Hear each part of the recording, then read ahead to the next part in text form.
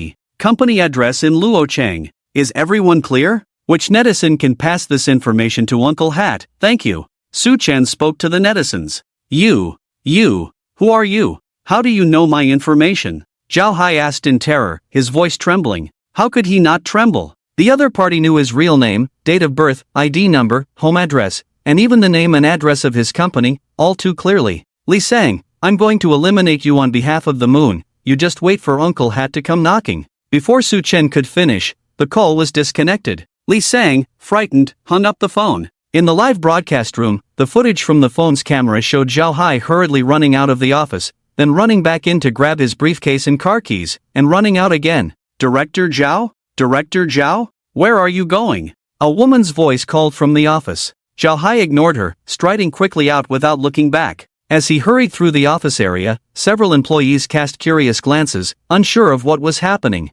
Brothers, Li Sang is about to run away, Su Chen said with a smile. I've already called the police, Uncle Hat will be here soon, Li Sang can't escape, a netizen named Xin Jing said in the comments. In the live broadcast room, several netizens had already called the police. Zhao Hai rushed out of the company building, went to the underground parking lot, and drove away in a Mercedes-Benz. Li Sang is driving away, brothers, remember the license plate number, help send it to Uncle Hat, Su Chen said with a smile. In fact, he didn't even need to remind them. With nearly 100,000 netizens in the live broadcast room, there were bound to be enthusiastic viewers from Luocheng who would send the license plate information to Uncle Hat. Zhao Hai drove through the traffic, weaving crazily, constantly overtaking and changing lanes, the speed increasing rapidly. What the hell? How are you driving? Are you rushing home for a funeral? The driver of a Chevrolet sedan, startled by Zhao Hai's sudden lane change, broke out in a cold sweat and couldn't help but curse. Ahead was a red light. Zhao Hai didn't even glance at it and went straight through.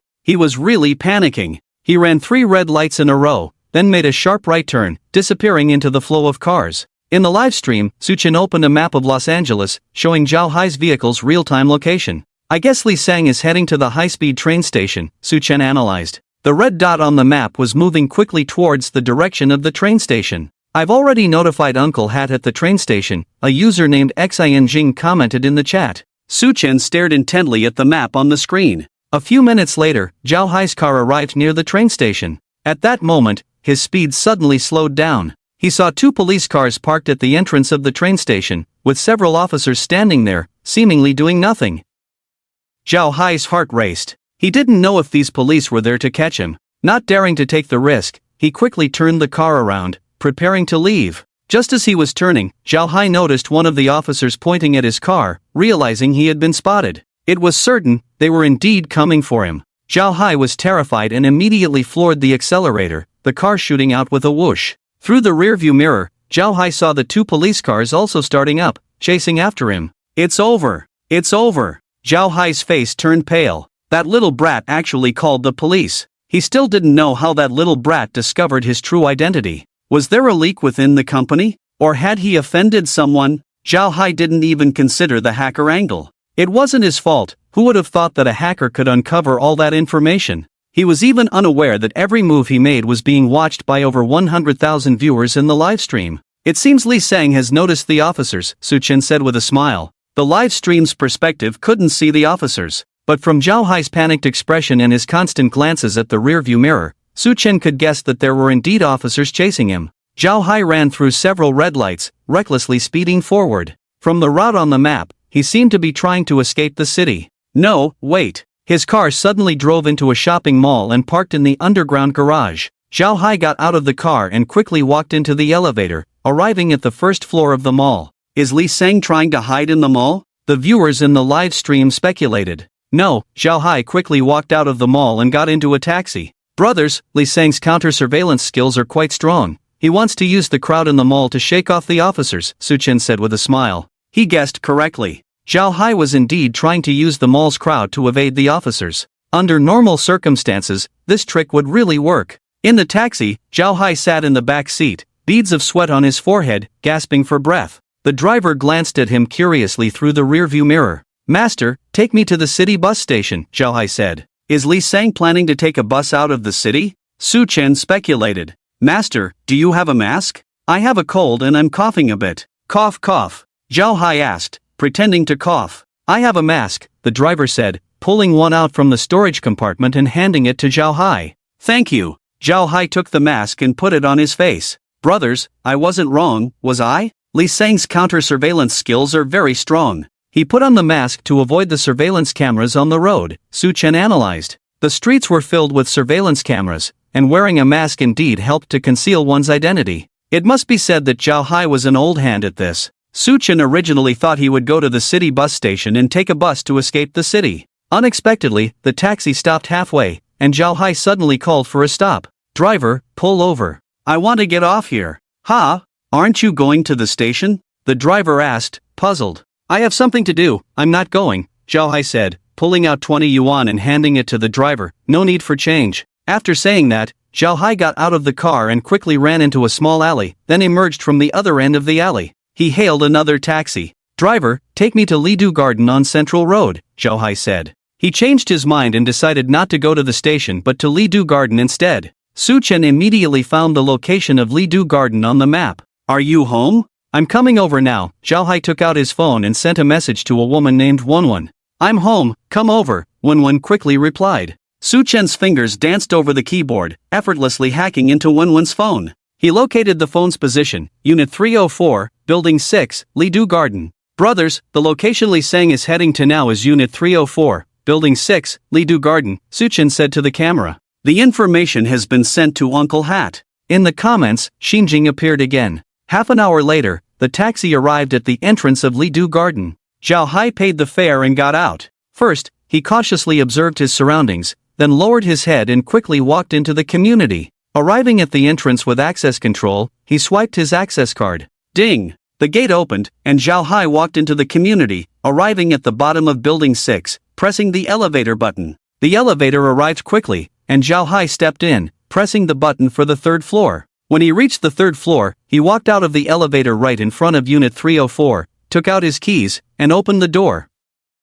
As he stepped into the room in the next second, Zhao Hai turned to run. It was already too late. You must be Zhao Hai, right? In the room stood 4 men in hats. On the sofa in the living room sat a young woman, her head drooping, silent. Click! A pair of cold handcuffs snapped onto Zhao Hai's wrists. The live broadcast ended here. The last image left by Lee Sang for the viewers was one of confusion. Ha ha ha. Lee Sang's expression is too funny. Laughing and crying, wonderful. Wonderful. This is just too exciting. It's even more thrilling than a police and gangster blockbuster. If I had known today would end like this, why did I act so rashly? If Lee Sang had known this was the outcome, he would regret it to death. He shouldn't have threatened the streamer. Streamer 6666. Streamer, you're amazing. This is the power of a top hacker. The comments exploded in the live stream. The number of online viewers reached 150,000, breaking Su-chen's live streaming record again. Unknowingly, 3 hours had passed since the live stream began. Su-chen looked up at the window. The sun had already set. Brothers, Lee Sang takes his bow, and today's live stream ends here. Su-chen casually said goodbye. Ah, is that it? Streamer, stream a little longer. I haven't had enough yet. When will you stream tomorrow? What time? Tomorrow should be at the same time. I'll post a preview in advance. Brothers, goodbye. Su-chen waved at the camera and turned off the live stream. He couldn't stream for too long. In the evening, he had more important things to do, which was to continue teasing Little Day. The game with the 301 Electronic Warfare team was not over yet. Su-chen opened the system to check his points, 63 million. This livestream had brought him 1 million points. Of course, this was nothing compared to the earnings from the Joker. The little boy Douyin account thrived on steady streams, safe and stable, while the Joker's work was like dancing on the edge of a knife. Should he continue to save up these points or exchange them for something good? He decided to keep saving, aiming for 200 million to exchange for a quantum computer or a strong artificial intelligence. Both were epoch-making technological products with limitless potential. Various hacking tools also needed to be exchanged to increase his strength. So he would leave 50 million points untouched and use the remaining 13 million points to exchange for some good items. As for what to exchange for, Su-chen already had an idea in mind. System, exchange for the volcano virus code, Su-chen said to the system. The volcano virus was a super virus targeting Intel and AMD series CPUs. It could exploit a vulnerability caused by excessive CPU operating voltage, leading to permanent damage to computer hardware. This vulnerability stemmed from an error in the processor microcode algorithm, which sent inappropriate voltage requests to the processor, causing the CPU to overheat and even burn out. The global computer chip market was essentially monopolized by Intel and AMD. This meant that the volcano virus could incapacitate over 90% of computers worldwide, its power comparable to nuclear weapons, with an exchange price of 10 million points. Confirm exchange for volcano, deducting 10 million points, remaining points 53 million, the system's voice said, devoid of emotion. Su-chen's computer desktop now had an encrypted compressed file. This was the volcano virus. He opened the compressed file, which contained a virus toolkit, documentation, and the virus source code. Su-chen opened the source code file, the dense lines of code dizzying to the eyes. It took some time to read through over 10,000 lines of code. Let's test it first and see how powerful it really is, Su-chen thought, getting up and walking to the bedside, pulling out a box from under the bed, and taking out an old laptop. He plugged it in and powered it on. Then, Su-chen copied the volcano virus to the laptop and activated the virus directly. The next second, the laptop's screen went black instantly. Su-chen typed on the keyboard, but there was no response. The CPU fan was still spinning, and it was getting faster, making a buzzing noise. Su-chen touched the bottom of the laptop and felt the temperature rising rapidly. In less than 30 or 40 seconds, the laptop emitted a puff of black smoke. Damn! Su-chen was startled and quickly unplugged it. He thought the laptop was about to catch fire. Black smoke continued to billow out. Without needing to look, he knew that this laptop was completely ruined. Awesome! Su-chen exclaimed, looking at the smoking laptop. The volcano virus truly lived up to its name.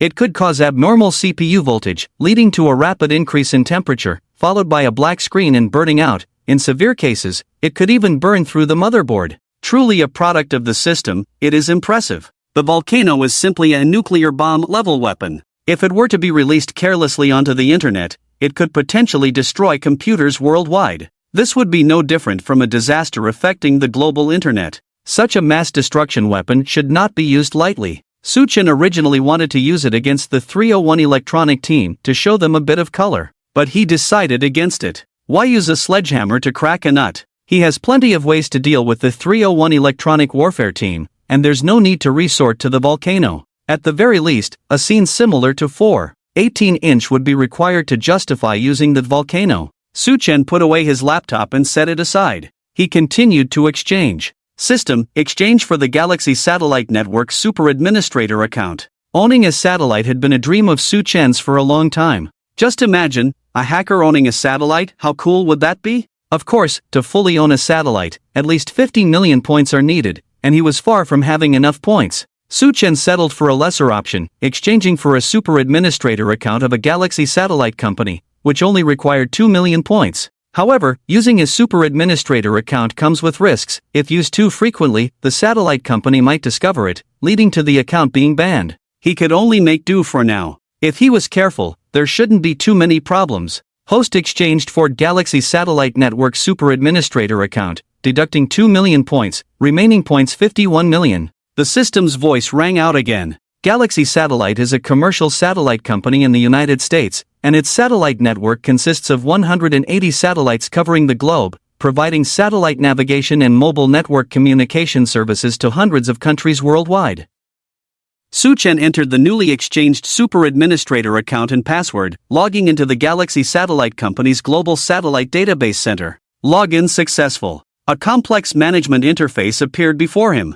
However, Su Chen found it somewhat difficult to understand. It dawned on him that controlling a satellite is not an easy task. One needs to learn and understand some satellite-related knowledge first, otherwise, even if you were given a satellite, you wouldn't know how to operate it. He would take his time to learn more later. For now, he exited the database center. He still had 1 million points left to continue exchanging, just enough to exchange for a web crawler software. System, exchange for a web crawler software. Host exchanged for web crawler software, deducting 1 million points, remaining points 50 million. Su Chen had also written web crawler software himself, but compared to the system's product, it was like a child's toy. The system's web crawler software is incredibly powerful. It utilizes a series of hacker techniques such as encryption, decryption, and vulnerabilities to crawl any website and the internal data of mobile apps. Additionally, this web crawler software integrates the latest artificial intelligence multimodal technology, capable of crawling various types of information, including text, images, videos, and sounds.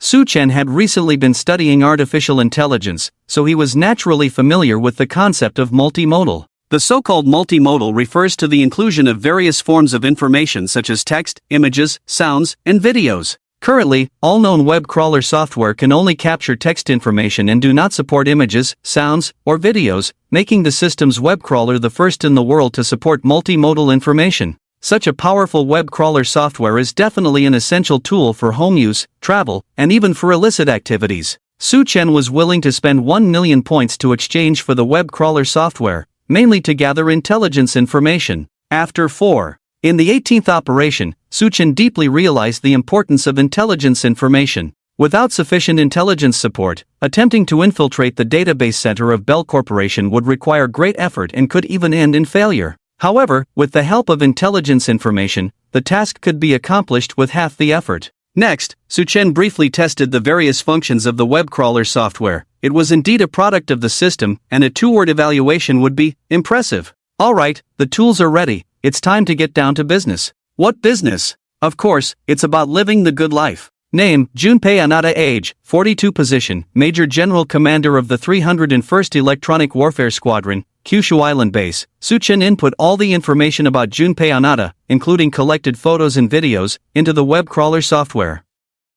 That's right, he planned to use this web crawler to gather information on Junpei Anada, trying to find a breakthrough from him. The strategy Su Chen thought of to deal with the 301st Electronic Warfare Squadron was to start with people. Fortresses are easiest to breach from the inside, and often the biggest vulnerability within a fortress is its people. The web crawler was already at work, frantically collecting all information about Junpei Anada from the internet. Su Chen got up and poured himself a glass of milk. All he had to do now was wait patiently. As night fell over Kyushu Island, the base of the 301st Electronic Warfare Squadron was brightly lit. Click, click, the sound of keyboards echoed. On the huge screen, various data and charts flashed continuously. In an office adjacent to the command hall, Junpei Anada frowned as he looked at a pile of documents in his hands. These documents were all intelligence materials about the Joker. What dissatisfied Anada was that this intelligence was almost worthless. Knock, knock, knock, a knock sounded at the door. Come in. The adjutant pushed the door open and walked in. General, the Joker is not online yet, the adjutant reported. Since yesterday, they had been monitoring the Joker's movements, reporting to Anada every hour. Just as Anada was about to speak, suddenly, a piercing alarm rang throughout the base. Beep, beep, beep. Anada jumped up and quickly walked out of the office to the command hall. General, the Joker is online, a soldier reported loudly. Anada immediately perked up. After waiting all day, the Joker had finally appeared again. Click, click, in the command hall, the sound of keyboards resumed, and the soldiers were all energized, eager to take revenge. They had been played around by the Joker, and each of them harbored a fire in their hearts, wanting to avenge their humiliation.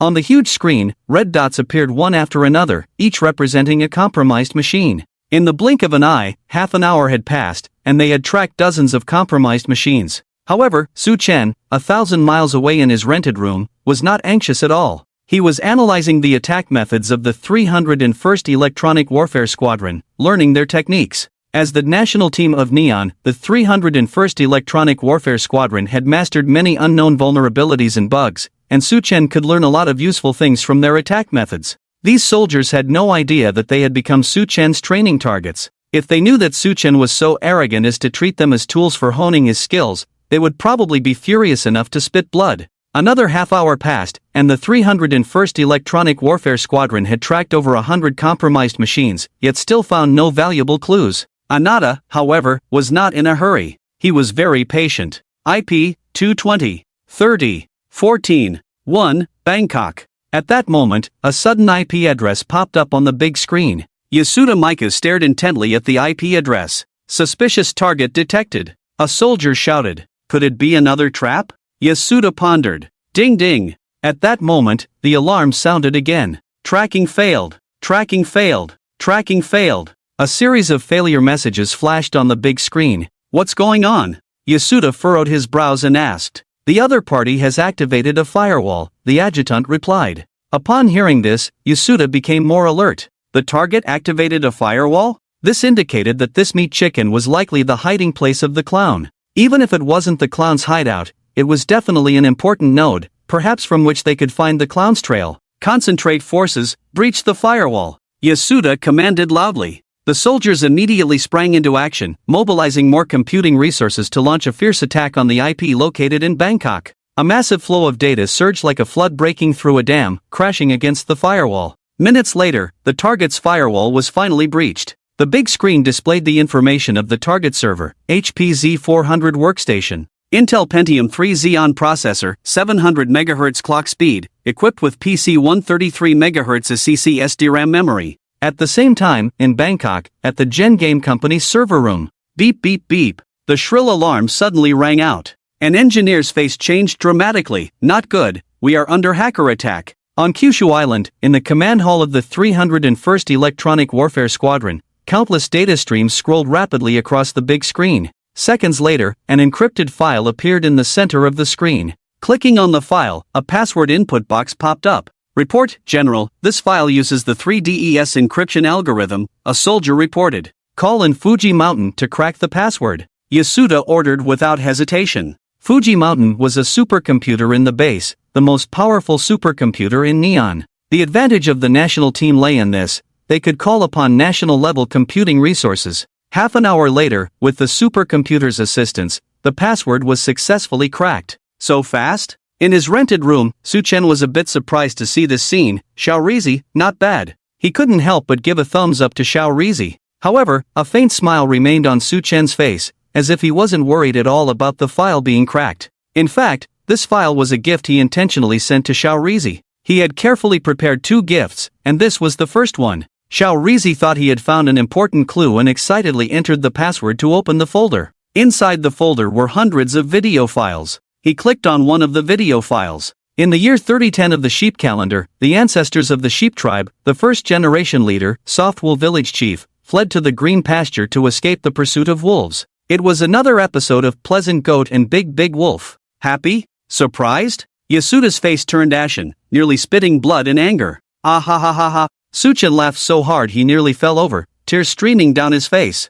I guessed you must have watched a segment before and thought it was great, but didn't get enough, right? So, I specially prepared the complete collection of Pleasant Goat for you. How about that? Isn't it thoughtful? No need to thank me. Baka. Bastard. Bastard. Damn it. In the command hall, Xiaorizi was so angry his teeth were grinding. The little devils of the 301 Electronic Warfare team were shouting, continuing their pursuit, vowing to catch that bastard, the clown. This time, even Ando took to the field personally. He was also a technical expert. Otherwise, he wouldn't be the commander of the 301 Electronic Warfare team. Come on, little days. Come catch your grandpa, Su-chen said provocatively. He was like a hunter, toying with his prey. One meat chicken after another was breached, yet no valuable clues were found. Half an hour later, there was a discovery, an IP address from Kuala Lumpur, 210, 12, 23, 20. After breaching the target's defenses, they found another encrypted folder.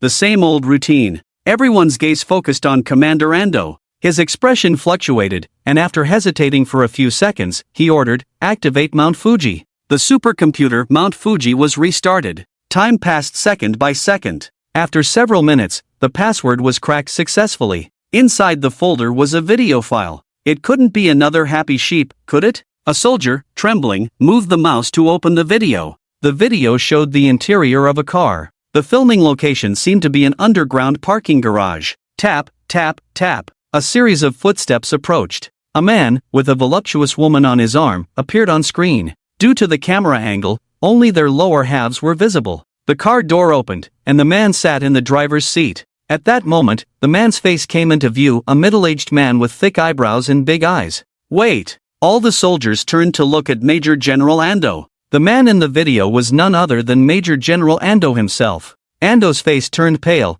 as if someone had splashed him with cold water. "You little brat, give me a kiss." "Stop it." In the video, Ando and the woman were embracing. The woman's face also appeared on screen. She looked somewhat familiar. "It's Miss Nakamori," a soldier exclaimed. The woman in the video was indeed a clerk from the base named Nakamori. "Quick, turn it off," Ando shouted in exasperation. He had calculated everything, but never expected to be caught in his own trap. The soldiers were still processing what was happening. At that moment, the video changed. The location remained the same, but the female lead was now a woman with wavy long hair and heavy makeup. The two were flirting in the car, and the scene was quite eye-watering. After a few seconds, the video switched again. The environment was unchanged, but the female lead was now a pure-looking girl with a ponytail. Major General Ando seemed to enjoy being in the car. "Quick, turn it off, bastard!" Ando shouted hysterically again. A soldier hurriedly turned off the video. The video was off.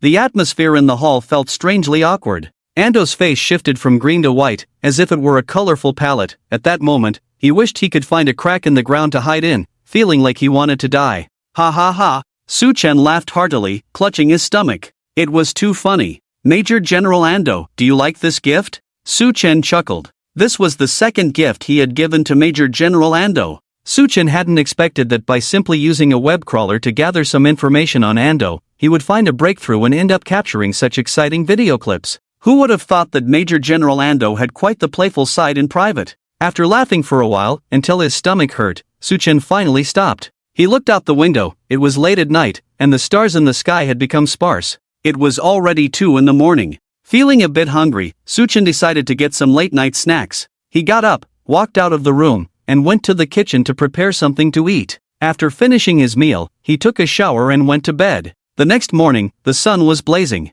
The library was filled with students, some reading and studying while enjoying the coolness of the air conditioning. In a corner, Suchen sat at a table with a laptop in front of him, a cup of milk, and a piece of bread beside him. Time always flew by when studying. Before he knew it, the sun had begun to set, casting a golden hue on the library windows. Suchen yawned, feeling a bit drowsy. He rested his head on the table and dozed off for a while. When he woke up, it was already dark outside. Suchen packed up his things and left the library. At 8 in the evening, Suchen returned to his rental apartment and sat down in front of his computer. He put on a new red mask, which was more breathable and comfortable than his previous one. Everything was ready, and Suchen opened the live streaming room. Here we go. Finally, the streamer is live. "Good evening, big shot." Alan sent the streamer a cloud-piercing arrow ×1. As soon as Suchen started streaming, the atmosphere in the room became lively, with comments and gifts flooding in. The number of online viewers quickly surpassed 60,000, and the popularity was booming. Suchen glanced at his follower count, 6 million. He was now considered a moderately popular streamer. After typing a few keys, a line of text appeared above his head: "Hacker Online, upholding justice. Brothers, tonight we continue on the new track and have some fun. Does anyone want to connect? Just apply directly," Suchen said to the camera. Ding! Just as he finished speaking, a netizen named Coke is not thirsty applied to connect. A small window appeared in the live room, showing a beautiful girl around 25 years old, with big eyes, long hair, and a pure, cute look. "Hello, streamer," she smiled sweetly. "Hello, beautiful, what should I call you?" Suchen asked. "I'm Xiaoyin. Xiaoyin, is there anything I can help you with? I'm here to ask for help for my brother. He likes to bet on football and got scammed by a betting app." Xiaoyin briefly explained the situation. "Betting websites and apps are hotspots for scammers." "What app is it? Let me see," Suchen said. Xiaoyin picked up her phone and showed it to the camera. "Can you see it clearly? This app is called Football Betting King." "Got it," Suchen nodded. Where did you download this app from? A gaming website, a male voice came from off camera. My brother said he downloaded it from a gaming website. What's the URL? Xiaoyin looked towards the camera off to the side. http://. Su Chen noted down the URL and opened the website on his laptop. It was a gaming site, and Su Chen quickly found the advertisement for the Football Betting King app. He took a screenshot, posted it in the live room, and asked, "Is this it?" "Yes, that's the one," Xiaoyin replied. Su Chen clicked on the advertisement to download the Football Betting King app. Ding ding! The antivirus software sounded an alarm. "There's a virus, everyone don't download it," Su Chen warned the viewers in the live room. After clearing the virus, he installed and ran the Football Betting King app. The app's interface looked very ordinary, no different from other betting software. On the surface, there seemed to be no issues. Su Chen pulled up a decompilation tool and found the server IP of the app, 112.30.62.1, Bangkok. It was an overseas server. Click, click. Su Chen quickly typed on the keyboard. Soon, he had hacked into the Football Betting King app server. "How did your brother get scammed?" Su Chen asked. "He recharged a few thousand yuan in this app, bought a match, and ended up winning, but he found he couldn't withdraw the money," Xiaoyin said. "Not being able to withdraw is normal," Su Chen nodded. "I've already hacked into the app server. Their server is overseas, so it's probably very difficult for your brother to withdraw his money. If he can't withdraw it, then forget it. Just consider it a lesson learned," a male voice off camera said again. "As long as we can take them down, I'll be satisfied. I don't want to see anyone else get scammed like I did." Accompanying the voice, a young man around 20 appeared on the screen. He was Xiao Yin's brother.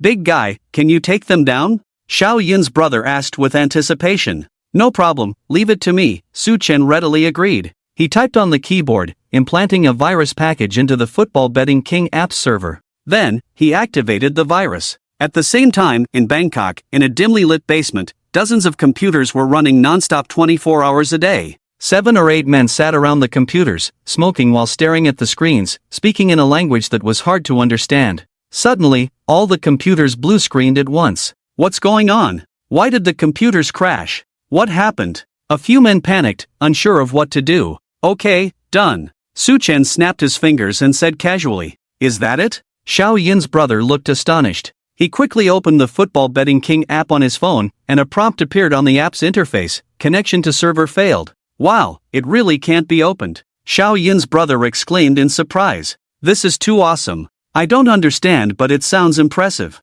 "Wow, the gaming website from earlier can't be opened either," a netizen named Xiao Jia commented in the chat. "The gaming website earlier wasn't registered, and it had a lot of Trojan viruses. To prevent everyone from getting infected, I shut it down," Su Chen said nonchalantly. "Damn, that's amazing." Netizen Knife Brother was a bit skeptical and opened the browser, switching to the gaming website. He had just opened it. The web page was still accessible, but the next second, the web page changed to 404 not found. "Wow, that's incredible." Knife Brother was astonished and finally believed that the streamer had some skills. "Thank you, big guy, I really appreciate it." Xiaoyin expressed his gratitude loudly and then sent a cloud-piercing arrow. "Thanks for Xiao Yin's cloud-piercing arrow," Su Chen said with a smile. "In the future, play less with these gambling apps. Many gambling apps and websites are phishing sites. Brothers, you should be cautious." Su Chen added, "As hackers, we love to plant Trojans on 2 types of websites. One is gambling sites, and the other is art film sites, if you know what I mean."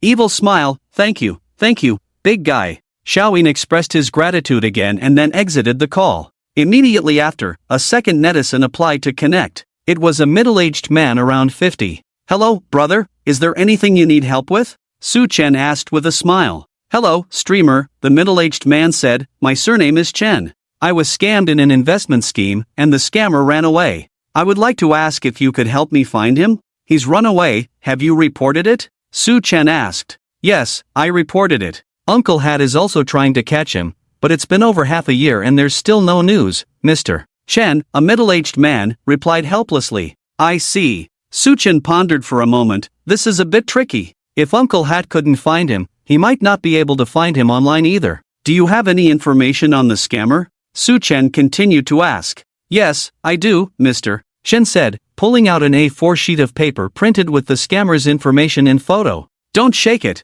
I can't see clearly. The scammer's name is Ma Fei, right?" Su Chen inquired. "Yes, his name is Ma Fei, Mr. Chen confirmed."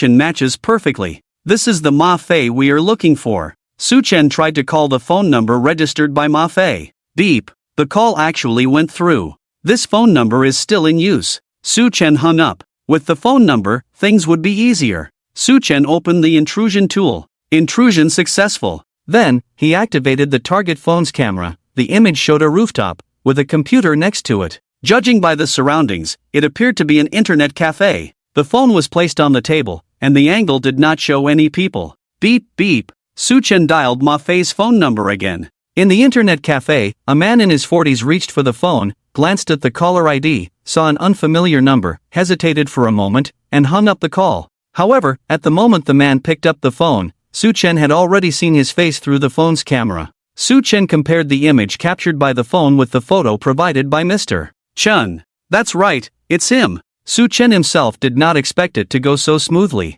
Mr. Chen, good news, I found Ma Fei. Su Chen said with a smile. Found him? Mr. Chen's eyes widened in disbelief. I can't believe I found him so quickly, Su Chen said with a smile. He switched the camera feed to the live broadcast room. In the image, Ma Fei was holding his phone, looking puzzled at the screen, seemingly trying to recall who that unfamiliar number was. It's him. It's definitely him. Mr. Chen recognized Ma Fei at a glance. Wow, that's amazing. You can actually find him like this? It's incredible. So terrifying. The host's skills are giving me chills. Fear. The bullet comments in the live broadcast room exploded instantly. Ma Fei is currently at the Dragon Knight Internet Cafe on Huifeng Road in Jinyun City. You have the contact information for Uncle Hat, right? Just call the police and have them go catch him, Su Chen said. Yes, I do. I'm calling the police right now. Mr. Chen said excitedly. He quickly dialed a phone number. Beep beep.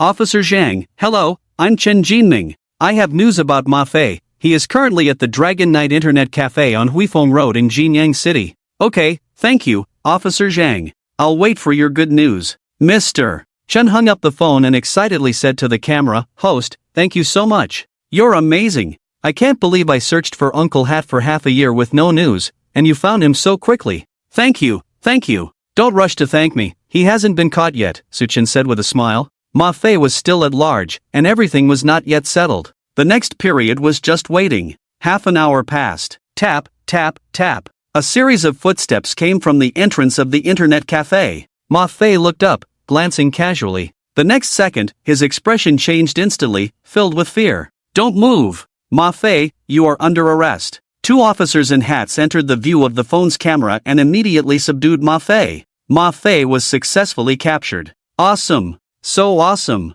Host, you're incredible. 666, 6666. Unbelievable. Mu Fengting, you tipped the host with a cloud-piercing arrow ×1. Coffee Bean tipped the host with a cloud-piercing arrow ×1. The live broadcast room was in a frenzy. Su Chen wore a brilliant smile. He himself marveled at how well this was done. Of course, this was mainly thanks to the system's crawling software, which was truly powerful. At this moment, the number of online viewers in the live broadcast room had reached 150,000, once again breaking Su Chen's live streaming record. It seemed that netizens enjoyed watching this kind of justice being served. Host, thank you so much. I was scammed out of over $1 million, and I thought I would never get that money back. I really appreciate you. Mr. Chen repeatedly expressed his gratitude, his emotions becoming agitated, his voice choked with emotion. Whoosh! Mr. Chen sent a carnival gift. Thanks to Mr. Chen for the carnival. Su Chen smiled, filled with joy. This joy was not solely due to the carnival gift,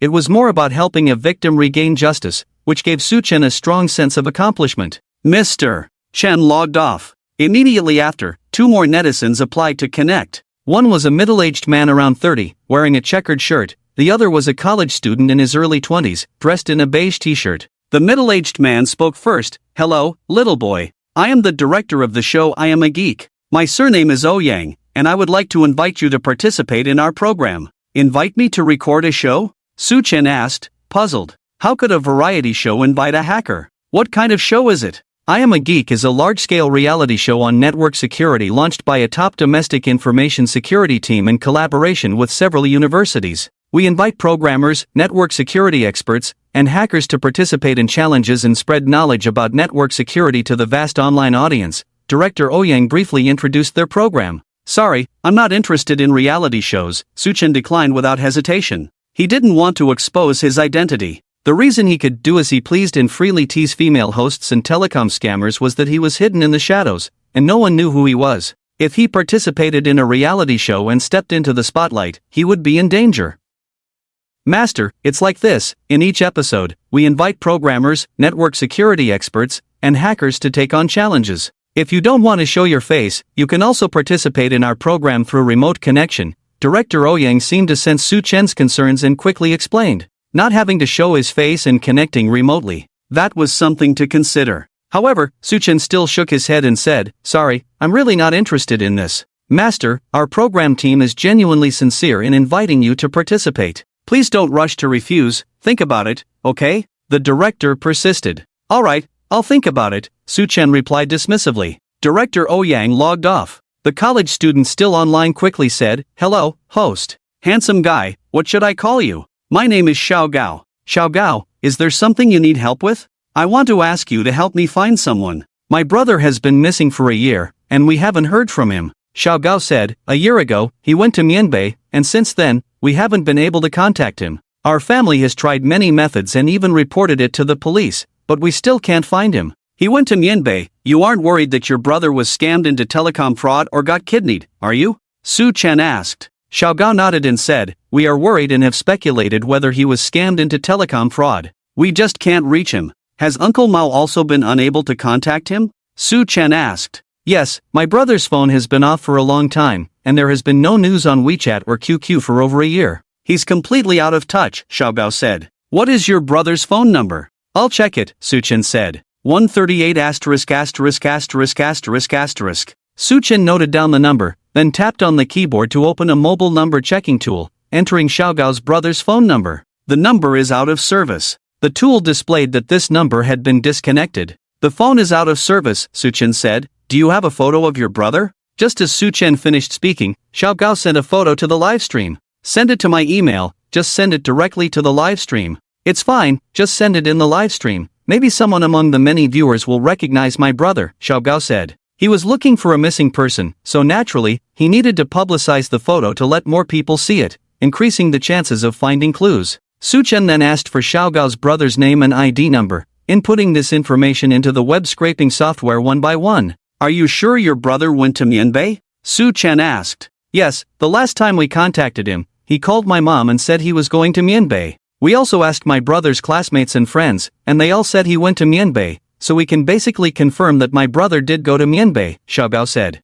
Okay, I'll try to help you find him, Suchen said. He set the search area of the web scraping software to Manhwa and Mianbei, then clicked search. The search for networks in Manhwa and Mianbei had begun. Xiaogao, it will take some time to search for your brother's information across the internet. Suchen glanced at the time. It was already midnight, we might not get results tonight, let's check again tomorrow. Okay, thank you, host. Xiaogao said. Brothers, today's live stream ends here. Everyone, rest early. We'll continue broadcasting tomorrow at 1 o'clock, don't miss it, bye. Suchen turned off the live stream. The backstage data showed that the highest number of online viewers for this live stream reached 200,000, breaking his streaming record again. The number of fans also surpassed 3 million. Additionally, this live stream brought him 1.5 million points. The data was good. Suchen was very happy. He left the computer on, letting the web scraping software run overnight. Suchen got up, took a shower, and went to bed. The next morning at 9, Suchen woke up. The first thing he did was check the search results from the web scraping software. After running all night, there was data. He opened the interface of the web scraping software and saw that the data folder had many new files. These files were divided into text and images folders and categorized by month. Suchen first clicked on the text folder and found that the information collected by the web scraping software was up to March of last year. He opened the March folder, and Gao Ming, who is Xiaogao's brother, last appeared online on March 20th, when he posted a message on WeChat Moments, with the location showing he was in Yunnan at that time. From that day until now, the web scraping software had not collected any text information about Gao Ming. The situation in the images folder was similar. The last photo was a selfie Gao Ming posted on WeChat Moments on March 10th, with the IP address location showing he was at a hotel in Yunnan. From March until now, for a whole year, there had been no text or image information about Gao Ming found online in the country. The network in Mianbei also had no information about him. This completely matched what Xiaogao said about his brother being missing for a year. A person missing for a year had left no trace online. What did this indicate? There were several possibilities. 1. This person was an old-fashioned grandparent who didn't go online at all. Gao Ming was still young and couldn't possibly avoid the internet, so that possibility could be ruled out. Another possibility was that he had changed his name and identity, which was why his information couldn't be found. The last possibility was that he was already dead. Suchen estimated that the second possibility was the most likely. Gao Ming had gone to Mianbei, and if he had been tricked into participating in a telecom scam, he would definitely have changed his name and hidden his identity. But why couldn't even a single photo be found? Could it be that he not only changed his name but also underwent plastic surgery? If he really had plastic surgery, then there would be no way to track him down. For a moment, Suchen couldn't think of any good solutions. After all, he was a hacker, not a deity, and couldn't do everything. Let's see if Xiaogao can provide more information once he comes online, Suchen thought, then got up to wash up. The web crawler software continued to search for Gao Ming's information. In the morning, the sun was shining brightly. Suchen sat in front of the computer, learning about the business of the Galaxy Satellite Company. The super administrator account he exchanged from the bank satellite company could log into the Galaxy Satellites database center, accessing and controlling over 180 commercial satellites distributed in space, covering countries all over the world. Time passed as he studied, and before he knew it, it was noon. The web crawler still hadn't found any information about Gao Ming. He could only wait to see if Xiaogao could provide more information. Suchen went to have lunch, then returned to his room to prepare for the live broadcast. When the clock struck 1 p.m., he started the broadcast. As soon as the live stream began, 100,000 viewers flooded in. Was the popularity really this high? Suchen was surprised himself. This new track of upholding justice was unexpectedly popular. Ding! The first connection request popped up. It was the director named Ouyang from yesterday. Hello, great God, we connected yesterday and would like to invite you to participate in our program again, extending a sincere invitation, Ouyang said straightforwardly. Sorry, I'm still considering, Suchen politely declined. Great God, this is my contact information. If you change your mind, feel free to reach out to me anytime. I will be waiting for your good news 24/7, Ouyang said, sending a phone number in the chat. Okay, if I decide, I will contact you, Suchen replied. Alright, I won't disturb you any longer. He disconnected. Ding! At that moment, Xiao Gao's connection request popped up. Suchen clicked approve. Hello, host, and hello to all the viewers. Xiao Gao's avatar appeared in the small window of the live stream. Xiao Gao, I used the web crawler to search for your brother's information, and since last night, there has been no result. All I found were details from before March last year, Suchen said. Think carefully, after March last year, did your brother really leave no information? Any text, image, or video would do. Let me think. Xiao Gao lowered his head and thought for a moment, and suddenly, he seemed to remember something, his eyes lighting up.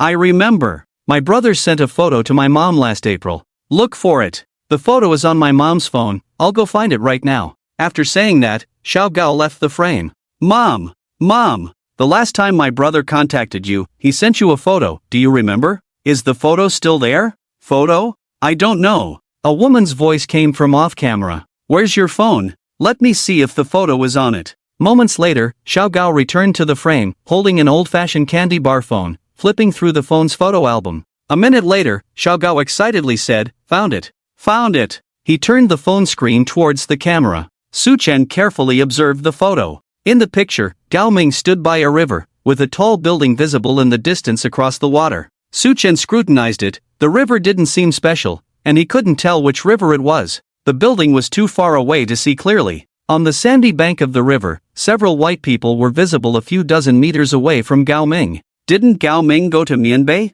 Could it be that there are Europeans in Mianbei too? Suchen wondered. Upon closer inspection, he still couldn't determine where Gao Ming was from this photo. He was about to take a screenshot of the photo and input it into a web crawler when a comment caught his attention. This is the Dubai River. Not wasting time, do you recognize the place in the photo? Suchen quickly asked. I know, this is Dubai, the netizen not wasting time replied. Dubai? But Xiao Gao said his brother went to Mianbei? Suchen was even more puzzled. Xiao Gao also looked confused. Not wasting time, are you sure the photo is from Dubai? Suchen asked. I'm sure. I'm in Dubai. Not wasting time replied confidently, the tall building in the photo is the Armani Hotel in Dubai. I go there often, so I'm very familiar with it. I wouldn't mistake it. Dubai Armani Hotel. Suchen opened the Bonsong map and searched for Dubai Armani Hotel. He found it. Comparing it with the photo provided by Xiao Gao, it was indeed identical. After all this time, Gao Ming hadn't gone to Mianbei at all, but to Dubai? No wonder the web crawler couldn't find any information about him. Xiao Gao, the photo has been confirmed. Your brother is in Dubai, Suchen said. How could it be Dubai? I always thought he was in Mianbei. Xiao Gao looked astonished. Your brother might not have been truthful, Suchen said as he changed the search area of the web crawler to Dubai. At that moment, Suchen noticed a comment in the chat saying that Dubai had become a new global center for scams in recent years. Are there many scam gangs in Dubai? Suchen asked. He only knew that there were many scam gangs in Mianbei and the situation in Dubai was unfamiliar to him. Yes, many scam gangs from Mianbei have moved to Dubai, the netizen not wasting time said. Not wasting time, would you be able to connect and chat? Suchen asked. Sure, not wasting time agreed to connect. A small window appeared with a handsome guy in his 30s wearing glasses, a suit, and a tie, with a background that looked like an office. Welcome, not wasting time, how should I address you? Suchen asked. My surname is Li. Are you doing business in Dubai? Suchen guessed. Yes, I run a hotel in Dubai. Then I should call you Mr. Li, Suchen said with a smile. I'm not that great, just call me Xiao Li, Mr. Li humbly replied. Mr. Li, you're really young and accomplished, running a business all the way in Dubai, Suchen marveled. You just mentioned that many scam gangs from Mianbei have moved to Dubai, is that true? Mr. Li nodded and said, yes, from what I understand, in the past 2 to 3 years, Dubai has become a new hub for scams. Unlike the scam gangs in Mianbei, the ones in Dubai mainly target high-end individuals, especially women. Are you talking about romance scams? Suchen asked. Yes, Mr. Li nodded. Suchen wanted to ask more about the specifics of these scams when the web crawler reacted, indicating it had gathered new information. He clicked on the information found by the web crawler. Ah, he found it. He found information about Gao Ming appearing in Dubai. It was a photo that the web crawler had captured from the official website of the local transportation department in Dubai. Xiao Gao, your brother is indeed in Dubai, Su Chen said as he sent the photo to the livestream. 3 months ago, Gao Ming was fined for a traffic violation in Dubai, and his personal information was published on the Dubai Traffic Department's official website. Upon closer inspection, Su Chen noticed that the name listed on the site was Chen Zhongshua. Gao Ming had changed his name. It's my brother, it really is my brother. Why did he change his name? Xiao Gao immediately recognized the person in the photo as his brother. So he really did go to Dubai. Now, the mystery was finally solved. Gao Ming had indeed gone to Dubai and changed his name to Chen Zhongshua. There's a phone number for your brother on the website. Why don't you give it a try? Su Chen suggested. Xiao Gao was eager and quickly dialed the registered phone number. Beep beep beep. The call connected, but no one answered. After a few seconds, the call automatically hung up. Xiao Gao, not willing to give up, dialed again. Beep, beep. This time, the phone rang only twice before the other party hung up. That's strange. If it were your brother, he should recognize your number. Why wouldn't he answer your call? Su Chen wondered. Oh, I changed my phone, Xiao Gao explained. Oh, then try calling again, Su Chen said. Beep, beep. The call connected. Hello, are you my brother Gao Ming? I'm Gao Bin. Xiao Gao hurriedly spoke. You dialed the wrong number. A man's voice came from the other end. Brother, it's me. I'm Gao Bin. Hello? Hello? Brother, brother. Xiao Gao shouted excitedly. The other party had already hung up. Was that your brother? Li Zong asked. It was my brother, it was him. Why did he hang up on me? Xiao Gao said, dialing again, but this time the voice on the line said, the number you have dialed is turned off. How could this happen? Why isn't my brother answering my calls? Xiao Gao's emotions were a bit agitated. After more than a year without news of his brother, he finally found his contact information, but now he wouldn't answer the phone and had turned it off. Xiao Gao's heart began to suspect a possibility. His brother was really involved in telecom fraud. Otherwise, why wouldn't he answer his own call? Don't panic, your brother might just be unable to take the call. Su Chen hesitated for a moment and then said, if he really is involved in telecom fraud, then he should be at a scam den right now, making it quite normal for him not to be able to answer your call. As Su Chen spoke, he searched for software on the computer that could locate Gao Ming's phone. Should I call the police now? Xiao Gao asked. Calling the police won't help, Li Zong interjected. Your brother is in Dubai, and the authorities back home can't do anything about it. Unless the Dubai police are willing to assist, but since your brother isn't answering your calls, he is clearly trying to avoid you, so even if you report it, it won't be of any use. Xiao Gao turned his gaze to Su Chen. Su Chen continued, let's first find your brother's exact location. I'll see if I can locate his phone. Can you locate it even if the phone is turned off? Li Zong asked curiously. Yes, you can still locate a phone even if it's turned off, Su Chen nodded. Really? Host, can you really locate my brother's phone? Xiao Gao's eyes were filled with hope. Su Chen nodded again and explained, actually, technically, it's not difficult. Even if the phone is out of battery or turned off, it can still be located. Unless the phone is completely dead or the SIM card is removed, it can't be located. As Su Chen spoke, he found a software called Mobile Probe V3. 0 foot on the computer. I need a special tool called Probe, Su Chen said. What is a probe? Li Zong asked curiously. It's a software for locating phones. Su Chen explained, next, we need to know the operating system of Gao Ming's phone. This is quite simple, his phone is registered with the local carrier. As he spoke, he used a web crawler to search for Dubai mobile carriers. Soon, he found a dozen mobile carriers in Dubai. Mr. Li, do you know which is the largest mobile carrier in Dubai? Su Chen asked. It's Du and Etisalat, those two, Mr. Li replied. Su Chen nodded and decided to start with the larger carrier. He opened Du's official website and then pulled up an intrusion tool to begin hacking into Du's backend system. Can an ordinary person check the phone registration information on the carrier's official website? Mr. Li asked curiously. Of course not, you need to access the carrier's backend system to find that out, Su Chen explained with a smile. In the meantime, he had successfully hacked into Du's backend system. He entered Gao Ming's phone number and clicked search.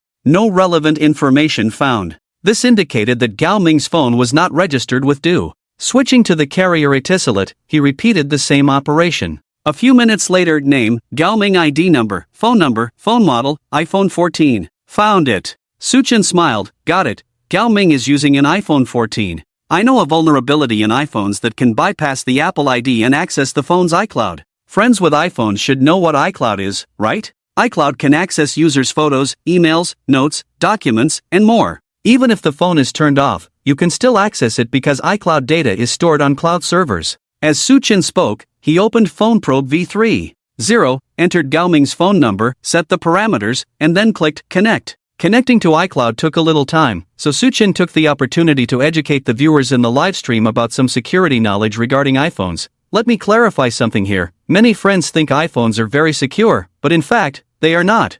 I know there are several significant vulnerabilities in iPhones that can directly access your phone's private information, and these vulnerabilities are not secrets. Experts in the hacker community are well aware of them. Just as Suchin finished speaking, Phone Probe v3.0 successfully connected. Suchin opened the iCloud data from Gao Ming's phone.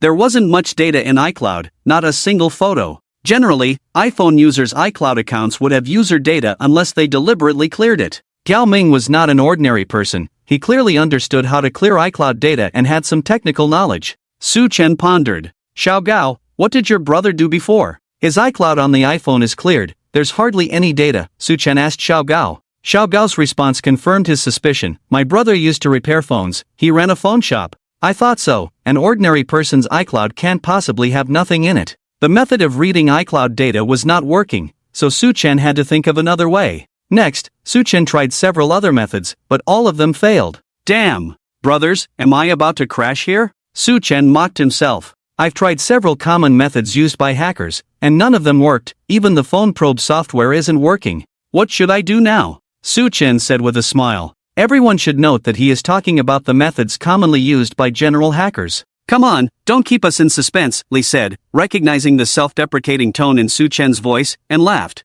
Ha, you think you can make me crash? It's not that easy. If the conventional methods don't work, then I'll have to resort to my secret techniques. Suchin joked. After all conventional means had failed, Suchin was left with only one last resort, to utilize the GPS module of the phone. Every phone has a GPS chip module, and if it's a domestic phone, it also has a beta chip module. To obtain the information sent by Gao Ming's phone's GPS chip, one would need to invade the satellites providing GPS services. The super administrator account for the Galaxy satellite that Suchin exchanged for was from a company that is one of the main global GPS service providers. The GPS service in Dubai is also provided by this company's satellites. Suchin's fingers flew across the keyboard as he logged into the Galaxy Satellite Super Administrator account. A complex satellite control interface appeared on the laptop screen, displaying over 180 satellites covering every corner of the globe. He found the remote sensing satellite providing GPS positioning services for Dubai, numbered X3125.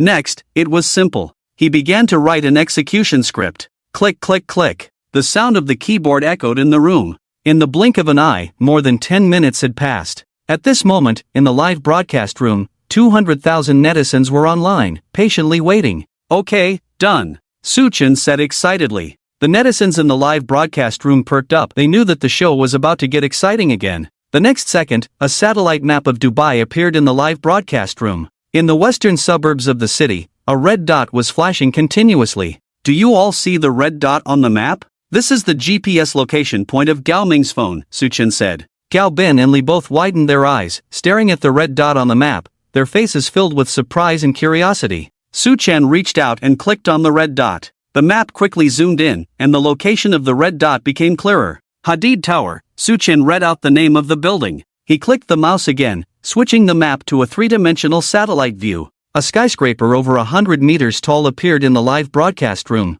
Xiao Gao, your brother is in this building, Suchin said. Really? Gao Bin's eyes widened. He couldn't believe the host had found him so quickly. That's right, your brother's phone GPS positioning signal is in this building, Suchin confirmed. Wow! This is incredible. In an internet cafe, a boy in a basketball jersey exclaimed upon seeing this scene. Next to him, a boy in jeans was playing a game. Hearing the exclamation, he turned to glance at the computer screen. Just a glance, and the boy in jeans returned his attention to the game. I can confirm that Gao Ming is in this building, but I don't know which floor specifically. The accuracy of GPS positioning isn't that high, Suchin said. The accuracy of civilian-grade GPS positioning generally has an error margin of several meters to dozens of meters. Unless a military-grade GPS positioning system is used, it can achieve accuracy below a meter. The Galaxy Satellite Company naturally provides military-grade accuracy, but enhancing the precision could expose his super administrator account. Therefore, it should not be used lightly unless necessary. Brothers, it's time to test you. Now that we know Gao Ming is in this building, how can we find out which floor he is on? Does anyone have any good ideas? Su Chen smiled at the camera and asked, "There must be surveillance cameras in the building." President Li suggested. "That's right, surveillance cameras are a good way. Gao Ming's comings and goings in the building will definitely be captured by the cameras." Su Chen nodded and said, "Let's first check which property management company manages this building." Su Chen launched a web crawler software and began searching. After a few seconds, he found the property management company for the building, Imar Properties. Su Chen quickly found relevant information about the Hadid building on Imar Properties' official website. The building has a total of 42 floors. The website also provided floor plans for each level and detailed information about the companies on each floor. Su Chen needed to locate the server room of the Hadid building and then hack into their surveillance system. After some searching, he found the target. Infiltration successful. Su Chen had already entered the server room of the Hadid building. "Brothers, I've accessed the surveillance system of the Hadid building. Next, let's look for Gao Ming's whereabouts." As Su Chen spoke, he opened the building's surveillance system. A video window appeared in the live stream, showing the surveillance footage of the entrance on the first floor of the Hadid building. The screen was bustling with people coming and going. "Wow, amazing!" exclaimed a student netizen with the ID 1 Byte Muffin, unable to contain his admiration. He was in awe of the host's skills. Just like that, he had entered the building system as if it were a no man's land. "Brothers, let's watch the video together and find Gao Ming," Su Chen said, adjusting the playback speed to 1.5 times. 200,000 pairs of eyes in the livestream were searching for Gao Ming's figure. After a few minutes, there was a discovery. Su Chen pressed the pause button. Gao Ming appeared in the video, wearing a short-sleeved shirt and black sports pants. Continuing to play, Gao Ming walked into the building. Su Chen tapped a few keys to switch to the surveillance camera in the elevator. Gao Ming's figure appeared on the screen again. He entered the elevator and pressed the button for the 38th floor. The elevator slowly ascended. 3 minutes later, the elevator reached the 38th floor, and Gao Ming walked out. His figure finally disappeared inside a game company called Group. The surveillance footage ended there. That was enough. Gao Ming was in the Group game company on the 38th floor. Next, it was Su Chen's time to perform. He found the Wi-Fi network of the Group company on the 38th floor through the internal network system of the logistics company. Then, using hacking tools, he accessed the internal Wi-Fi network of the Group company. Click, click. Another round of keyboard tapping sounded. "Brothers, the moment to witness a miracle has arrived," Su Chen said with a smile. He pressed the enter key. Another video window appeared in the live stream, showing an office with 3 people inside. "Where is this?" Xiao Gao asked. "What you are seeing now is footage from the internal cameras of the Group company. This is one of their offices. I can switch cameras, every office in the Group company has a camera," Su Chen explained. As soon as he finished speaking, the footage switched to another office. This was a multi-person office with 7 or 8 people sitting in front of computers, playing games. At least on the surface, it did look like a game company. There was no sign of Gao Ming. Su Chen continued to switch cameras. After switching 2 more cameras, the third camera showed a small office with 6 people and 6 computers. "Host, I see my brother," Xiao Gao suddenly shouted excitedly. Su Chen also saw Gao Ming. He was sitting in the far right position. Su Chen's efforts were not in vain, he really found Gao Ming. "Awesome, you actually found the streamer. Wow, that's impressive. This is making my scalp tingle. To think this could be found, it's simply miraculous. Missing person return series. I'm completely stunned. Big shot, you are simply amazing." In the live broadcast room, the barrage exploded, and the netizens were all shocked by Su Chen's incredible operation. They witnessed firsthand how he started from a photo, found a phone number, then located a person from a switched-off phone number, and finally, through a series of mysterious yet impressive actions, found Gao Ming. This wave of operations truly showcased the prowess of a top hacker. It was just like watching the Hollywood sci-fi blockbuster The Matrix. "Xiao Gao, the situation is very clear now. This company appears to be a gaming company on the surface, but in reality, it is a scam den. Your brother works here. What are your thoughts?" Su Chen asked. I don't know what to do." Xiao Gao's feelings were very complicated. He should be happy to find his brother, but what his brother was doing. His mind was a mess, and he didn't know what to do. Su Chen could understand Xiao Gao's feelings. After all, that was his biological brother. If it were him, discovering a relative involved in telecom fraud would probably leave him at a loss as well. I thought about it, and if we report it directly, it probably won't work. Su Chen shook his head, dismissing that plan. Indeed, it won't work. After all, Gao Ming is not in the country. Mr. Lee interjected, I suggest we can contact our embassy in Dubai. Mr. Lee, do you know anyone at the embassy? Su Chen asked. Mr. Lee nodded and said, I know some staff at the embassy. We can ask the embassy to intervene and collaborate with the local police in Dubai to investigate and arrest the group company. If your brother is willing to cooperate, he might be able to redeem himself and reduce his punishment. The premise is that he is willing to cooperate. I can try to persuade my brother, Xiao Gao said quickly. He also understood that now, his brother's only way out was to cooperate with the police and redeem himself. Yes, this is the only way, Su Chen nodded. Streamer, can you contact my brother and let me talk to him? I want to persuade him myself, Xiao Gao pleaded. No problem, leave it to me, Su Chen readily agreed. In Dubai, on the 38th floor of that Hadid Tower, at the group gaming company, Gao Ming sat in front of the computer, restless and anxious. He picked up his phone and put it down again. Just now, his brother Gao Bin had called. It was this call that made him uneasy. Gao Ming couldn't figure out how his brother knew his phone number. This phone was only known to members of the internal gang, no one else could know. Gao Ming, how's your line going? Asked a companion next to him. It's going smoothly. Gao Ming shifted his gaze to the computer screen, opened a chat application, pretended to be working, hiding his inner unease. Ding! Suddenly, a message popped up in the chat application. Gao Ming, I am your brother Gao Bin's friend. Gao Ming was so shocked that he almost shouted. He quickly looked around and found that his colleagues were not paying attention to him, and he breathed a sigh of relief. Who are you? Gao Ming suppressed his shock and replied to the message. I am your brother's friend, he entrusted me to find you.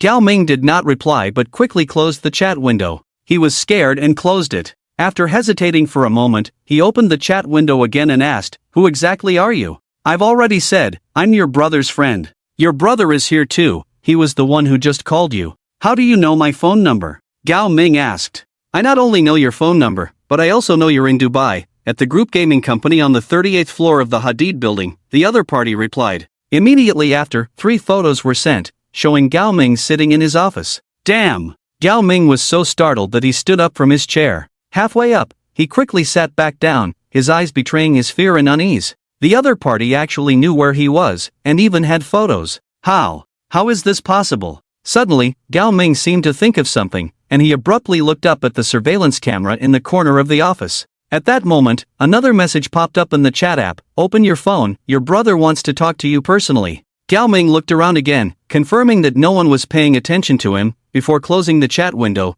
picking up his phone, and standing up. I need to go to the restroom. The others in the office were busy, and no one noticed him. Gao Ming walked out of the office. Outside was a corridor, with the restroom at the end. Once inside the restroom and after closing the door, Gao Ming opened his phone. Beep beep beep. The phone rang, and after hesitating for a moment, he answered the call. Bro, it's Gao Bin. Gao Ming quickly covered the phone's microphone, lowering his voice to ask, Xiao Bin, how did you find me? A friend of mine helped me. What friend? Don't worry about who my friend is. I always thought you were in Mianbei. How did you end up in Dubai? After a moment of hesitation, Gao Bin asked, Bro, are you involved in telecom fraud? What nonsense are you talking about? Gao Ming denied it vehemently. Bro, don't hide it from me. Get out of there quickly, stop what you're doing, and come back to the country. I'm here running a gaming company, who are you listening to? Gao Ming continued to argue. Bro, we all know that your gaming company is just a scam gang, Gao Bin said.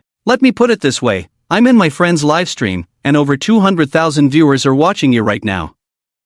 What live stream? Gao Ming was completely confused, not understanding what his brother was saying. Tell him I'll send a live stream link, he'll understand once he sees it. Gao Ming heard a man's voice coming from his brother's phone. Bro, my friend said he'll send you a live stream link. Ding! A message popped up on Gao Ming's phone. It was indeed a video link. Gao Ming was instantly horrified. What kind of friend had his brother found that could even invade his phone? Taking a deep breath, Gao Ming clicked on the video link and entered a live stream room. In the live stream, Gao Ming saw himself in the restroom, his brother's anxious face, and a masked man, along with a barrage of comments on the screen. Gao Ming was completely dumbfounded. It was really live, and there were 240,000 viewers in the stream. This meant that at this very moment, 240,000 people in the country were watching him. It's over. Gao Ming's heart sank to the bottom. Gao Ming, you see it now, right? At this moment, 240,000 viewers across the country are watching you, the masked man, Su Chen, said to the camera. Now, the only path before you is to leave the scam group and turn to the light. Before he could finish, Gao Ming turned off the live stream and hung up the phone. Bro? Beep beep beep. Xiao Gao shouted loudly, but the call had already ended. Don't worry, Su Chen said. Through the surveillance footage from the live stream, he saw Gao Ming had left the restroom and returned to the office. Su Chen zoomed in the camera, enlarging the close-up of Gao Ming's face, which was filled with shock, fear, and struggle. Xiao Gao, call your mom over, just let her show her face in front of the camera, you don't need to say anything to her, Su Chen said. This was playing the family card. Okay. Xiao Gao nodded and left the frame, shouting towards the door, Mom! What's wrong? A woman's voice came from outside. Come here for a moment. Moments later, Xiao Gao's mother walked into the room, appearing on camera, around 60 years old, with graying hair and deep wrinkles on her face. Alright, that's enough, Su Chen said. Mom, it's fine now. Ha? Xiao Gao's mother looked confused. She didn't understand why her son had brought her into the room, only to say it was fine now. Su Chen captured the image of Xiao Gao's mother and sent it to Gao Ming. Ding! A message alert popped up on Gao Ming's computer from the chat software. Opening it revealed a photo. It was of his mother. After a year apart, her hair had turned white. Your mother still doesn't know you're in Dubai. If she knew you were here committing telecom fraud, do you think she could handle it? Gao Ming, your time is running out. The Dubai police have already grasped all your information. Su Chen was trying to intimidate him. Gao Ming was struggling internally. Turning back is the way to safety. Only surrendering is the only way out. He has no other choice now. If it were me, I would also choose to turn from darkness to light. I can only say, the host is too powerful. In the live broadcast room, netizens were discussing. Su Chen was sending messages to Gao Ming while keeping an eye on the screen of the nearby laptop. The crawling software had already collected the internal personnel data of Group Game Company. This was a company that appeared to be a game development firm but was actually a criminal gang involved in telecom fraud, using game development as a cover for their scams. There were a total of 16 core members in Group Company.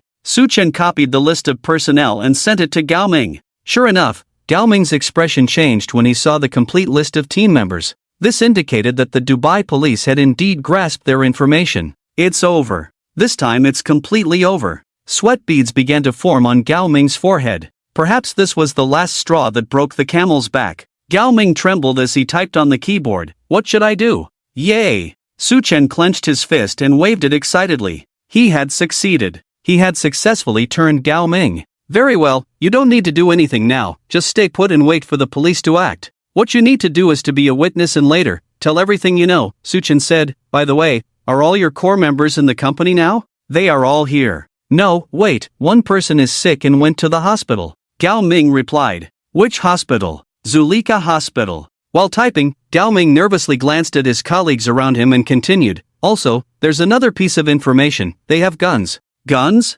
Su Chen was startled and quickly asked, how many guns? Who has guns? 2. Our boss, the CEO of the game company, Wang Lon, and his brother Wang Jiling, both have guns. This information is very important. It's enough for you to redeem yourself. Su Chen said. As he spoke, Su Chen opened a small window, switching the view to the CEO's office. There were 3 people in the office. One of them had a bushy beard and looked fierce. He should be Wang Long. The other, wearing glasses and somewhat resembling Wang Long, should be his brother Wang Jiling. Mr. Li, I need to trouble you with the next matter. Not a trouble, we are all compatriots, Mr. Li said, standing up and walking to the side. He took out his phone and dialed a number. Hello? Ambassador Zhao, it's me. The situation is like this. Yes, Mr. Li spoke briefly, then returned to the camera and said, the embassy wants to understand the specific situation, we need to wait a moment. About 6 or 7 minutes later, Mr. Li's phone rang. It's a call from the embassy. He walked to the side again and answered the call. Ambassador Zhao. The situation is like this, the company is called Group, located on the 38th floor of the Hadid building. One of their employees, named Gao Ming, is willing to cooperate with us. They have guns, you need to be careful. Okay, I'll wait for your good news. Alright, goodbye. Mr. Li hung up the phone and returned to the camera. Host, the embassy has contacted the local police in Dubai, and they are expected to act in half an hour at the earliest. Brothers, the next matter will be handled by Uncle Hat in Dubai, my job is done. Do you still want to continue watching? If not, I'll end the broadcast. Su-chan spoke to the viewers. We want to watch. Host, we want to see. It's exciting right now. How can you end the broadcast? Host, if you end the broadcast now, I'll be upset. A flood of comments appeared. Everyone wanted to keep watching. At this moment, the number of online viewers in the live stream had already surpassed 300,000. That's right, 300,000.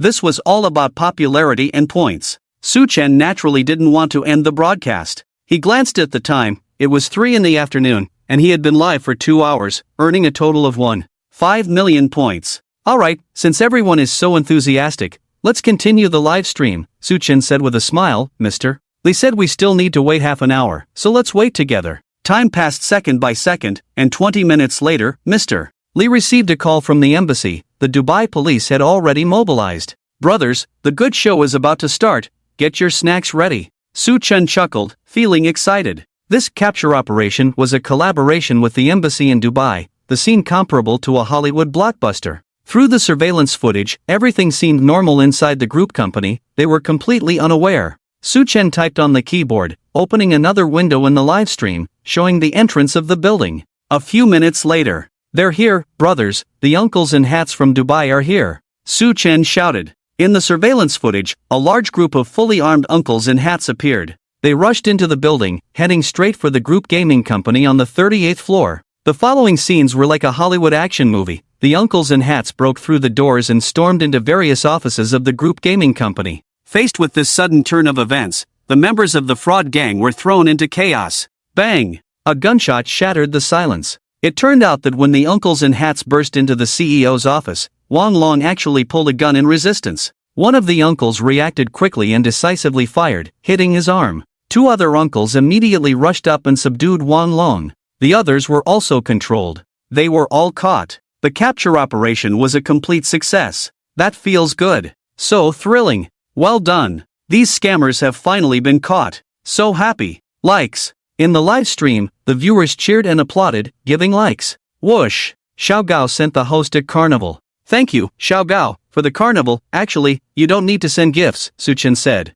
Big shot, thank you so much. A carnival is not enough to show my respect. Xiao Gao's expression was excited. No need to be so polite, you must still be a student, right? Su-chan asked. I have already graduated and started working. A carnival, though not much, is my small token of appreciation. Please be sure to accept it, Xiao Gao said. Xiao Bin. At that moment, Xiao Gao's mother called him from outside the door. You can tell your mom the good news, just say you found your brother, and he'll be back home soon, Su-chan said. Mom, I have good news to tell you, I've contacted my brother. Xiao Gao excitedly ran out of the room. Really? You found your brother? Where is he now? Xiao Gao's mother asked excitedly. He's in Dubai, and he'll be back home soon. That's great. That's great. This child, it's been over a year with no news at all, I was so worried. Xiao Gao didn't tell his mother the truth. Brothers. Wow, 500,000 people? That's just too exaggerated. Su-chan exclaimed, only then noticing that the number of online viewers in the live stream had actually surpassed 500,000.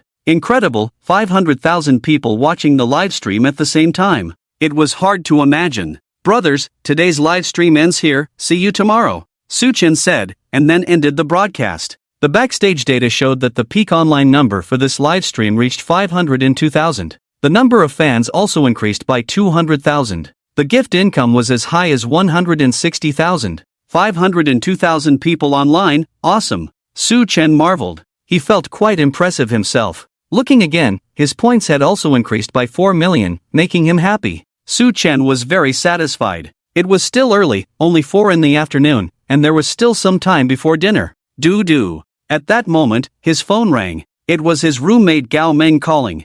Hey, Menggu. Su-chan answered the phone. Yang, hurry back to the dorm, there's a beauty looking for you. Gao Meng said. A beauty is looking for me? Su-chan was a bit confused. Who is it? Our class's beauty, Liang Lele, is looking for you. You, this guy, don't reply in the group, and the beauty calls you but you don't answer. Liang Lele called me? Su-chan opened his phone to check the call log, and sure enough, there was a missed call from Liang Lele. During the live stream, his phone was on silent mode, so he hadn't noticed. What does Liang Lele want from me? Su-chan asked curiously. Her computer is broken, and she's looking for you to fix it. Oh, then I'll go back now. Su-chan said, packing up his laptop and leaving the room. 7 or 8 minutes later, Su Chen returned to the dorm. In the dorm, besides Gao Meng and Monkey, there was an additional girl. The girl was tall, with fair skin, long black hair tied in a ponytail, and a pair of bright, expressive eyes. She was the class beauty, Liang Lele. Su Chen, what are you doing?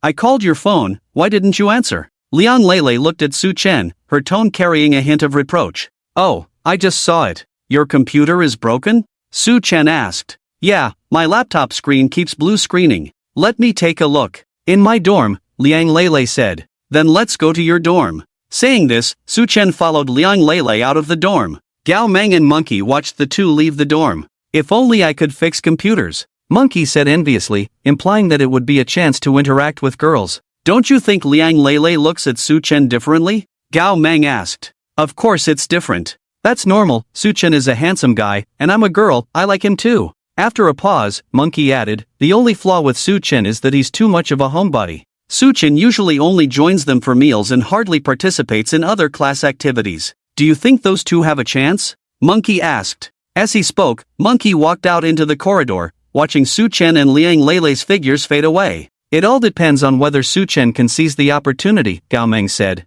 Su Chen and Liang Lele's silhouettes gradually disappeared from view as they returned to the dormitory to continue playing games. In less than 10 minutes, a sound of footsteps approached. Su Chen was back. Hey, why are you back so soon? Monkey asked in surprise. Yeah, it hasn't even been 10 minutes, Gao Meng echoed, equally astonished. The computer is fixed, Su Chen said. It was normal for it to be fixed quickly. Isn't that a bit too fast? Didn't you sit in the dormitory a bit longer and chat? Monkey asked. Chat about what? Su Chen retorted. No way? Monkey stood up, walked in front of Su Chen, and reached out to touch his forehead. You're not running a fever, are you? Are you stupid? What? Su Chen was confused, not understanding what Monkey was talking about. You had such a good opportunity, and you came back so quickly. I really don't know what to say to you, Monkey said with a look of disappointment. Did you help Liang Lele fix her computer? Didn't she show any gratitude? Gao Meng asked. She did say she wanted to treat me to a meal, Su Chen replied. Then why did you come back? She invited you to dinner, and you still came back? Gao Meng questioned. We're classmates, helping out a bit doesn't require a meal in return, does it? You could treat her to a meal. Monkey chimed in. Am I crazy? Why should I treat her to a meal? Su Chen countered. Monkey was momentarily speechless by Su Chen's retort. He turned to Gao Meng, his eyes seemingly asking, is there any hope for this guy? Yang, don't say that brothers aren't loyal. Today, I'll help you out, Gao Meng said as he picked up his phone and dialed Liang Lele's number. Hello? Liang Lele, let's have dinner together tonight, Su Chen is treating. Where should we go? Gao Meng looked at Su Chen. Su Chen hadn't reacted yet, he hadn't said he was treating at all. Yashuan Building, Monkey answered on his behalf. Yashuan Building, we're heading over now. Let's meet at Yashuan Building, okay? Gao Meng finished and hung up the phone, then made an okay gesture at Su Chen. Done. Damn. Su Chen couldn't help but complain. What are you two messing around for? He wasn't really stupid, he had caught on. Let's go, stop dawdling, Gao Meng urged. You aren't really reluctant to spend that little money, are you? Monkey asked with a laugh. Am I that stingy? Su Chen retorted. Then stop talking nonsense and hurry up. The three of them joked and laughed as they walked out of the dormitory. In the night sky, stars twinkled faintly. A gentle breeze blew. The campus at night was peaceful and beautiful, a great place for couples to stroll. However, Su Chen was oblivious to the romantic atmosphere. When he reached a fork in the road, he stopped. I'm going back. He had to return to his rental apartment. He wasn't on the same path as Gao Meng and Liang Lele. Bye. Su Chen turned to leave. Hey, you little brat, aren't you going to walk us back to the dorm? Gao Meng complained. Do I have to walk you back? Su Chen asked, puzzled. This stretch is really dark. Can't you, as a big man, show a bit of gentlemanly spirit and walk us back? Monkey said, winking suggestively. With the conversation going this far, Su Chen naturally understood what he meant. You three are walking together. Are you afraid of the dark? Su Chen said disdainfully. I have things to do, I'm leaving first. Bye. After saying that, he walked away without looking back. Damn. This kid is hopeless. Destroy it. The monkey and Gao Meng both shook their heads helplessly at the same time. Su Chen walked away, disappearing into the night. In fact, he understood the monkey's meaning, he just didn't want to send her off. It wasn't that he had any objections to Liang Lele, after all, they were classmates, so how could there be any objections? It wasn't that he didn't like her, there wasn't a boy who didn't like beautiful girls. Suchin simply didn't want to be in a relationship. Relationships were too troublesome, dates, gifts, small talk, and enduring a girl's various moods. Just thinking about the troubles of being in a relationship made his head hurt. So, was being single not happy? Or was gaming not fun? Suchan returned to his rented room, and it was already 9 o'clock at night. He turned on his computer, ready to play some games to relax. He hadn't played games for a long time. Time passed quickly, and before he knew it, it was 11 o'clock. Suchan turned off the computer and went to bed. The next morning at 7, Suchan woke up. Lying in bed, he picked up his phone and scrolled through Douyin. Logging into his Douyin account, he saw his follower count, 23 million. He remembered that when he ended his live stream yesterday, his follower count had just surpassed 3 million, and in just one night, it had increased by 230,000. He checked his system points. He had gained almost 1 million points. This should be the impact of yesterday's live stream. Yesterday, there were 500,000 people online during the live stream, and he had collaborated with the embassy to dismantle a scam gang in Dubai. Such big news would definitely trend. Thinking this, Suchin opened Weibo and indeed saw a trending topic. Douyin hacker streamer Little Boy, in collaboration with our embassy in Dubai, captured a criminal gang engaged in telecom fraud in Dubai. Well done. I watched the live stream yesterday. Little Boy is amazing. Thumbs up for the embassy. Severe crackdown on telecom fraud. The comments section of the trending topic had over 100,000 comments. Not only on Weibo, but also on Fengyu.net, Bilibili, and all major mainstream websites had reports. It was really popular. The name Little Boy had finally broken out of its shell. Previously, Little Boy had trended only within Douyin and the streamer circle, with little coverage on mainstream sites. This time, with major sites reprinting the reports, the Little Boy account had truly gone mainstream. Before he knew it, it was already 7:30. Suchan got up and went downstairs for breakfast. At the breakfast shop, he continued to scroll through Douyin, coming across several videos about him, all with high view counts. As he scrolled, a video caught his eye. The country's first network security reality show, I Am a Geek, invites genius I Wang Lihang, crosstalk performer Guo Qilan, and Nineball Queen Pan Xiaoting as guests, with a 10-member judging panel composed of authoritative experts from the network security field. The show is not only entertaining but also showcases the professionalism and importance of the network security industry. This program. Suchan remembered that a director had contacted him yesterday, inviting him to participate in this I Am a Geek. Suchan had originally been uninterested in recording a show. However, after watching the promotional video, the scale seemed quite large and professional. He clicked on the link at the bottom of the video, which redirected him to the official website of I Am a Geek. The first thing that caught his eye was the program's introduction. I Am a Geek brings mysterious hackers to the stage, showcasing the security risks of high technology in daily life through a network security offense and defense show, ringing the alarm for the public's smart living. The program, in a variety show format, reveals the more hidden corners of life, educating the public about the potential crises of smart living, paving a unique path. Suchan continued to read on. In each episode of I Am a Geek, 3 groups of cybersecurity teams are invited to take on challenges. The winning team will advance to the next episode. Ultimately, the team that wins the grand finale will receive a prize of 5 million. For Suchan, the 5 million prize holds little appeal. What interests him more is the content of the show. The official website also introduces the members of the judging panel, consisting of authoritative experts from the cybersecurity field: Chu Xiaowei, chief security expert at Alibaba; Pan Hong, senior researcher at 360 Noah's Lab; Ma Kailan, security director for Microsoft Asia Pacific; Yuan Jie, chief security expert at Green Alliance Technology and technical consultant for the Red Hacker Alliance. Among this list, the 10 experts are either from major companies or renowned hackers. One of them, Suchan, is quite familiar with: Yuan Jie, known as Brother Yuan from the Red Hacker Alliance. The judging panel is quite formidable. Additionally, the show airs on CCTV's main channel. With all these factors combined, Suchan feels that this program could become popular. Speaking of which, there hasn't been a variety show in the country themed around cybersecurity. It's quite interesting. Why not give it a try? A thought crossed Suchan's mind. Perhaps recording a variety show could earn him a lot of points. And so, he decided to participate. What was it called? What's the phone number of director Ouyang? Suchan couldn't remember. He hadn't noted down the director's phone number during yesterday's live stream, as he hadn't thought about recording a show at that time. He would have to go back and watch the clip.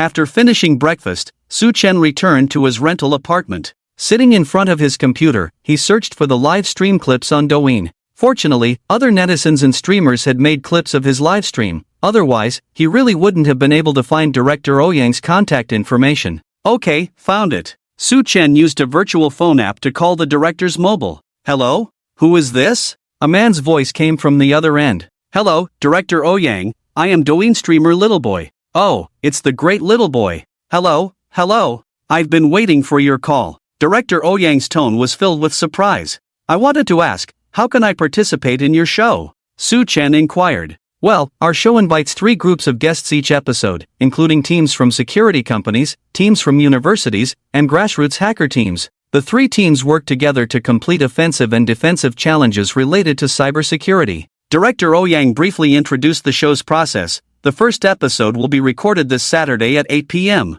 Saturday? That's the day after tomorrow. Is it still possible for me to sign up now? Su Chen asked. Yes, it's completely possible, the director quickly replied. Is the show pre-recorded or live? Su Chen continued to ask. It's live all the way, Director Ouyang said. Our show is quite special. It's the first cybersecurity challenge program in the country to invite hackers to participate. If it were pre-recorded, netizens would definitely question the authenticity of the show and say we were faking it. Therefore, to ensure fairness, justice, and transparency, and to enhance the show's watchability, we decided to go with a live format. Director Ouyang paused and continued. I'll send you the program list for the first episode now. Take a look, I'll send it to you. Just send it to my email, Su Chen replied. Okay. Soon, the program list arrived. The first episode of I Am a Geek is divided into 2 parts. The first part is the challenge competition. Contestants are challenged to unlock a mobile phone's lock screen password within 10 minutes. The production team has prepared the latest models from over a dozen mainstream mobile phone brands, including Apple, Samsung, Oppo, Vivo, and Xiaomi.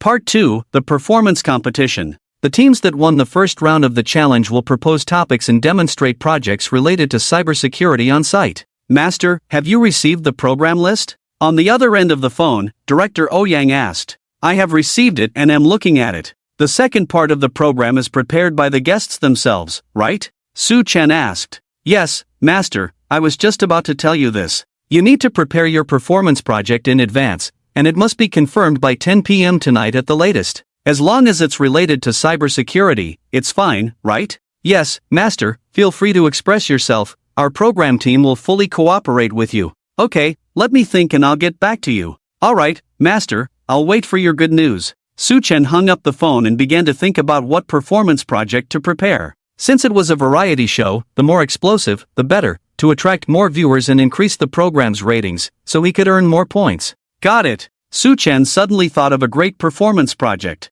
It was a project he had prepared last year for the PWN2ON hacking competition, but he didn't participate for some reasons. This project, if used on the show I Am a Geek, would definitely have an explosive effect. Su Chen immediately sent a message to Director Ouyang. Director Ouyang, I've thought of a performance project. This project is what I prepared for the international hacking competition last year, and the challenge is to attack a bank ATM and make it spit out money on site. ATM spits out money? Director Ouyang was surprised when he saw the message and quickly replied, Master, are you sure? Can you really attack the ATM and make it spit out money on site? Sure. Su Chen replied. Director Ouyang was in an office at the TV station at that moment. Master, let me confirm with you again, you can really attack the ATM and make it spit out money, and it will be live broadcast. Implicitly, he meant not to mess it up. Of course. Su Chen affirmed again. Is it any bank's ATM that can be attacked? Yes, any bank's ATM can be attacked. We are talking about bank ATMs here.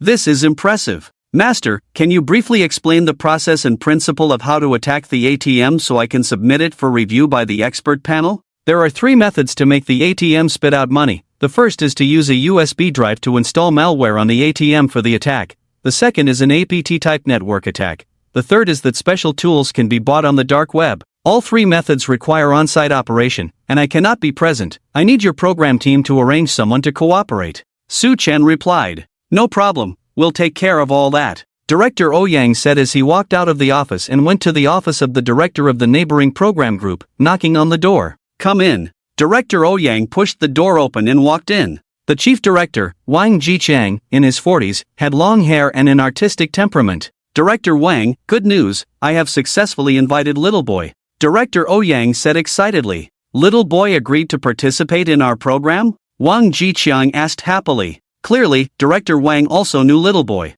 He agreed, and he also provided a very impressive performance project. He said he could attack a bank's ATM and make it spit out money on sight. Director Ouyang said. Oh, let me see. Wang Jiqiang took Ouyang's phone and carefully looked at the performance plan provided by Little Boy. ATM dispensing cash, that's impressive. Can it really be done? Wang Jiqiang asked with some skepticism. Little Boy said it can. How about we submit the plan to the experts on the jury for their opinion? Ouyang suggested. Alright, let's go see Director Yuan. Wang Jiqiang and Ouyang headed to the office of Yuan Jia, a member of the jury. Director Yuan, we've invited a hacker to participate in our show. He has proposed a challenge project, and we need your help to see if it's feasible, Wang Jiqiang said as he handed the phone to Yuan Jia. Attacking a bank ATM? Yuan Jia immediately became interested. He examined it closely and then said, this hacker has some skills. Who did you invite? Little Boy, Ouyang replied. Little Boy? Who is that? Yuan Jia asked, puzzled. Director Yuan, you haven't heard of Little Boy? Ouyang asked, somewhat surprised. Yuan Jia shook his head. As a technical advisor for the Red Hacker Alliance, he was well aware of the domestic hacker scene and knew almost all the experts, but he had never heard of the name Little Boy. Director Yuan, he's a Douyin streamer. You should have seen the news yesterday, right? Little Boy collaborated with the Dubai embassy to dismantle a scam gang. Yuan Jia still looked confused, he rarely followed the news. You say he's a Douyin streamer? What's his Douyin account? Yuan Jia pulled out his phone and asked. You can just search for Little Boy directly, Ouyang replied. Yuan Jia opened Douyin and searched for Little Boy. Is this it? Yes, that's it, Ouyang nodded after glancing at Yuan Jia's phone. Yuan Jia clicked on Little Boy's Douyin account, which had 3 million followers but no published works. Su Chen indeed had not published any works on Douyin. The videos people saw about him were all clips made by other streamers. Proposing to attack an ATM is not something just any hacker can do. This Little Boy is definitely a master. Who exactly is this expert in the circle? It goes without saying that Little Boy is certainly a pseudonym. In the era of short videos, hackers live streaming is no longer a novelty. Yuan Jia knew a few friends who also live stream on Douyin using aliases. He speculated that this Little Boy might be in a similar situation, perhaps someone he knew. With this thought in mind, Yuan Jia clicked follow. Director Yuan, is this performance plan feasible? Wang Jiqiang asked. Feasible, completely feasible, Yuan Jia nodded. Then it's settled, Wang Jiqiang said happily. If the experts said it was feasible, then there would be no problem. Ouyang returned to his office and sent a message to Su Chen. Master Little Boy, the jury's experts have approved your plan. What preparations do you need from our production team? I need operators on site and cooperation from the bank, Su Chen replied. Alright, we'll take care of all that, Ouyang said. The two then discussed some details of the program.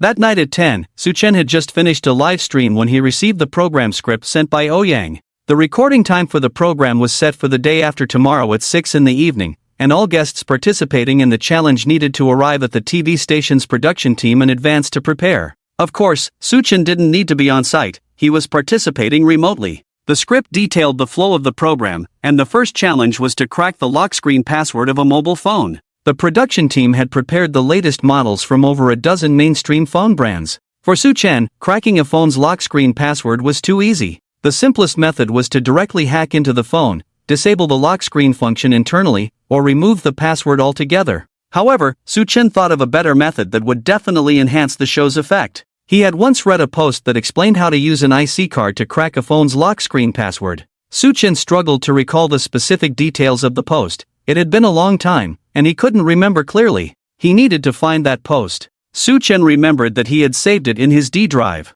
10 minutes passed, and he still hadn't found it. There were too many files in the D drive. Having too much information was also a hassle. He continued searching, and after a few more minutes, he finally found it. Su Chen opened the post and read it carefully. The post explained the principle of unlocking a phone's lock screen with an IC card, mainly involving the PUK code of the SIM card and security vulnerabilities in the phone system. When the SIM card is locked, the user can use the PUK code to unlock it. However, in certain cases, if there are security vulnerabilities in the phone system, this mechanism can be exploited to unlock the phone's lock screen. After reading, Su Chen roughly understood the principle. The operation process was very simple. As long as he used an IC card and placed it on the back of the phone, the lock screen password could be unlocked in a few seconds. Next was the testing phase. An IC card, like the access card for his apartment, would work. Su-chen found the access card in his drawer and then tested it with his phone. He first locked the phone screen, then placed the access card on the back of the phone.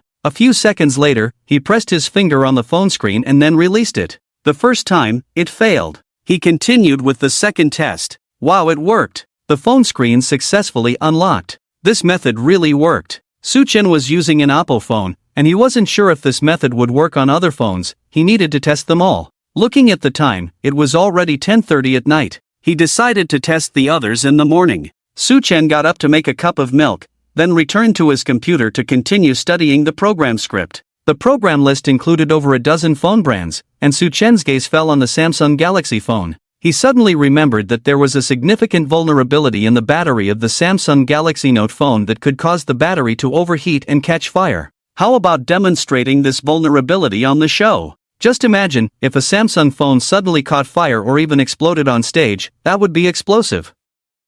However, this would also have a huge negative impact on Samsung's brand image. Samsung, those Korean phones, who cares? Su-chen muttered. He never liked Korean products, so he decided to take the Samsung phone as his target. System, exchange for the Samsung Galaxy Note phone battery vulnerability. Host exchanged for Samsung Galaxy Note phone battery vulnerability, deducting 1 million points, remaining points 56 million. Su-chen spent 1 million points to exchange for the Samsung phone battery vulnerability toolkit. The day after tomorrow's program, he planned to pull off something big. Next, Su-chen optimized the code for attacking ATMs. This was code he had written last year, and now he saw that some parts could be improved. Su-chen also had some new ideas that could make the attack code more efficient and more covert. The next morning, Su-chen was in the living room of his rented apartment, laying out more than a dozen second-hand mobile phones, including mainstream brands like Samsung, Huawei, Honor, Oppo, Vivo, and Xiaomi. Ding! Su-chen successfully unlocked a Xiaomi 14 in his hand.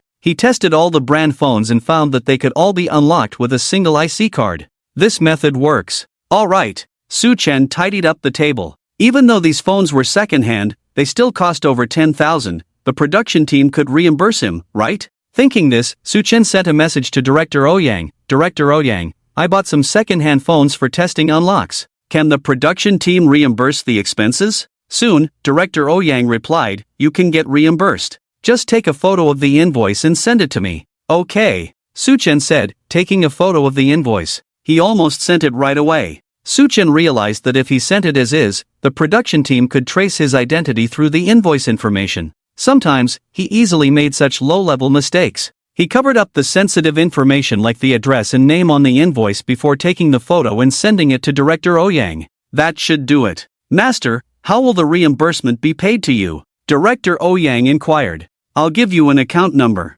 Su-chen replied. He sent Director Ouyang an overseas bank card account number. This was an anonymous bank card he bought from the dark web, which couldn't be traced back to his real identity, effectively preventing hackers from tracking him through the bank card. His gift income from Douyin was also withdrawn to this bank card. Time flew by, and before he knew it, it was Saturday. At 3 in the afternoon, in the rented apartment, Su-chen was live streaming. The stream was nearing its end. Brothers, today's live stream ends here. Just to mention, tonight at 8, I will be recording the CCTV variety show I Am a Geek. Please support me. Host, you're participating in I Am a Geek? I've seen the promotion for this show, it seems quite interesting. What show? I haven't heard of it. Looking forward to your wonderful performance, host. Su-chen ended the live stream. The backstage data showed that the total duration of this stream was 3 hours, with points increasing by 1.2 million. The total points reached 57 million. Su-chen yawned. He hadn't taken a nap at noon and felt a bit tired. He decided to take a short nap before recording the show in the evening to recharge. Setting an alarm for 2 hours, Su-chen lay down on the bed to catch up on sleep. As night fell, Su-chen washed his face to wake himself up a bit and then sat down at the computer. He turned on the computer and joined the work group that Director Ouyang had sent him for the program. There were over 30 people in the group, including 3 teams of guests participating in the challenge, 10 jury members, and the production staff. The 3 guest teams included one from the Computer Science Department of Qingbei University, consisting of 4 students. The second team was from Green Alliance Technology, made up of 3 security experts. The third team was Su-chen, the lone wolf. After joining the group, no one greeted him. It wasn't that everyone was cold, it was just that everyone else, except Su Chen, had already arrived at the TV station's program site and was busy testing the equipment. Next, Su Chen tested the network channel provided by the program team to confirm there were no issues. There was still half an hour until the program officially started streaming. The live streaming channel on the program's official website was already open. Su Chen clicked on the live streaming page, and the online viewer count showed 3 million. Front row, grab some popcorn. What kind of show is this? Came over from Douyin, supporting Little Boy. Here to see the show of the great Little Boy. Su Chen saw his fans in the comments. Bro still has a bit of fame. Su Chen chuckled, laughing quite smugly. As the countdown to the show began, the number of online viewers exceeded 5 million. In the broadcasting hall, all 500 seats were filled. In the front row, 3 celebrity guests sat in red chairs, the genius Iwan Lihan, crosstalk performer Guo Qilin, and Nineball queen Pan Xiaoting. In the second row, 10 jury experts were seated. The stage was semicircular, divided into 3 areas corresponding to the 3 teams participating in the challenge: the Tsinghua and Peking University team, the Green Alliance Technology team, and Little Boy. Little Boy was not present at the venue. Instead, a display screen showed him appearing in a mask and hood. At this moment, many audience members were whispering to each other, with most of their attention focused on the mysterious Little Boy. At exactly 8 o'clock, the show officially began. A host in a suit walked onto the stage. Good evening, dear audience. I am your host Sa Ning, and welcome to the first domestic reality show on cybersecurity, I Am a Geek, brought to you by Central Mama TV's comprehensive channel, in collaboration with Tsinghua University, Peking University, Shandong University, Green Alliance Technology, 360 Security Noah Laboratory, Alibaba Demo Academy, and the Red Hacker Base. Wow! The audience erupted in enthusiastic applause. Thank you for your applause. Sa Ning bowed in gratitude. Our show is live-streamed, and viewers at home can watch it on the official live-streaming platform of I Am a Geek on Central Mama's first channel. After the opening remarks, Sa Ning introduced the celebrity guests and the 10 jury experts. Guo Qilin, Guo Qilin, Guo Qilin. When Guo Qilin was introduced, the audience went wild. Having celebrities present changes the atmosphere, which is why many variety shows invite stars, naturally to attract traffic and heat. Next, I would like to introduce the 3 groups of contestants participating in today's challenge, Sa Ning said. First, from the Computer Science Department of Tsinghua University, welcome the 4 students. 4 young men stood up from their seats and waved to the audience. Clap, clap, clap. The applause was enthusiastic. The second group of contestants welcomed the 3 security experts from Green Alliance Technology. 3 middle-aged men in suits stood up and waved in thanks. The third group of contestants is a mysterious hacker.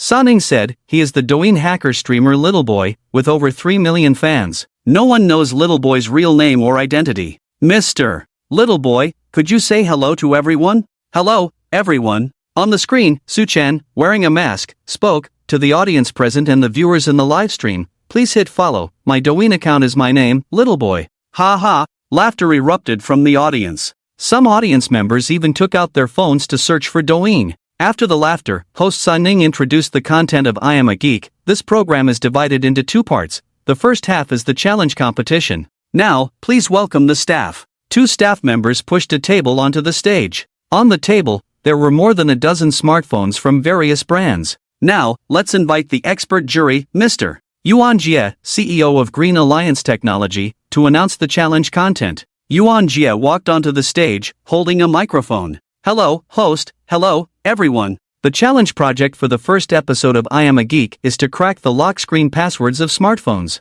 There are a total of 13 phones on the table, covering the mainstream smartphone brands currently on the market. As he spoke, Yuan Jie picked up one of the phones and showed it to the audience. All 13 phones have been set with lock screen passwords. The 3 teams need to unlock these 13 phones within 10 minutes. The team that fails the challenge will be eliminated. If 2 or more teams succeed, the team that takes the least time will win. Next, the 3 teams check the condition of the 13 phones. Except for Little Boy, the other 2 teams sent representatives to the stage to inspect the phones. Several celebrity guests on site also curiously came up. The 13 phones included Xiaomi, Honor, Apple. Various brands, all locked. Qilin, if you forget your phone's lock screen password, can you unlock it? Sa Ning asked Guo Qilin. I can't unlock it. I think I can only take it to a phone repair shop. Guo Qilin replied with a smile. Do you think our 3 teams today can succeed in the challenge? Unlocking all 13 phones in 10 minutes is a bit difficult, right?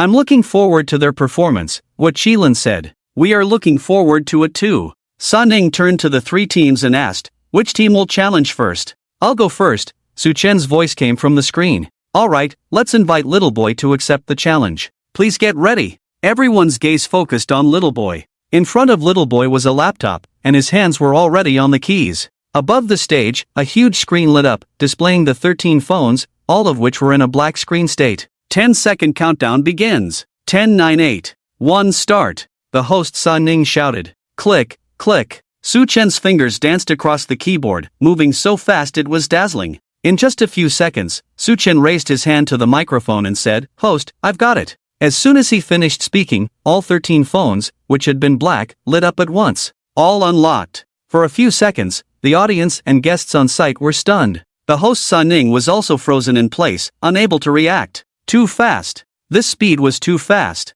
The timer on the big screen showed that Su Chen took less than 5 seconds to crack the lock screen passwords of the 13 phones. 1 second, 2 seconds, 3 seconds, boom. The broadcast hall erupted in an uproar. What the hell? I just blinked, and it's over? What happened? Why did I see nothing? Dazed, this is too fast, right? Oh my gosh. Is this even human? Instant unlock. Amazing. Even knowing the password, it wouldn't be this fast to unlock them one by one. In the audience, half of the spectators stood up in shock, their faces filled with disbelief. The members of the two teams from Tsinghua University and Green Alliance Technology were all dumbfounded. They never expected Little Boy to be this fast. This is too fast. The host Sun Ning finally came to his senses, exclaiming as he hurried to the table, picked up one of the phones, and showed it to the camera. Wow, it really unlocked. Wu Linlin's 3 stars were truly curious, unable to resist leaving their seats and walking onto the stage, gathering around the table to check with their phones.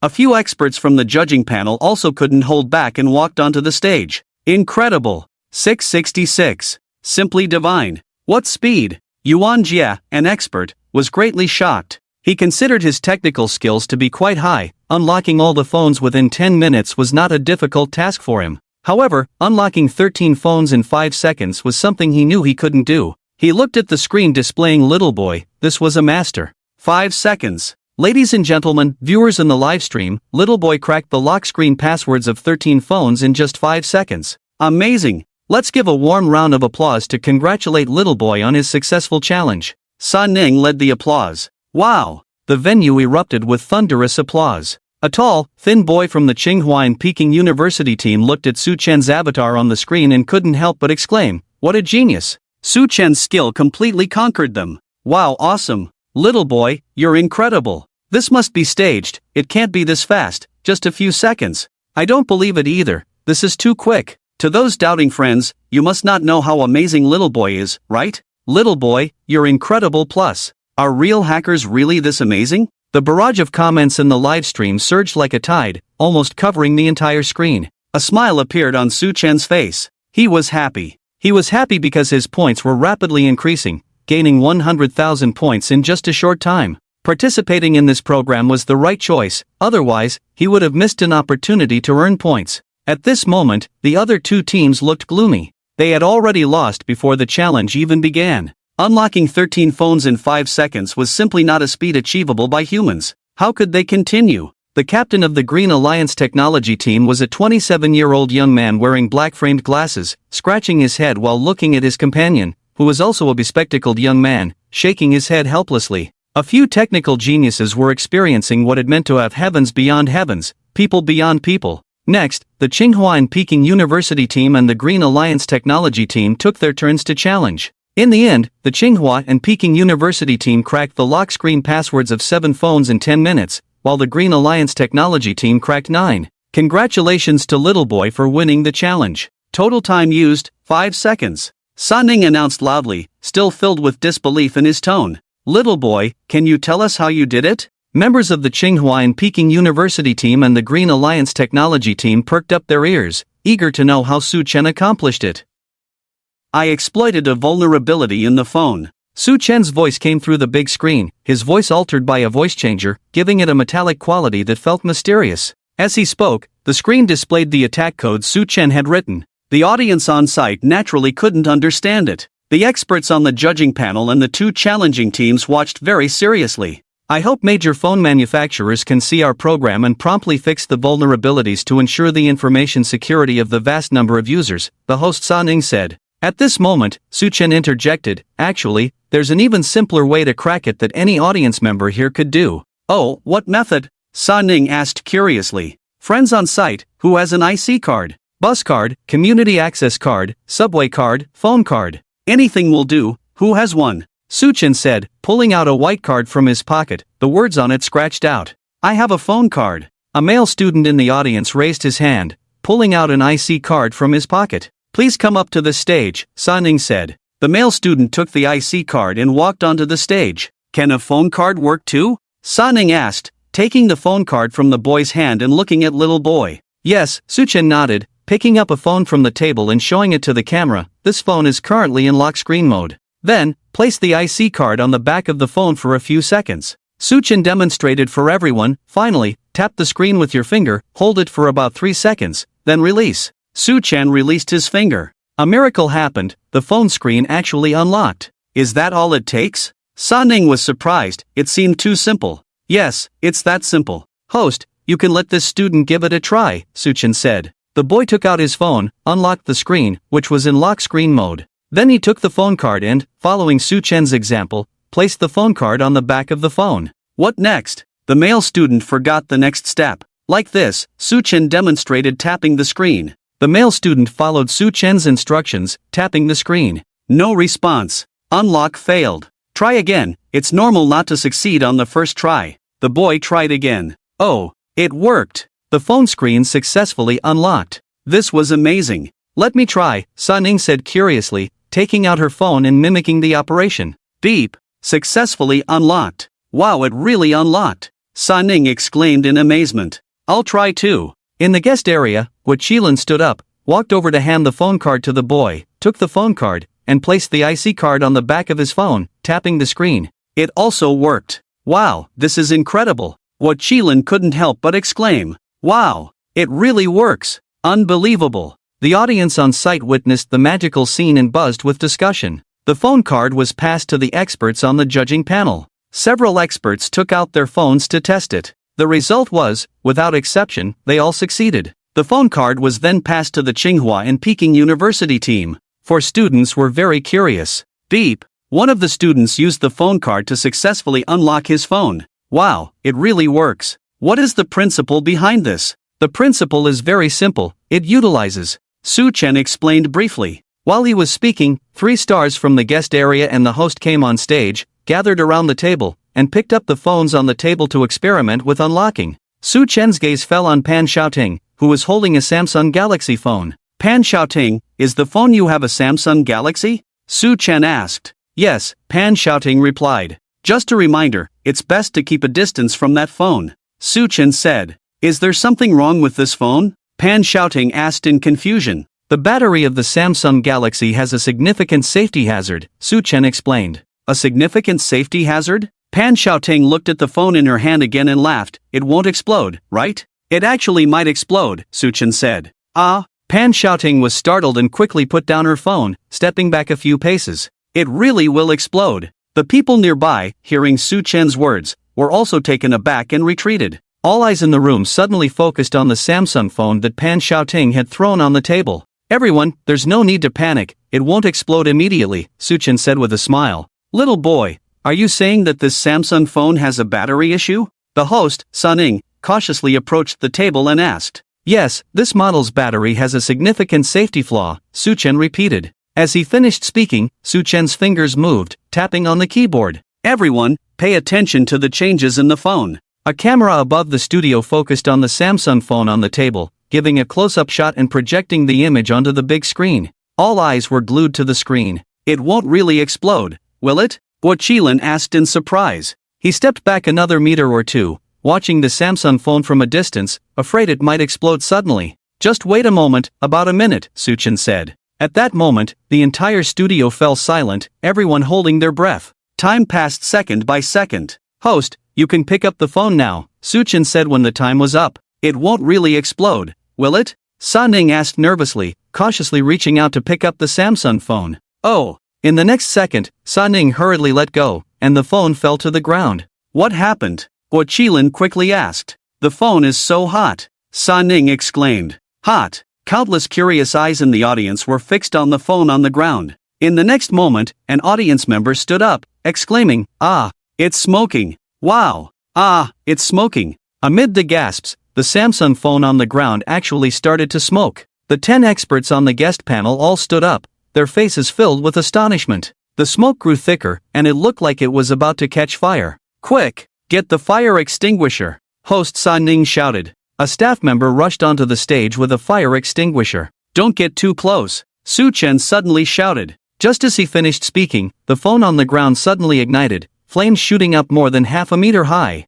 Wow! Host Sa Ning was so frightened that she kept backing away, and gasps erupted from the audience. The staff member with the fire extinguisher moved forward. It took a minute for the flames to be extinguished. When the smoke cleared, the Samsung phone on the stage had turned into a pile of charred remains. A perfectly good phone had burned in front of all the audience members and millions of viewers online. This scene was shocking. Oh my! A netizen with the ID Yangdij exclaimed. His phone was also a Samsung Galaxy, the same model as the one burning on stage. At that moment, Yangdij worried that his phone might suddenly catch fire too. It was a bit scary. Wow, this is incredible. It really exploded. Damn, my phone is also a Samsung Galaxy, shivering. Mine is a Samsung Galaxy S25, is there a problem? I think I saw news a while ago about reports of battery issues with Samsung phones. Korean phones just don't have good quality. I will never buy a Korean phone again. So scary. In the live broadcast room, the comments flooded the screen.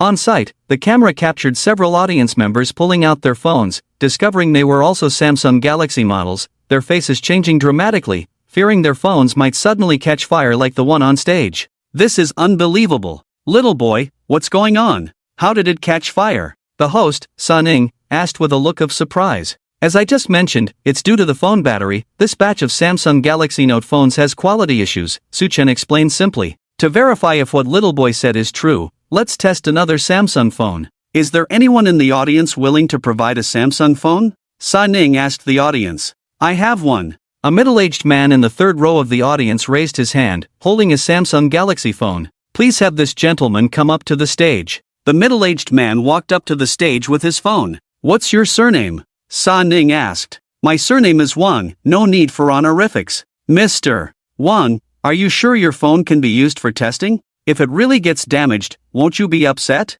Sa Ning confirmed again. It's fine, I have two phones. I rarely use this one, so if it breaks, it doesn't matter, Mr. Wang explained. Thank you, Mr. Wang. Sa Ning looked at little boy. Mr. Wang, what is your phone number? You don't have to say it out loud, just tell the staff. Could we have a staff member go up and ask Mr. Wang for his phone number? Su Chen spoke. A staff member, Director Ouyang, walked up to the stage, approached Mr. Wang, and obtained the phone number, which was sent to Su Chen through the work group. Bang bang! Su Chen typed on the keyboard. The first step is to hack into Mr. Wang's phone. This detail went unnoticed by the audience. They didn't understand. Only a few expert members whispered to each other, Old Yuan, how do you hack a phone just knowing a phone number? There is a method, using vulnerabilities, but it's difficult. I guess little boy knows the vulnerabilities of Samsung phones, Yuan Jie whispered to an expert in his 40s from Alibaba Labs. On stage, Mr. Wang was still holding his phone, but when he saw Su Chen typing on the keyboard, he suddenly felt scared and quickly placed the phone on the table, stepping back a few paces to maintain a safe distance. 1 minute later. Oh, wow! A chorus of gasps erupted from the audience. Mr. Wang's Samsung phone started to emit smoke. Bang! Immediately after, the phone made a loud explosion. The phone shattered. Whoosh, flames erupted, and the phone was completely engulfed in fire. Fortunately, the staff was well prepared, rushing up with a fire extinguisher to quickly put out the flames. Wow, that was terrifying. Pan Xiaoting patted her chest, still shaken. The scene indeed looked frightening. Just think, if the phone were in a pocket or on the bedside table at night, and suddenly caught fire, the consequences would be unimaginable. In the audience, all eyes were on the Samsung phone that had turned to charcoal on stage, astonished and dumbfounded. One audience member stood up, holding up his phone high, shouting, "My phone is also a Samsung Galaxy." Upon seeing this, Sa Ning signaled to a staff member to hand the microphone to that audience member. Mr. Little boy, I'd like to ask, my phone is a Samsung Z Fold 6, does it also have battery issues? The audience member asked loudly. The Z Fold 6 has no issues, its battery is different from that of the Galaxy Note series, Su Chen explained. Are there any other audience members using Samsung phones? Please raise your hands, Sa Ning said to the audience. Swish swish swish. About 50 to 60 audience members raised their hands. In the live broadcast room, 15 million netizens, many of whom used Samsung phones.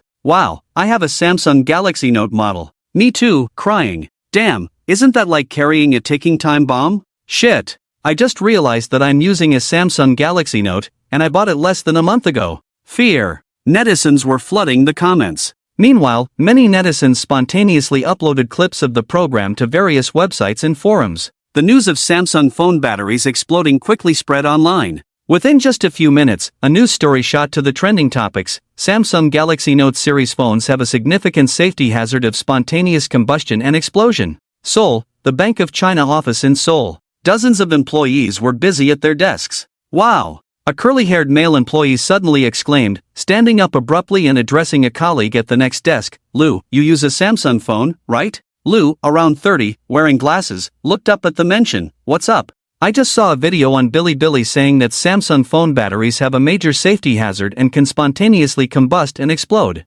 Is that true? Lu seemed skeptical. Where did you see that news? It better not be fake news. If you don't believe me, see for yourself, the curly-haired guy said, handing his phone to Lu. Lu took the phone, glanced at it, and said, "You believe in this kind of video? It might be fake." Phoenix News reported it too. Look, the curly-haired guy said, opening the Phoenix News website. The headline on the homepage read, Breaking news, Samsung Galaxy Note series phone batteries have a significant safety hazard of spontaneous combustion and explosion. No way. It can't be true? Lu's eyes widened in disbelief. Who else in the office uses a Samsung phone? The curly-haired guy called out, pausing to add, by the way, if you have Samsung stocks, you better sell them quickly. Huh, why? A female employee in a skirt chimed in, she had bought Samsung stocks. Damn, I bought Samsung stocks. Another male employee wearing glasses spoke up. I advise you all to sell quickly, with such a huge safety hazard coming out about Samsung phones, the stock price is bound to plummet.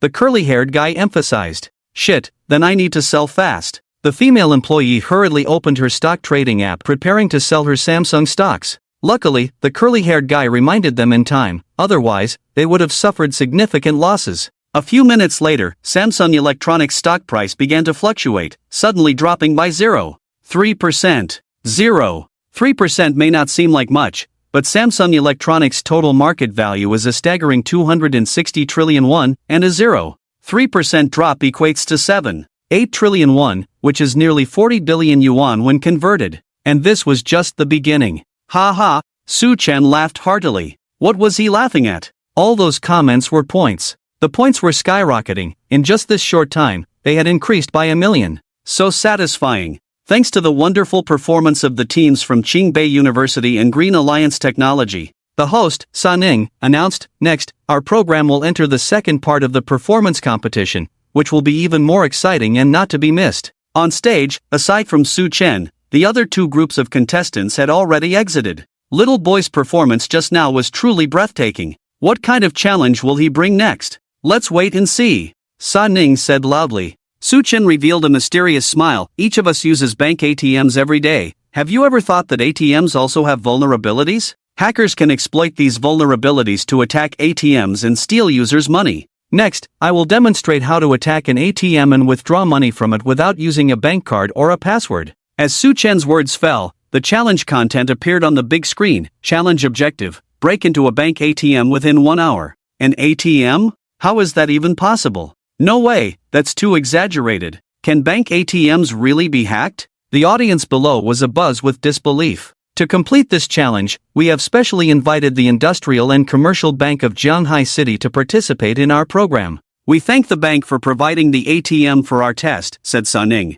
Let's connect with our reporter on the scene, Xiaoya. Xiaoya, can you hear me? I can hear you, Xiao Sa, came a crisp female voice from the big screen. The scene switched to the outside. A female reporter, around 25 years old, with her hair in a bun and wearing a vest that read "I am a geek," appeared on camera. Behind her was a bustling street, filled with cars and flashing neon lights. It was just past 8 in the evening, the city's liveliest time. Hello to the audience on site, I am the outside reporter Xiaoya, and I am currently at the Industrial and Commercial Bank on Suwei Road in Zhanghai City, Xiaoya said to the camera. She took a few steps forward, and a grand building came into view. It was the Industrial and Commercial Bank. A middle-aged man in a suit stood at the bank's entrance, waiting for Xiaoya. Hello, Manager Yang. Xiaoya greeted him with a smile. Hello, hello. The suited man smiled and extended his hand. The two shook hands. Thank you, Manager Yang, for facilitating our program. As they spoke, they walked into the bank. They arrived at the ATM withdrawal area,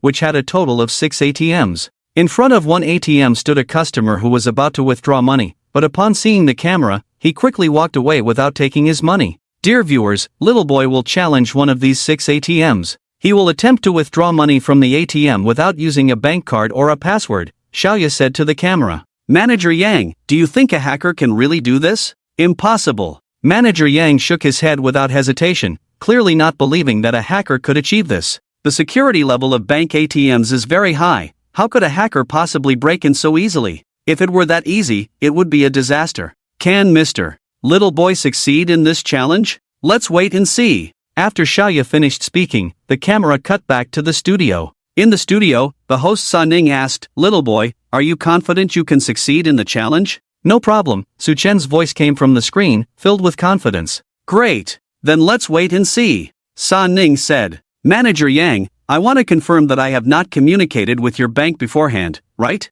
I have not tampered with this ATM in any way, correct? Su Chen called out. No, absolutely not. We have never met before. Manager Yang quickly shook his head in denial. Xiaoya took a contract out of her pocket and showed it to the camera. It was the agreement signed between the program team and the Industrial and Commercial Bank, which clearly stated that the bank would provide the ATM for the program and guarantee that the challenge process would be completely authentic, with no cheating involved. The Industrial and Commercial Bank would never cooperate in faking a show. That would be like smashing their own reputation. Is anyone that foolish? Please, staff outside, cooperate with me, Su Chen said. A staff member appeared on camera, holding a laptop. Please check behind the ATM machine. There's a cover on the chassis that says maintenance. Please open it, Su Chen instructed. The staff member walked around to the back of the ATM machine and entered a room in the bank where the other end of the ATM was located. He found the cover marked with the word maintenance. Then, the staff member took a key and opened the cover. There's a data cable interface inside. Do you see it?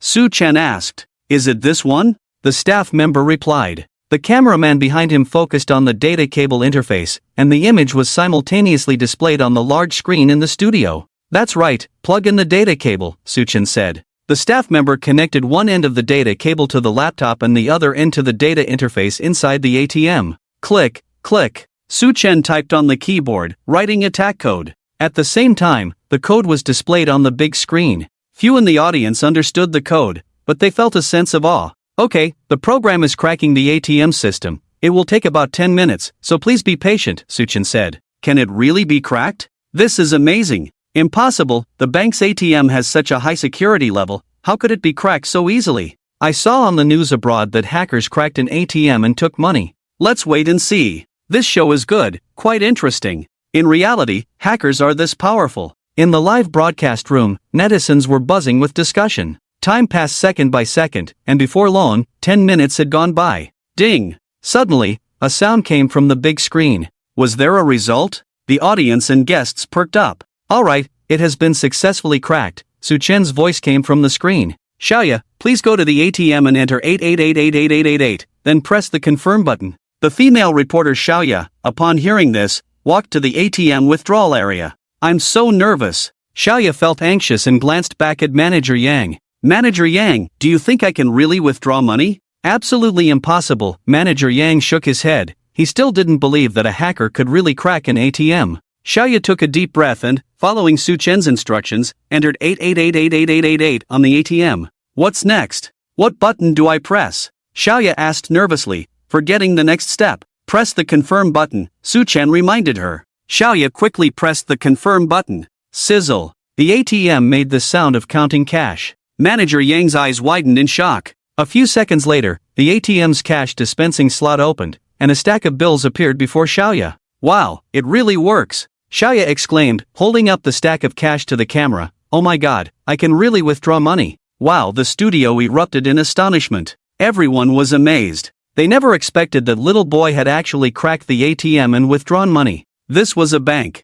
I can't believe it. Some netizens were filled with doubt, suspecting the production team. The thought just crossed their minds, and they felt it was impossible. No matter what the production team did, the bank would never sacrifice its own credibility for a show, right? It was simply unthinkable. What the hell? Awesome. Unbelievable. This is simply divine. It must be magic. It has to be magic. Is the hacker really this amazing? The live stream's comments section had exploded. Chirp chirp. The ATM was still counting cash, showing no signs of stopping. Whoosh. The ATM spat out another stack of bills. Wow. Xiaoya gasped again. Oh my gosh. The staff member next to her was also startled. The ATM had actually dispensed money again. Manager Yang was completely dumbfounded. How could this be possible? However, it wasn't over yet. The ATM continued to spit out cash 7 or 8 times until it finally displayed insufficient funds and stopped. My goodness, this is too incredible. In the guest area, Guoqilin couldn't help but click his tongue. This is simply a master. Guoqilin gave a thumbs up to Su Chen, the little boy, on the big screen. He had truly gained some insight today. Amazing, little boy has really succeeded in the challenge. How did he do it? Host San Ning spoke with astonishment. I exploited a loophole in the ATM. Su Chen's voice came from the screen. For security reasons, I won't disclose the code for the loophole here on the show. I have already sent the loophole code and the patch code to fix it to the bank. There should be applause here. Sa Baining encouraged the audience to clap. Clap clap clap. The venue erupted with thunderous applause that seemed never-ending. This is the real master. Little boy, which hacker's alias are you? You're amazing. At little boy, you're awesome. You're just showing off. Impressive skills, absolutely lethal. The live stream's comments section exploded again, filled with dense messages. Su Chen chuckled. With this performance, he gave himself full marks for showing off his skills. At this moment, host San Ning spoke to the expert jury member Yuan Jia. Mr. Yuan, since the hacker can breach the ATM, is our money still safe? I'm really worried that my money might be stolen by hackers. Actually, everyone doesn't need to worry too much. There are a few details I wonder if you've noticed, Yuan Jie said. After a pause, he continued, did you notice that our staff first took out a key? This key is only possessed by internal bank personnel. Are you saying that for a hacker to attack an ATM, they need cooperation from bank insiders? Sa Ning asked. Yes, under normal circumstances, unless there is an insider within the bank, it is very difficult for hackers to attack an ATM from the outside. I'd like to add something. Su Chen's voice came from the screen again. For hackers to attack an ATM, besides needing cooperation from bank insiders, they also require a very high level of technical skill. This is not something an ordinary hacker can achieve. Is this a roundabout way of praising himself? He, not bragging, he had the skills. Clap clap clap. The audience erupted into warm applause once more. As the applause continued, the show was coming to an end. Dear viewers, we hope that through our program, the entire society becomes aware of the importance of cybersecurity, and we also remind everyone to enhance their awareness of online safety in their daily lives, protecting their information and financial security. San Ning's voice echoed in the broadcast hall. Alright, friends, that's it for today's show. Please continue to follow I Am a Geek. Our next episode will be even more exciting, so stay tuned. At this moment, little boy's avatar disappeared from the big screen. Su Chen disconnected the call. Yay! Su Chen excitedly pumped his fist in the room. Happy. His points had increased by a total of 3 million. He recorded the show for 2 hours and earned 3 million points. It was simply exhilarating. His Douyin follower count also surged, surpassing 4 million. One could say that the little boy account had become the hacker streamer with the most followers on Douyin. Checking the time, it was 10 o'clock. He turned off the computer and prepared to go out for a late-night snack. He thought to himself that he would treat himself to something nice to celebrate. Whistling, Su Chen walked out of his rental apartment. Meanwhile, in the program team's backstage, director Wang Jiqian received the viewership data and couldn't contain his excitement. The show was a hit. The peak number of live viewers reached 22 million. The viewership rating for the same time slot on CCTV's Channel 1 also hit 82%. This figure far exceeded his expectations. Director Wang had initially worried that a variety show themed around cybersecurity might be too niche. Unexpectedly, the program was a surprising success. Xiao, you've done a great job this time. The little boy you invited is a big shot. For the upcoming episodes, you need to keep in touch with little boy. Our show's ratings depend on you. Director Wang patted the shoulder of Director Ouyang. After a few more words, the director got busy again. "Oldo, tell me, what exactly is the background of this little boy?" asked a bespectacled director nearby, curious. "I don't know either," Director Ouyang shook his head. "You don't know?" "I really don't know. Little boy is very mysterious. Although he streams live on Douyin, he has never revealed his identity. As you saw, he wore a mask the entire time, and when I contacted him, he used a voice changer. I haven't even heard his real voice."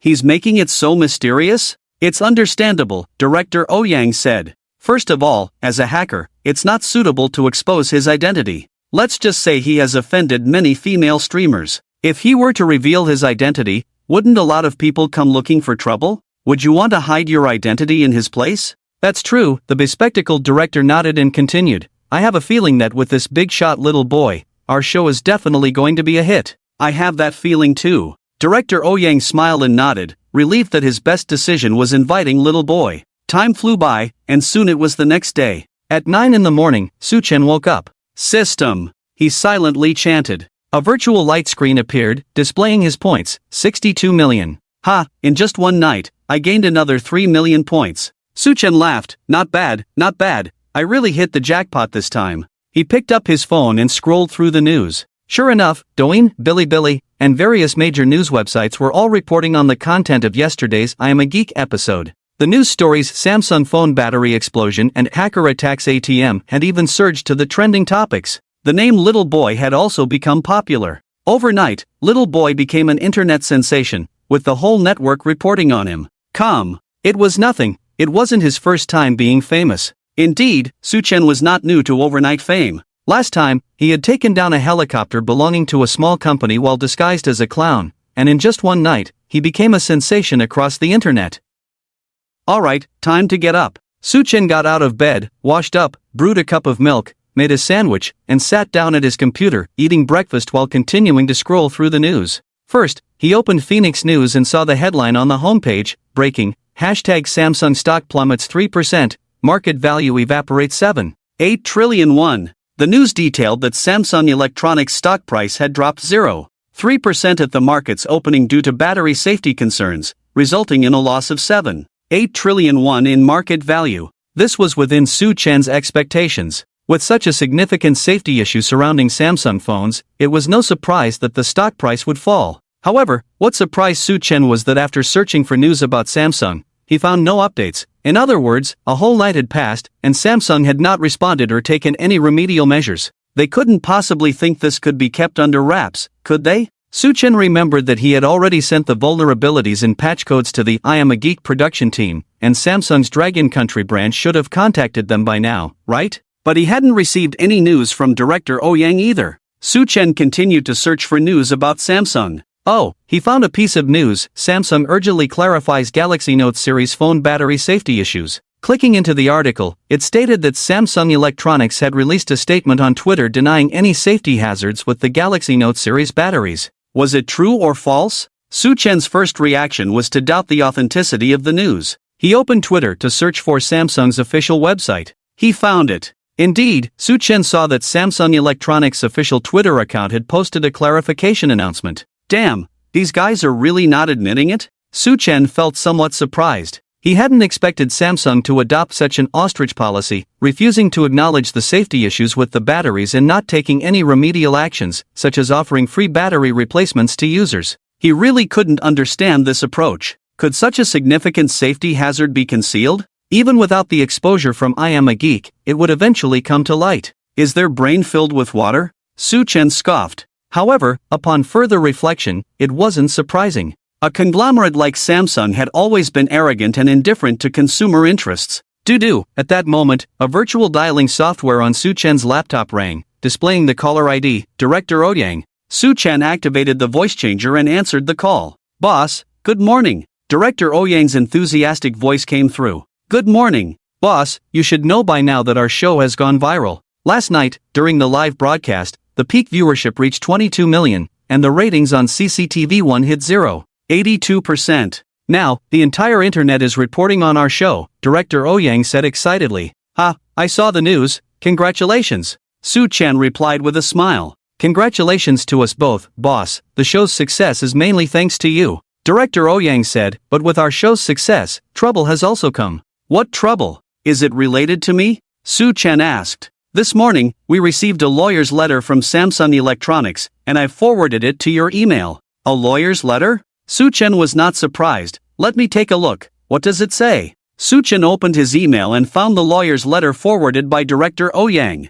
The content of the lawyer's letter essentially states that Samsung Electronics believes the program I Am a Geek maliciously defamed Samsung's products, causing them significant economic losses and brand damage. They demand that the production team immediately remove the video and publicly apologize and clarify the facts, otherwise, they will file a lawsuit against the production team. He. Su Chen chuckled after reading the lawyer's letter. To him, a lawyer's letter was just a tool to scare children. It held no deterrent power over him. Besides, the production team hadn't fabricated anything. The batteries of Samsung phones indeed had safety hazards, and consumers had the right to expose product issues. Ouyang, if Samsung Electronics wants to complain, it should be about me. What does it have to do with your production team? Su Chen said. He. Director Ouyang laughed. From his laughter, Su Chen could tell that the production team didn't take Samsung's lawyer's letter seriously. Boss, Samsung also wants to send you a lawyer's letter, but they can't even find you. Ha. Su Chen laughed as well. That was indeed the truth. I saw the news. Samsung issued a statement denying the safety hazards of the batteries, Su Chen said.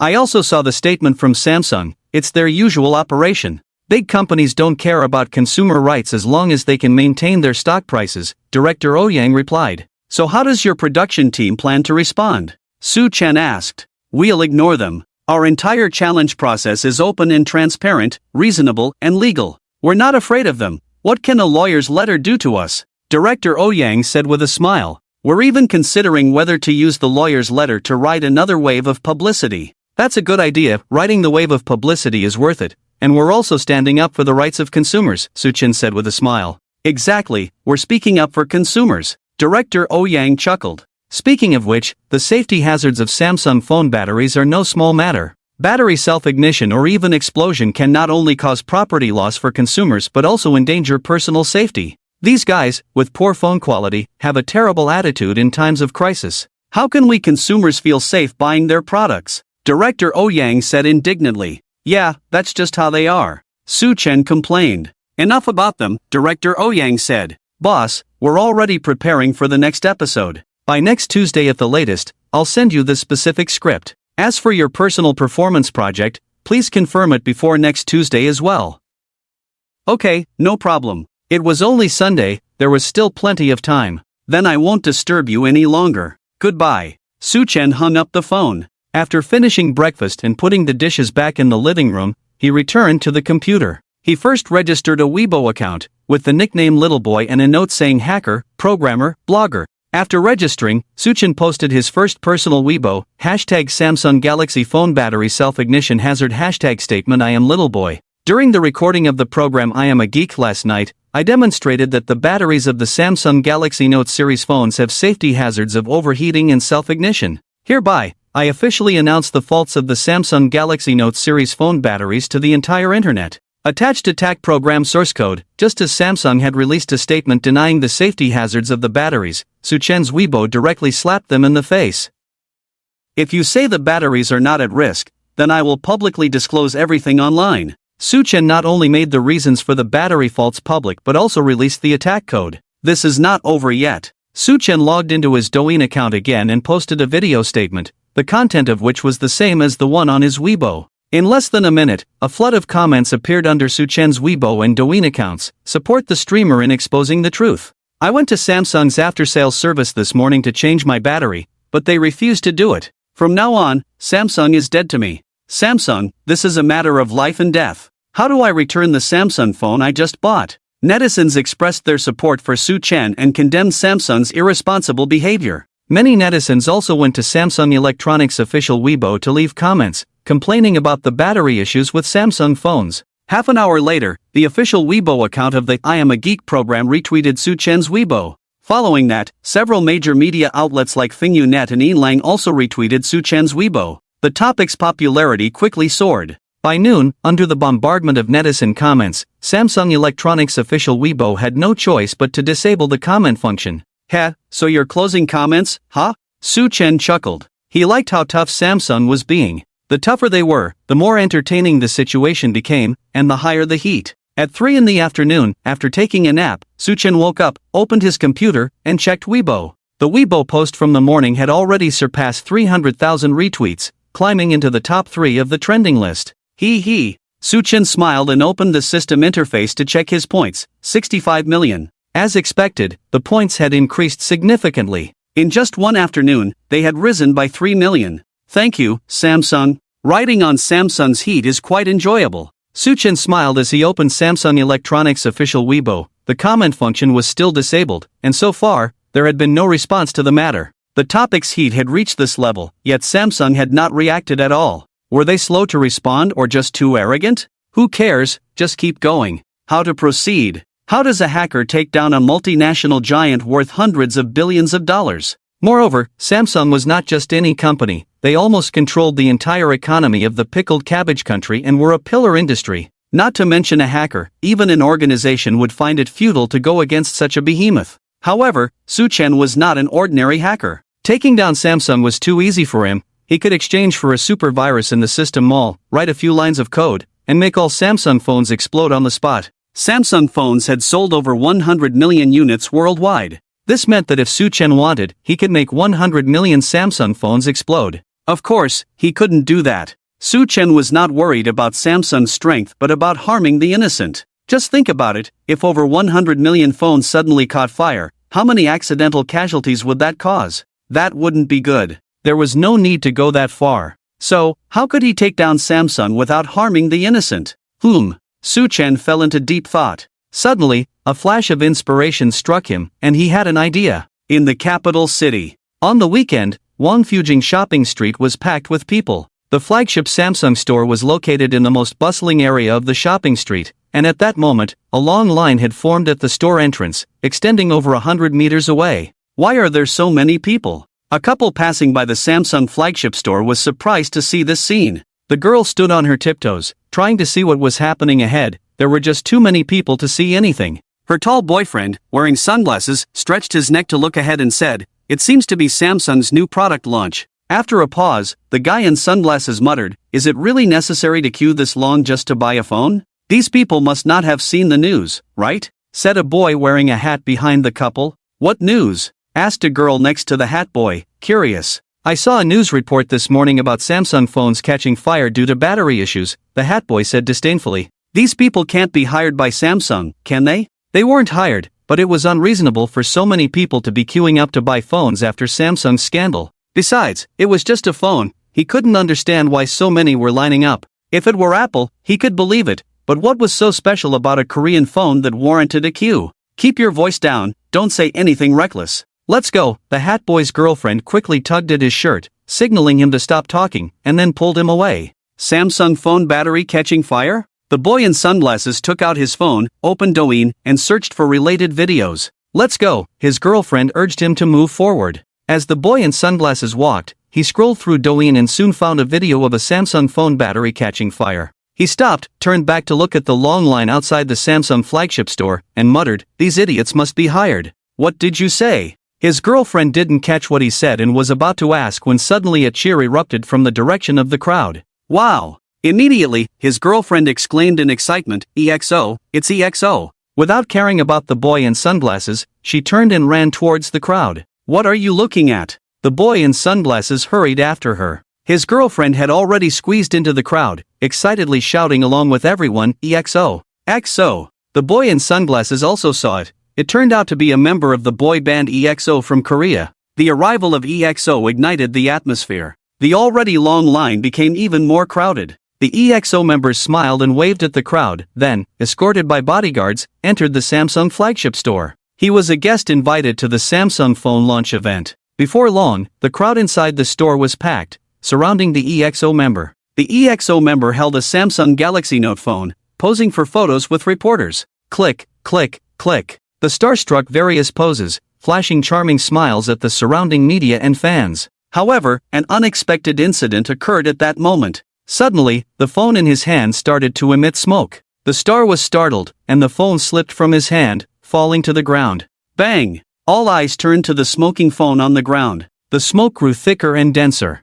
The crowd quickly backed away. Boom! A loud explosion rang out, and the phone exploded. Flames erupted from the phone, igniting. Ah! A girl in the crowd let out a shriek. The scene instantly descended into chaos. Only the media reporters quickly regained their composure amidst the confusion, excitedly clicking their shutters. This was explosive news. Hashtag breaking news. Hashtag at the Samsung Wangfujing flagship store launch event, a phone suddenly caught fire. IT home Samsung phone reappears in explosion gate, launch event turns into disaster scene. Huanyunet Samsung phone explosion, EXO members lose their composure. Dongfang Finance Samsung phone safety concerns reignite, how should consumers protect themselves? Beijing Electronic Weekly. Related news reports quickly topped the headlines of major websites and surged into trending topics. This was just the beginning. At the same time, in Longgang district of Shenzhen, in a Samsung mobile phone store, there were only 3 to 5 customers. A female customer was holding a Samsung phone, experiencing its features,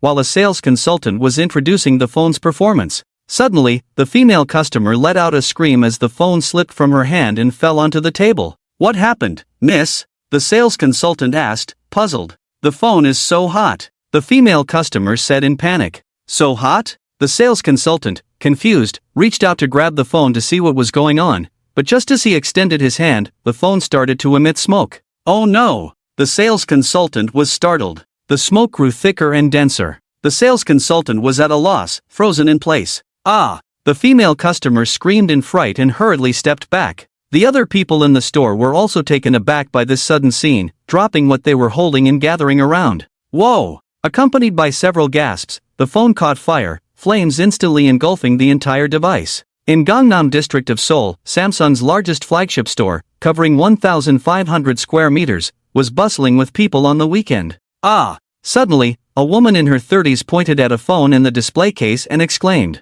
The phone in the case was actually smoking. Seconds later, bang! The phone exploded. The glass display case shattered. In Dongjing, at night, the Samsung store in Ginza Plaza was brightly lit. Just then, a piercing fire alarm went off in the store. Customers rushed out, some getting drenched by the fire sprinkler system, looking disheveled. Amid the chaos, it could be seen that a phone was burning on the store's floor, and the water pouring down from the ceiling couldn't extinguish the flames. In New York, at 1 o'clock in the morning, the streets were empty due to the time difference. A police car slowly drove down the deserted street. Suddenly, a black police officer noticed a fire ahead. He immediately drove over to check it out. It turned out that a Samsung mobile phone store was on fire. Flames were bursting out of the store, illuminating the surrounding buildings. The officer quickly called for the fire department using his radio. Half an hour later, the fire truck finally arrived, but the entire building had already been consumed by flames. Afterward, the New York police reviewed the store's surveillance footage and discovered that the cause of the fire was a phone spontaneously combusting. Fortunately, there were no people in the store at the time of the fire, so there were no casualties. On that same day, in cities around the world such as Banjul, Moscow, and London, similar incidents of phones spontaneously combusting occurred in Samsung stores. Major global media outlets like BBC, The New York Times, and The Times reported on the incident. The Samsung phone battery combustion incident quickly became a hot topic worldwide. This brought significant negative impact to Samsung electronics. The most immediate effect was that Samsung's stock price plummeted like it had taken a laxative, starting a crazy free fall. By the time the market closed that afternoon, Samsung's stock price had dropped by 7%. The market value evaporated by 180 trillion won. At 8 o'clock in the evening, Su Chen was dining out while scrolling through his phone, keeping an eye on the news about Samsung. At that moment, a piece of news about Samsung caught his attention. Samsung held a board meeting and afterward released a statement claiming that the global store phone combustion incidents were due to malicious attacks by hackers, and Samsung was investigating the matter thoroughly. They're still avoiding the real issue, Su Chen commented. Clearly, they did not want to admit that there were safety hazards with the batteries. Su Chen was also speechless. For a conglomerate as large as Samsung, if they had taken the battery failures seriously and announced an active recall of the phones at the first sign of trouble, offering users free battery replacements, there wouldn't have been any major issues. They might have even turned a bad thing into a good thing, enhancing their brand image. Now, they had a good hand to play, yet they messed it up completely. The night sky was dotted with stars. Su Chen finished his meal and returned to his rented room. It was already 9:30 in the evening. He sat down in front of his computer and logged into Weibo. While Weibo was practically exploding. In the comments section, there were tens of thousands of new comments. Worship the great God. Just saw the news, dozens of Samsung stores worldwide have reported incidents of phones catching fire. At Little Boy, Samsung said they suffered a hacker attack. Could it be you, big shot? I was planning to buy a Samsung phone, luckily I saw your video, otherwise, I would have become a victim. Samsung said they suffered a hacker attack. Do you know anything about this, big shot? At Little Boy, what exactly is this hacker attack Samsung is talking about? Any insider information? Suchin noticed that many netizens were tagging him, and some directly asked if he was behind it. Suchin edited a Weibo post and published it. I just saw the news and learned that Samsung suffered a hacker attack. I want to clarify that this has nothing to do with me, and I am not aware of the specifics. However, I am very relieved that this incident did not result in any casualties. Suchin clarified that this had nothing to do with him. In fact, he had already made all the vulnerabilities of Samsung's phone batteries, including the attack codes, public. Other hackers could easily use the information he disclosed to launch attacks on Samsung phones. Well, Suchin couldn't continue with that line. The phone combustion incident was indeed his doing. So what if he did it? Who has an opinion? He enjoyed causing trouble, and with his little life, he felt no psychological pressure at all. System, check my points, Suchin silently thought.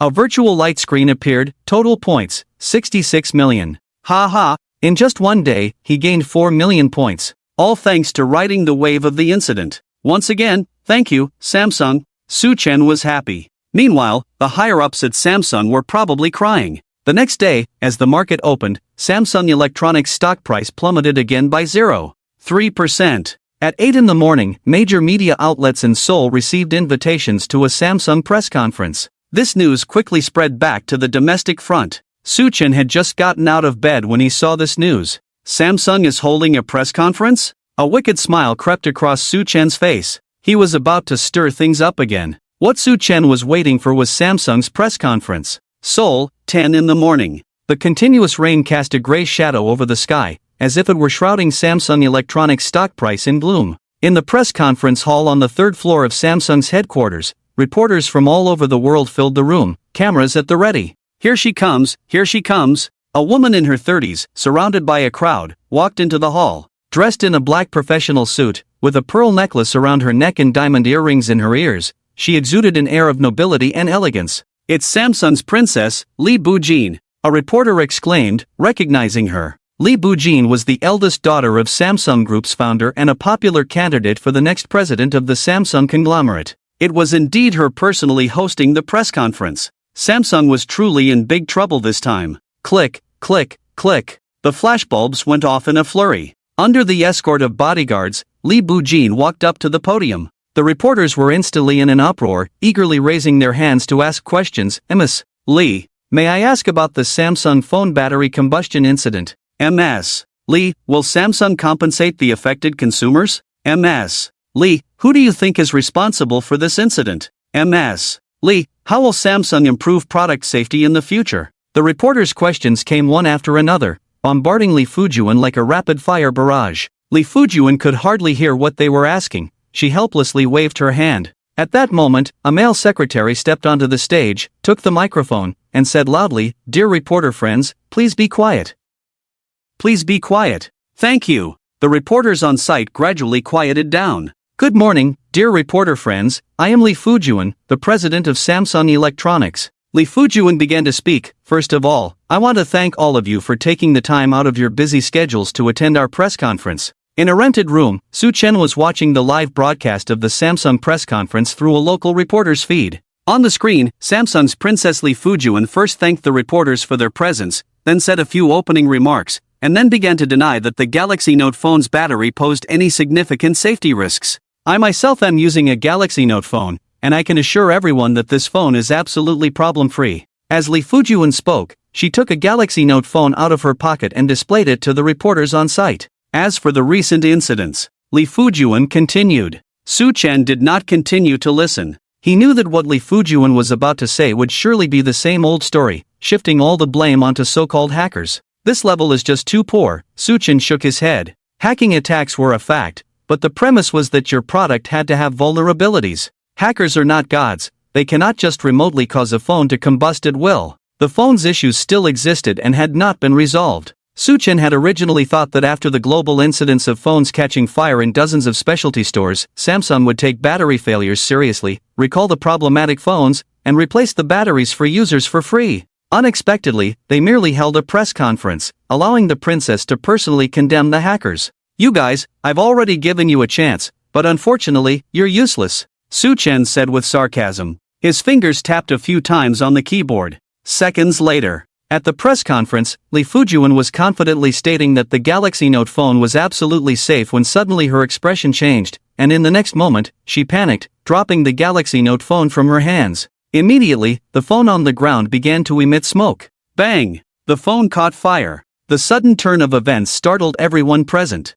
The reporters reacted the fastest. After the initial panic, they surged forward as if energized. Click, click, click. The flashbulbs went off wildly. Samsung's Princess Li Fujian, with her extremely difficult-to-read expression, combined with the burning phone on the ground, created a striking contrast, and this scene quickly made headlines on the front pages of major global media. Samsung had made a huge blunder this time. At the press conference, the phone had combusted again, rendering all of Samsung's previous explanations utterly powerless. The Samsung phone battery explosion incident had completely ignited global public opinion. On the morning before the market closed, Samsung Electronics stock price plummeted by 5% in a flash, adding to the previous decline, bringing the total drop to 12%. The market value evaporated by 320 trillion won, equivalent to over 170 billion yuan. This is the price of arrogance. At noon, Su Chen whistled as he walked out of his rental apartment to celebrate with a feast. He was celebrating his total points, which had surpassed 70 million. While he enjoyed the delicious food, Samsung was engulfed in chaos. The CEO of Samsung Electronics became the scapegoat and announced his resignation. At the same time, Samsung also announced that it would recall all Galaxy Note phones sold worldwide, indirectly admitting that there were safety hazards with the batteries.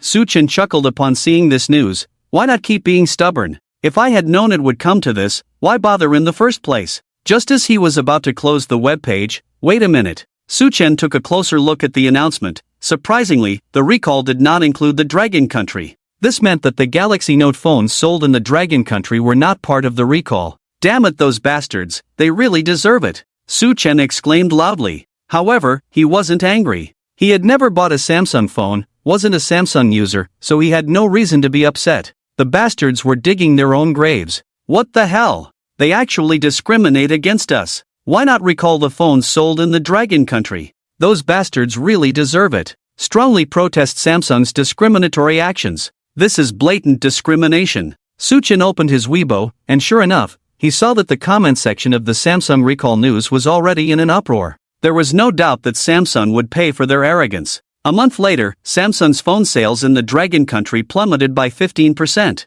A year later, Samsung's market share in the Dragon Country dropped from 18% to less than 3%, almost negligible. This is what it means to say, if you don't court death, you won't die. The bastards brought this upon themselves, and it had nothing to do with Su Chen. The Samsung incident came to a close. Su Chen shifted his attention to I Am a Geek, preparing for the second episode. At noon, Su Chen received a message from director Oh Yang, saying that the recording time for the second episode had changed. It was originally scheduled for Saturday night at 8, but it was moved to Saturday morning at 9. The reason for the change was mainly that the production team wanted to extend the live broadcast duration, and daytime was longer than nighttime. Of course, this was also related to the success of the first episode. The high ratings gave the team confidence for reform. Ding ding! Su Chen's email received the program list sent by director Oh Yang. This time, the challenge was a website attack and defense, targeting the network system of the Tsinghua University Library. The program list also listed the library server's IP address.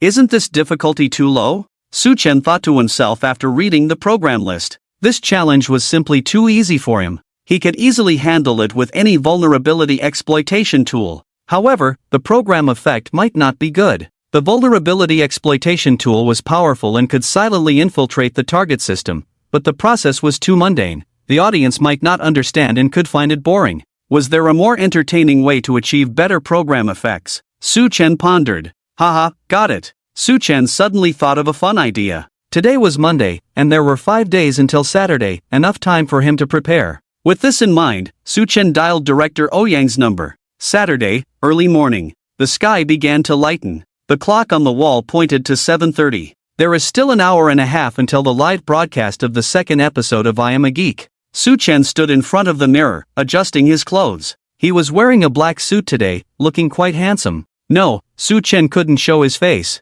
With a mask and hood covering his face, was it necessary to dress so sharply? It was necessary. Even if he couldn't show his face, he had to maintain a handsome image. Okay. He put on a red mask and hood, covering his face and revealing only a pair of bright eyes. Cool, in a word. Su Chen was very satisfied with his appearance. At exactly 8 o'clock, Su Chen sat down in front of the computer. First, he logged into his botnet. The number of his bots had expanded to 1 million. That's right, during this time, he had been expanding his botnet. Then, using the botnet as a springboard, he connected to a network interface of the I Am a Geek program team. At the same time, in a lounge of the I Am a Geek program team, the expert judges and members of the two competing teams had already arrived. The team from the Computer Society of Qingbei University was made up of 3 young men. One of the boys in jeans had his gaze fixed on an area a few meters away, where an empty chair and a monitor were placed. That was Little Boy's seat. Little Boy had not logged in yet. Do you guys think this little boy is really who he says he is? The boy in jeans asked curiously. I don't know, said a boy next to him, who had a mole at the corner of his eye, shaking his head. I've never heard of that name. I haven't heard of it either, said another boy wearing a baseball cap. In the past week, especially after the Samsung phone combustion incident, the entire hacker community had been discussing Little Boy, but no one knew his true identity. I guess he must be some big shot in the circle, deliberately hiding his identity for the live broadcast, making it all mysterious, the boy in jeans speculated. That's normal, I also plan to do a live broadcast, and I will wear a mask too, not showing my face. It's better to be low-key in our line of work, said the boy in the baseball cap. Yeah, better safe than sorry, the boy in jeans agreed. Hey, Little Boy is online. The monitor in the lounge displayed Little Boy's avatar. Little Boy, we've been waiting for you. Good morning, experts and contestants. Su Chen's voice came from the monitor. Little Boy, do we know each other? Asked Yuan Jie. Yes, we know each other, Su Chen replied. Oh,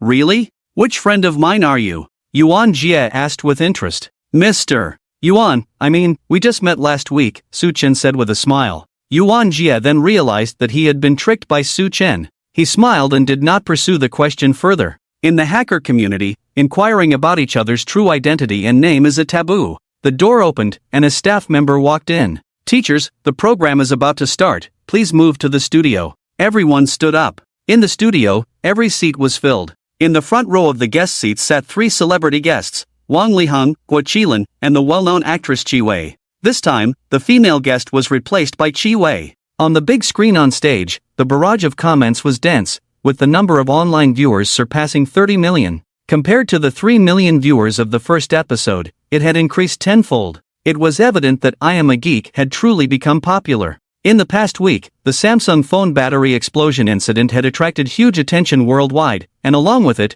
the program I Am a Geek had also gained popularity. Little Boy, what surprise will you bring us today? Let's cheer for Little Boy. Little Boy, please pick me. Many netizens flooded the comments with Little Boy's name. Su Chen's lips curled slightly, revealing a faint smile. The Little Boy account had truly broken out, becoming an internet sensation. With the host Sa Ning's entrance, the show officially began. Good morning, dear viewers. Welcome to the first domestic reality show on cybersecurity, I Am a Geek, co-produced by CCTV's comprehensive channel, Xinhua and Peking University, Shandong University, Green Alliance Technology, 360 Security Noah Laboratory, Alibaba Demo Academy, and the Red Hacker Base. Wow! The audience erupted in enthusiastic applause. Next, Sa Ning briefly introduced the show's purpose and rules, then introduced the 3 teams participating in the challenge. First, let me introduce the first team, the students from the Computer Society of Tsinghua and Peking University. 3 energetic young men stood up from their seats, smiling and waving at the audience.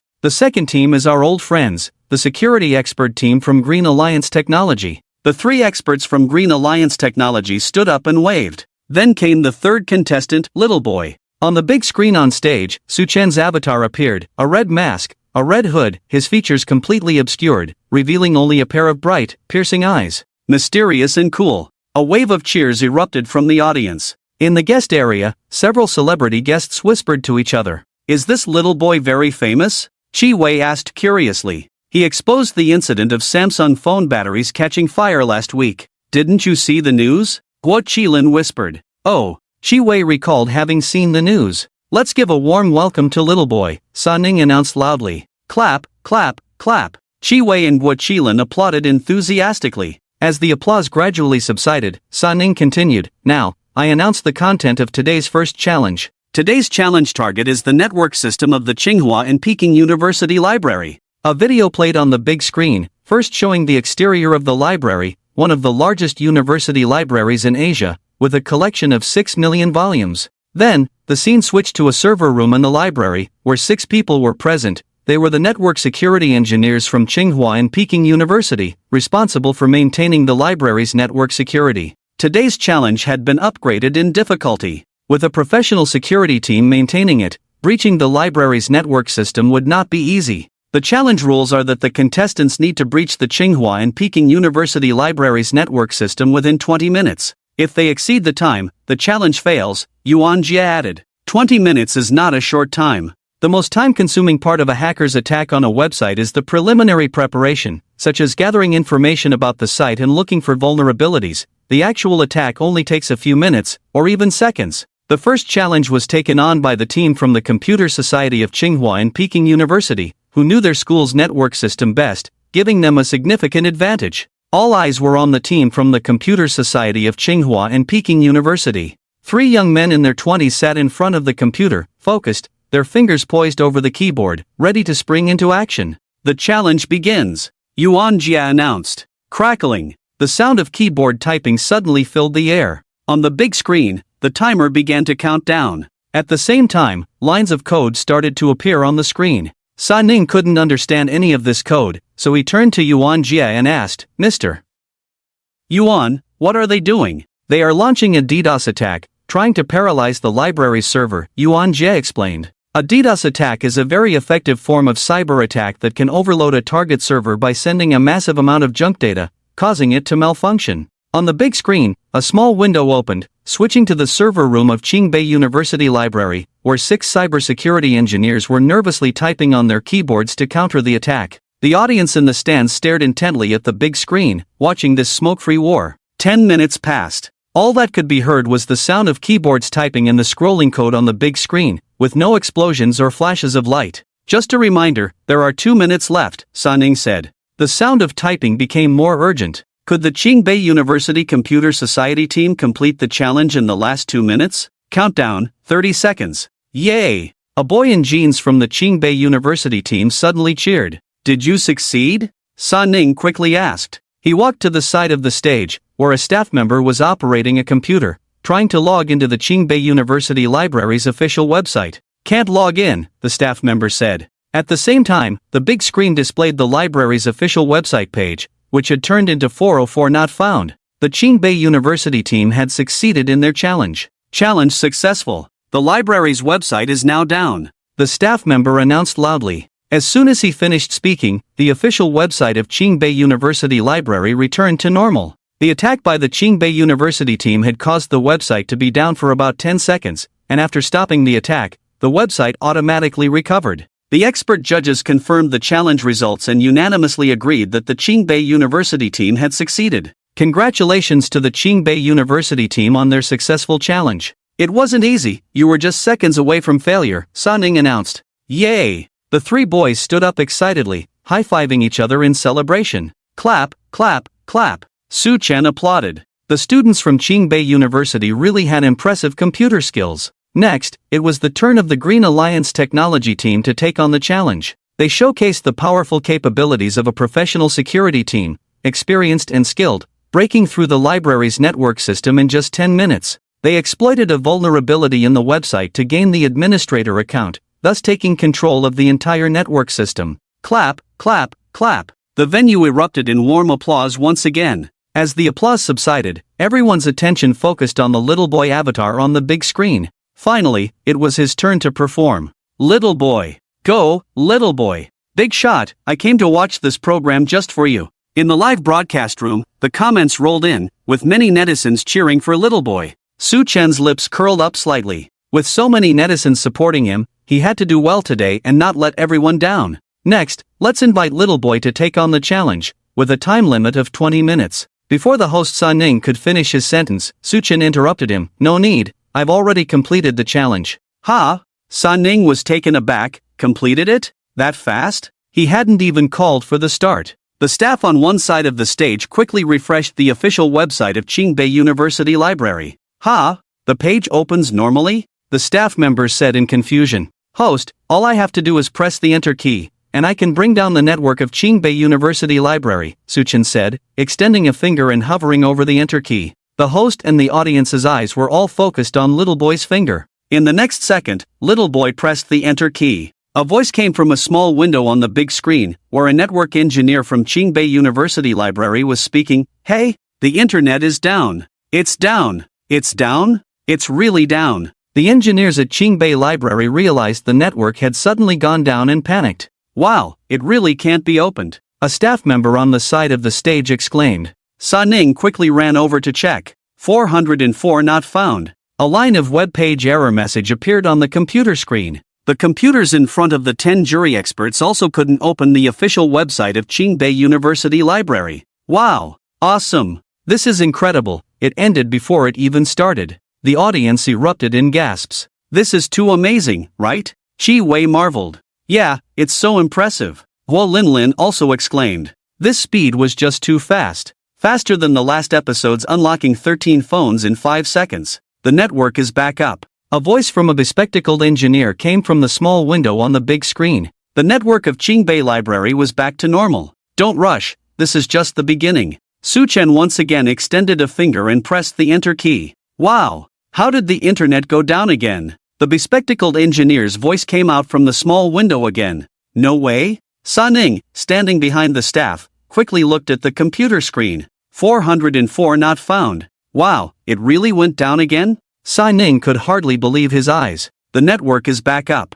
The staff refreshed the page and said, the official website of Qingbei Library was accessible again. All eyes in the venue were focused on Su Chen. Su Chen smiled slightly, extended a finger once more, and gently said one word, down. He pressed the enter key. The internet is down again. No way? It really is down again. What on earth is going on? One jury expert typed on the keyboard, checking the network situation, but found nothing. Other experts were also checking, and they too found no abnormalities. Why can't we find anything? How could this happen? Did you find any problems? No, I didn't find any problems at all. Several experts whispered to each other, their eyes filled with confusion and shock. They were experts in the field of network security, yet they couldn't figure out why the network suddenly went down. The network is back up, the staff said loudly. The network of Qingbei Library was once again restored to normal. Down and then back up, followed by another down. It kept repeating. The experts still couldn't find the reason for the network interruption.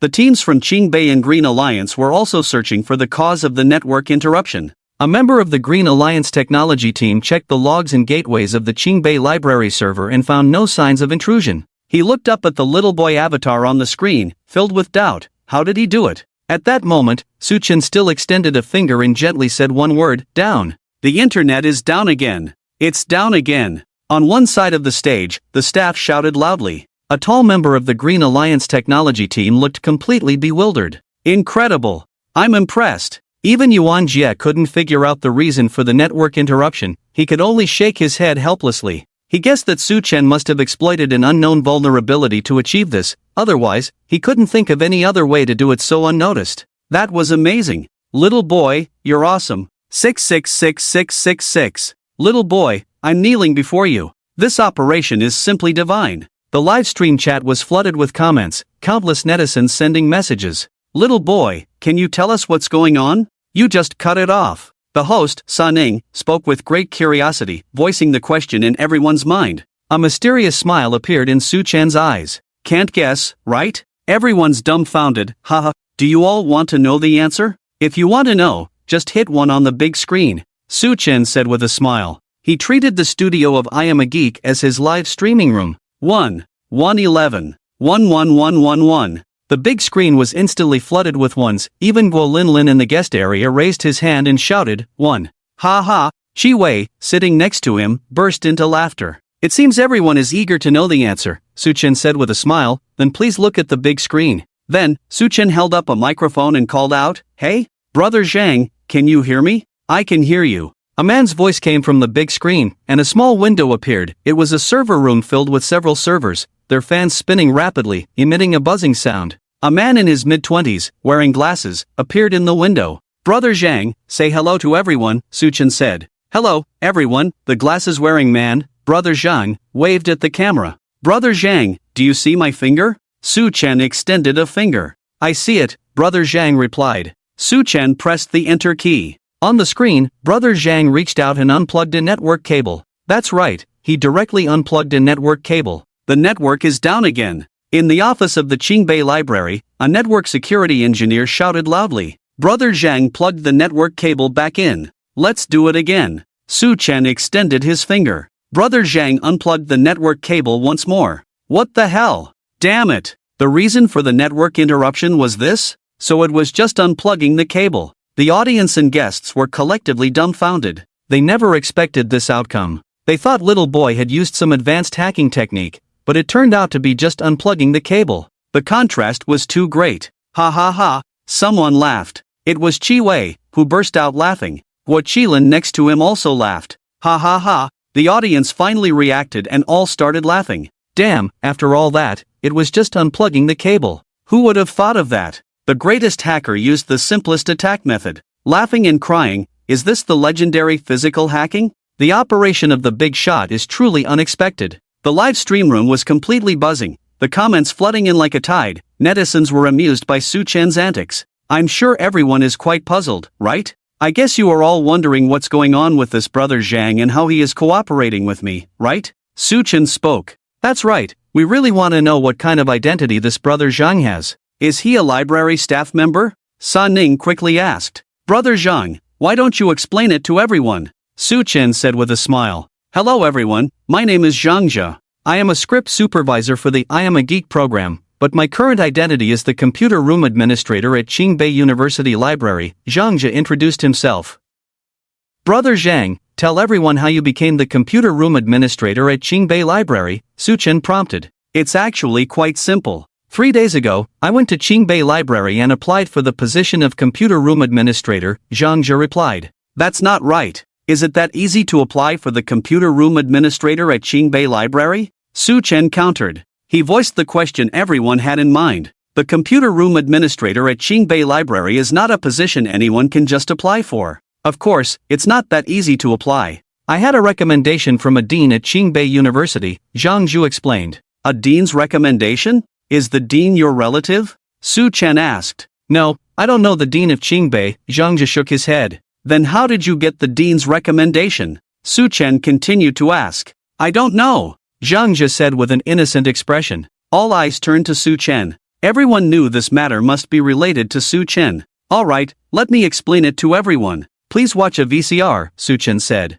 The big screen played the VCR. The scene was in the office of the director of Qingbei University Library. A woman in her 40s was at her desk handling documents. Ding-a-ling-a-ling. The phone on the desk rang. The woman picked up the phone. It was a video call from Dean Zhang. She clicked to answer. Hello, Dean Zhang, the director said respectfully. On the video, an elderly man with white hair, over 70 years old, appeared. He was Dean Zhang. Xiao Lu, I'd like to recommend a young man to intern in your library's computer room. What do you think? Dean Zhang said. Sure, no problem. Anyone you recommend is naturally fine, Director Lu replied with a smile. The scene shifted, and Zhang Jia pushed open the door to Director Lu's office and walked in. Hello, Director Lu, my name is Zhang Jia. Oh, you must be the young man recommended by Dean Zhang. Please have a seat. The VCR ended. This video is fake. I have never made a video call to Director Lu, and I don't know this young man. Suddenly, an elderly man with white hair stood up in the audience and said loudly.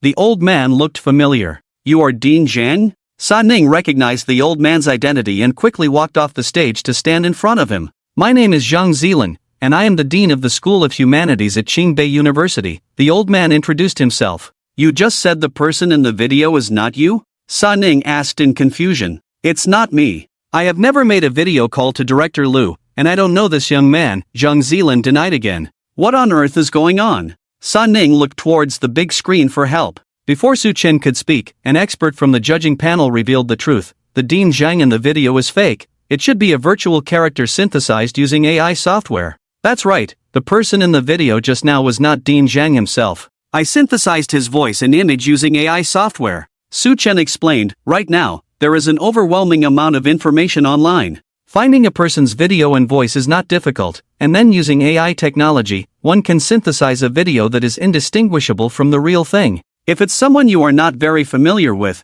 it's easy to be deceived. It turned out that Su Chen first used AI software to create a virtual character of Director Zhang, and then called Director Liu using this virtual character. With Director Zhang's recommendation, securing an internship position in the computer room was just a matter of a few words. Director Liu did not doubt the authenticity of the video. After all, an intern position is not a significant role, and she didn't think much of it. The mystery was finally unveiled. Clap, clap, clap. The scene erupted in warm applause. Several celebrity guests and members of the two competing teams all applauded. It was so impressive. Who would have thought it could be played this way? Little Boy actually played the role of an undercover agent. After the applause subsided, Yuan Jie commented, "Very exciting. This case tells us that hackers not only need to be proficient in technology but also understand social engineering. The legendary hacker Kevin Mitnick is a master of social engineering. He has successfully infiltrated many large enterprises and government networks multiple times using social engineering."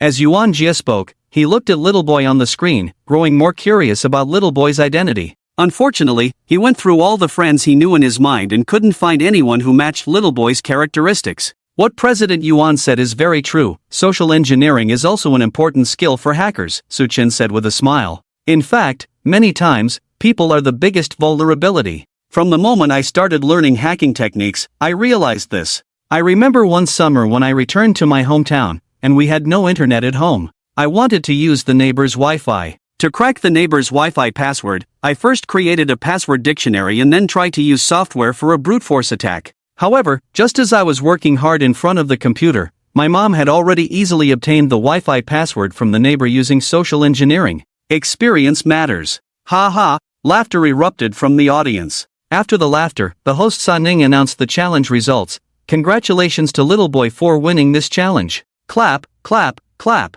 The applause was thunderous. Awesome. Big shot. How are you so impressive? So interesting. Little Boy, you are my idol. The barrage of comments flooded the screen again, and the atmosphere in the live broadcast room reached a climax. On stage, only Little Boy remained. The program entered its second part, Little Boy's personal performance time. Hello to the audience here and the viewers in the live broadcast room. With the rapid development of the internet, personal information security and privacy breaches have become a common problem faced by countries around the world. Su Chen began his performance, first delivering an opening statement, introducing the current situation and dangers of global personal information leaks. In addition to personal information, the leakage of corporate and business information is also a very serious issue. Every year, due to hacker attacks and corporate espionage, our companies suffer economic losses amounting to hundreds of billions. Today, here on this stage, I want to show you content related to personal information security. Su Chen paused, took out a QR code card from his pocket, held it up to the camera, and said, "This is an ordinary QR code.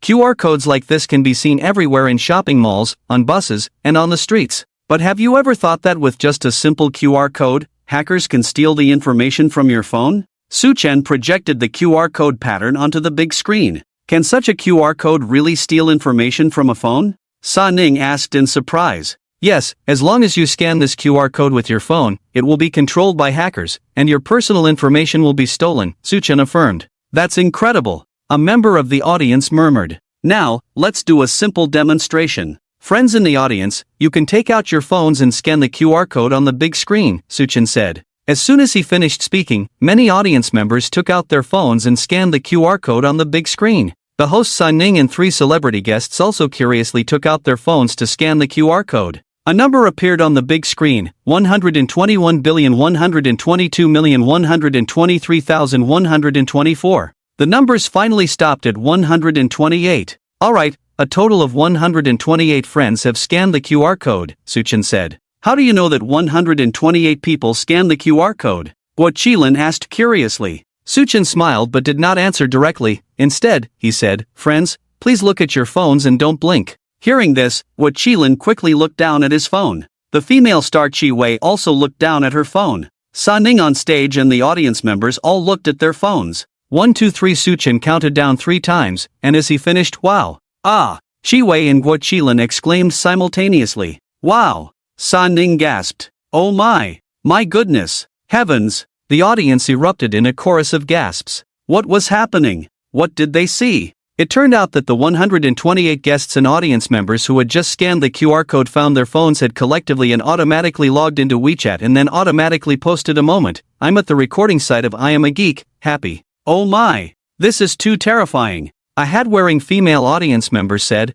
her scalp tingling as she looked at her phone. Oh my! This is amazing! Shi Wei exclaimed. Guo Qilin, on the other hand, looked completely bewildered, not understanding what was going on at all. The entire venue was in an uproar. All the audience members were shocked. Just by scanning a QR code, their phones were controlled. Wasn't that too exaggerated? Oh my, this is too exaggerated. Is this real? It can't be just for show, right? This is making my scalp tingle. Fear, I bow to the big shots. QR codes, terrifying indeed. I will never dare to scan random QR codes again. So scary. So scary. Is this the power of hackers? I'm trembling. The live broadcast room was also in chaos. The comments were flooding in, with netizens expressing their shock and disbelief. My goodness! Just by scanning a QR code, my phone was controlled. This is too scary. Host Sa Ning exclaimed repeatedly. So, everyone, please do not underestimate QR codes. Although they seem simple, they hide huge security risks, Su Chen explained.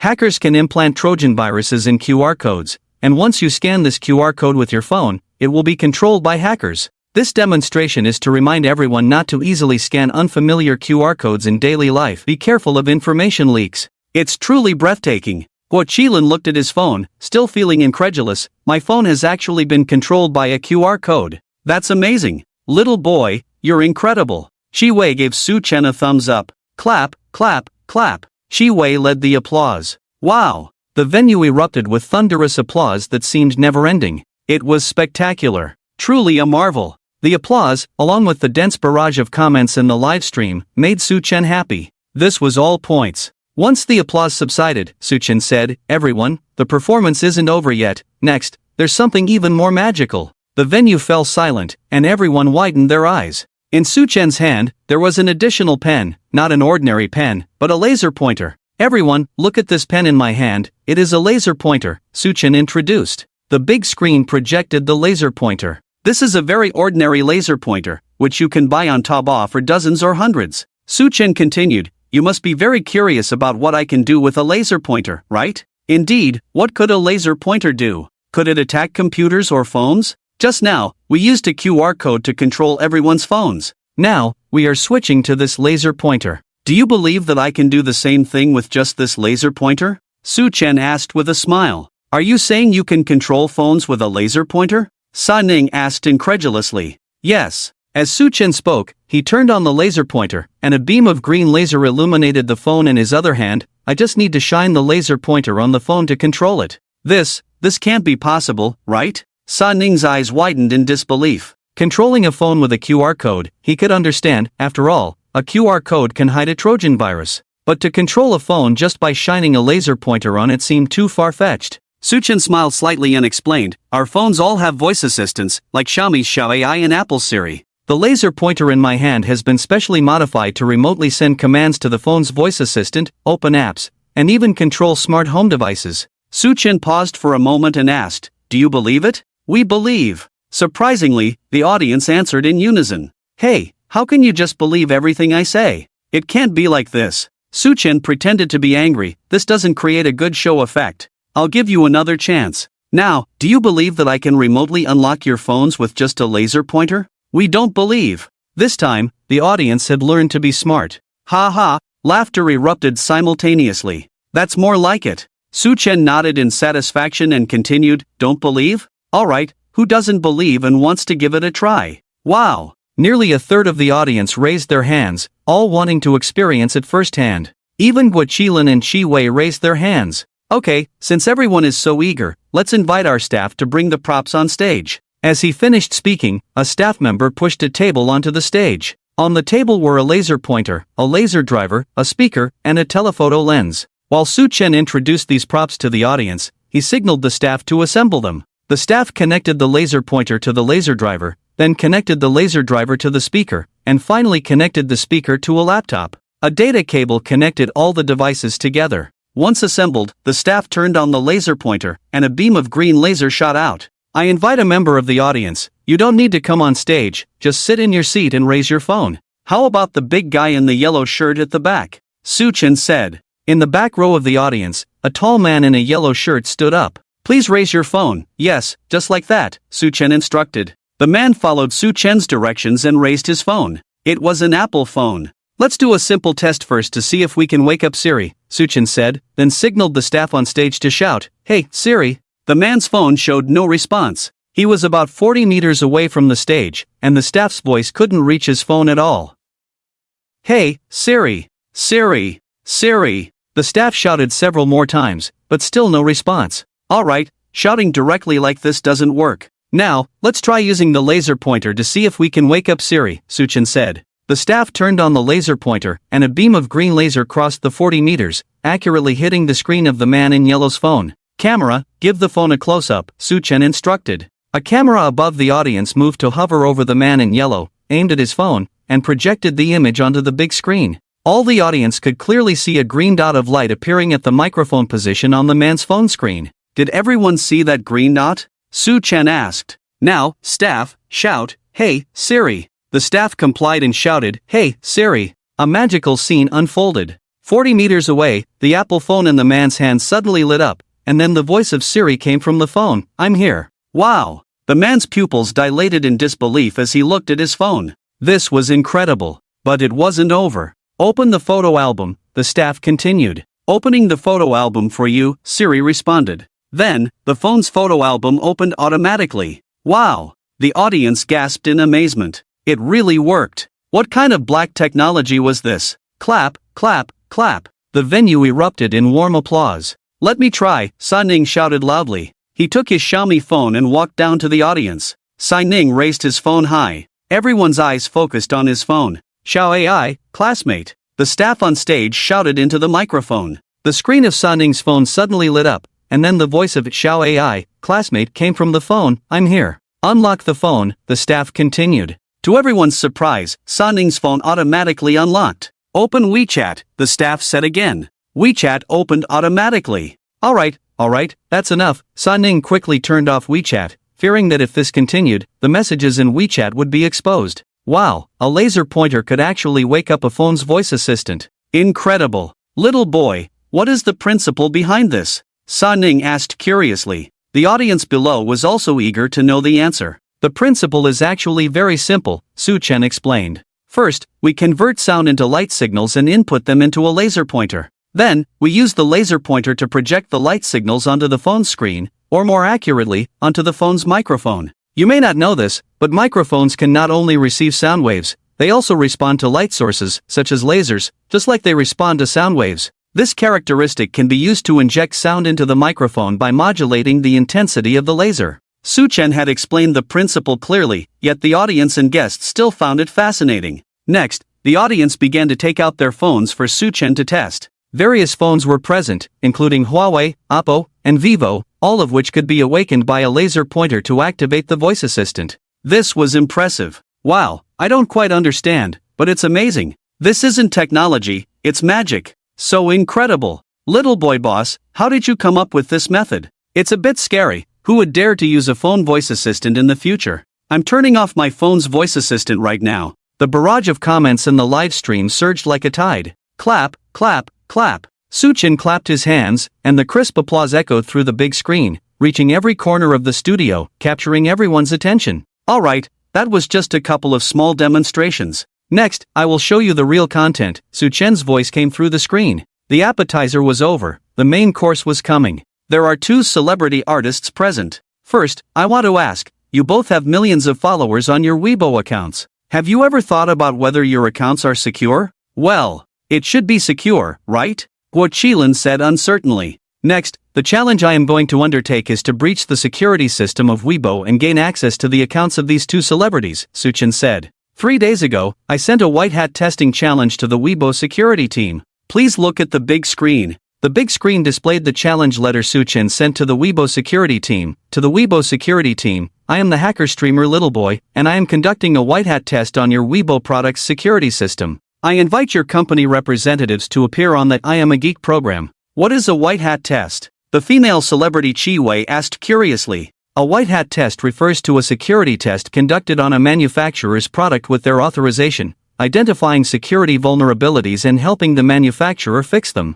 Unlike malicious black hat tests, white hat tests are benevolent and non-destructive, Suchen explained. Dear audience, host Sa Ning took over. Did the Weibo team accept Little Boy's challenge? Let's wait and see. Perhaps they are hiding behind that door on stage right now? Sa Ning said, looking at a door in the center of the stage. The door slowly opened. A man in a suit walked out from behind it. Hello everyone, I am Chen Xian, a researcher from the Weibo Security Emergency Response Center. The man introduced himself. On behalf of the Weibo security team, I accept Little Boy's challenge. Great! Sa Ning said loudly, being the first to applaud. Clap, clap, clap. Accompanied by applause, the big screen switched to an outdoor scene. Female reporter Xiaoya appeared on camera. Hello everyone, I am Xiaoya. I am currently at the Weibo Security Emergency Response Center, Xiaoya said to the camera. Behind her was a massive glass wall, through which rows of servers could be seen operating at high speed. Then, a middle-aged man appeared on screen, wearing a blue shirt with a work badge hanging from his chest that read, Lu Xian, director of the security center. Hello, Director Lu. Hello. Could you introduce to us what the Weibo Security Emergency Response Center is? The Weibo Security Emergency Response Center is a department specifically established to address cybersecurity issues, Lu Xian explained. We are responsible for handling all matters related to cybersecurity, including information security compliance management, data security protection, and emergency response, among others. As Lu Xian spoke, he led Xiaoya forward into a command hall. Inside the hall, over 100 staff members were seated at computers, busily engaged in their work. In the center of the hall was a massive screen displaying various data and charts. This is our Cybersecurity Emergency Response Center, Lu Xian said. Wow! Xiaoya exclaimed, unable to contain her amazement at the scene in the hall. It feels like stepping into a military command center. You could say that, we are indeed a command center, and we face tens of thousands of hacker attacks every day, Lu Xian replied with a smile. Director Lu, thank you very much for accepting this white box test. We are also eager to take on the challenge and welcome friends in the security field to help us identify system vulnerabilities, Director Lu said, his tone exuding confidence. Without such confidence, they wouldn't have accepted the challenge. The scene switched back to the studio hall. The host, Sa Ning, turned his gaze to Little Boy and the guest representative from the manufacturer, Chen Xian. Next, let's see if Little Boy can successfully challenge or if the Weibo team's security system can withstand the white hat test. Little Boy, are you ready? Okay, Su Chen's voice came from the screen. Alright, the challenge time is 30 minutes, and the timer starts now. Sa Ning announced. Pitter-patter. Su Chen's fingers danced across the keyboard, moving at a dizzying speed. On the big screen, Lu Xian's expression in the command hall of the Weibo Security Emergency Response Center also grew serious. Suddenly, beep beep beep, a piercing alarm sounded in the command hall, and the big screen turned red. The female guest, Chi Wei, jumped in surprise. Wow, is it starting already? The host, Sa Ning, widened his eyes. Su Chen remained focused, his fingers flying. Beep beep beep. The shrill alarm continued to ring, and the atmosphere in the entire studio hall instantly became tense. Exciting! A young boy in front of the computer felt thrilled. It was his first time witnessing a live hacker attack. Although there were no smoke or flames, it created an unprecedented sense of tension. Report! A technician's voice came from a small window on the big screen. We are under a massive DDoS attack. Activate the security mechanism. Director Lu Xian commanded loudly. Yes. Several technicians responded in unison, immediately springing into action to counter the attack. Pitter-patter. The sound of keyboard clacking echoed continuously in the command hall. Sa Ning turned his attention to the panel of expert judges in the guest area and asked, Mr. Yuan, what is a DDoS attack? A DDoS attack, also known as a distributed denial of service attack, is a very common type of cyber attack. Yuan Jie explained, hackers use a large number of zombie computers to send a massive amount of requests to the target server, causing it to overload and fail to function properly, thus paralyzing the website. As he spoke, he looked at Little Boy on the screen and asked, Little Boy, how many zombie computers did you use for this attack? Yuan Jie glanced at his own computer, where the screen displayed that Weibo's server was under a massive data attack. 100,000, Su Chen replied casually. 100,000? Yuan Jie's pupils constricted. This is too intense. What does zombie computer mean? Guo Qilin asked curiously. A zombie computer is a computer controlled by hackers, who can use these machines as a springboard to launch attacks, Yuan Jie explained. Little boy launched 100,000 zombie computers this time. That number is quite astonishing. Is 100,000 zombie computers a lot? What does that mean? Sa Ning asked, confused. Let's put it this way, 100,000 zombie computers can simultaneously simulate millions of users sending requests to the server. This means that at the same time, there could be millions of users accessing the website, and such a massive data traffic is a huge test for the server, Yuan Jie explained. As if to confirm Yuan Jie's words, the alarm on the big screen became even more piercing. Beep beep beep. The sound was incessant. Can Weibo's server withstand this test? Or will Little Boy ultimately breach Weibo's defenses? Beep beep beep. The alarm continued to sound without any sign of stopping. The audience on site grew tense. Without smoke and fire, this cyber battle felt like watching a thrilling crime movie. In the blink of an eye, 5 minutes had passed. Su Chen's attack was still ongoing. Many audience members took out their phones, constantly refreshing Weibo, and the page still opened normally. Weibo can still be accessed, it's holding up against the attack. After all, it's a big company with strong capabilities. Little Boy is impressive, but breaking through Weibo's defenses isn't easy. Whispers spread among the audience. In the guest area, the representative from the company, Chen Xian, appeared relaxed, seemingly unconcerned. As for Little Boy on the screen, wearing a mask, his expression was unreadable. I feel like Little Boy is about to fail. Yeah, it's already been 5 minutes, and his attack doesn't seem to be having much effect. The strength of a big company is not something an individual can compare to. Hackers aren't gods, they can't do everything. The murmurs grew louder, and most of the audience believed that Little Boy's challenge would end in failure. However, among the judges, a security expert from Alibaba furrowed his brow, his gaze fixed on Little Boy, trying to discern something from his expression. Unfortunately, Little Boy's mask obscured any clues. His gaze shifted to Yuan Jie beside him, who was also frowning, seemingly sensing something. Old Yuan, I feel like Little Boy might have a backup plan. He shouldn't only have this one move, the Alibaba security expert said in a low voice to Yuan Jie. I feel that way too, Yuan Jie nodded. On the surface, he launched 100,000 zombie computers, and the attack is very fierce. If it were any other time, Weibo's server might not hold up. But now it's different, the opponent has already prepared. His meaning was that with the strength of the big factory, plus their preparations in advance, an attack of this level like Little Boy should be difficult for them to handle. Little Boy should also be aware of this. Therefore, Yuan Jie suspected that there must be other means. But what means? So far, Yuan Jie had not found any clues. While the two were discussing in low voices, suddenly, Little Boy's voice came from the screen. Okay, done. What? Yuan Jie immediately perked up, quickly checking the computer in front of him. The Weibo account could still be accessed normally, and there were no abnormalities with the server. What did Little Boy mean by done? Everyone's gaze turned to Little Boy in unison. Little Boy, what do you mean by done? Yuan Jie asked. I've accessed the Weibo server, Su Chen said with a smile. Impossible. The vendor representative Chen Xian exclaimed loudly, our security center has not detected any signs of intrusion. Su Chen smiled but did not respond. Instead, his gaze fell on Guo Qilin. He said, Guo Qilin, I've obtained your Weibo account. You can try logging in to see if you can still access it. My account? Guo Qilin asked in surprise. That's right, it's yours, Su Chen affirmed. Guo Qilin quickly took out his phone and logged into his Weibo account. Curious, Shi Wei leaned over, and the host Sa Ning also came over, intrigued. Ha? Really can't log in? Guo Qilin tried several times but was unable to log in, showing a password error. He re-entered the password, but it still showed a password error. Is it the wrong password? Su Chen asked. Guo Qilin looked up in surprise. The vendor representative Chen Xian from the guest seat did not believe it. He left the guest seat and quickly walked over to Guo Qilin's side.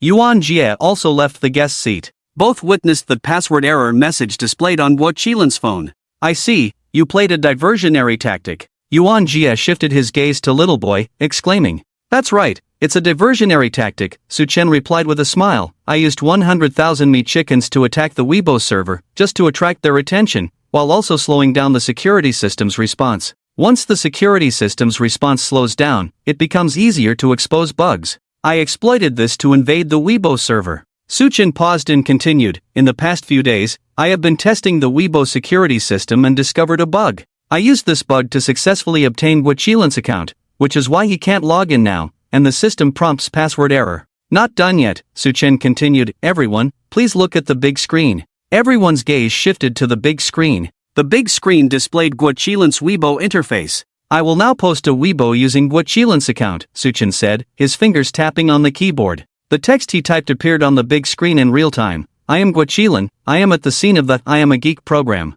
Image, Suchen clicked post. Wow! Exclaimed the female starchy way. Her phone followed Guachilin's Weibo, and she saw immediately that Guachilin had updated a Weibo post. Ah, he really posted a Weibo. Guachilin was dumbfounded. Wow, this operation is amazing. It really works. Awesome plus. Little boy, I'm impressed. This is incredible. In the audience, everyone took out their phones to look at Guachilin's Weibo, gasps of amazement rising and falling. Only the representative of Weibo, Chen Xian, wore an awkward expression. They claimed to have the top security team in the country, yet they were outdone by a hacker. What a disgrace. In the command hall of the Weibo Security Emergency Response Center, Director Liu Xian's face was very grim as he spoke loudly to the network engineers, then personally sat down at a computer.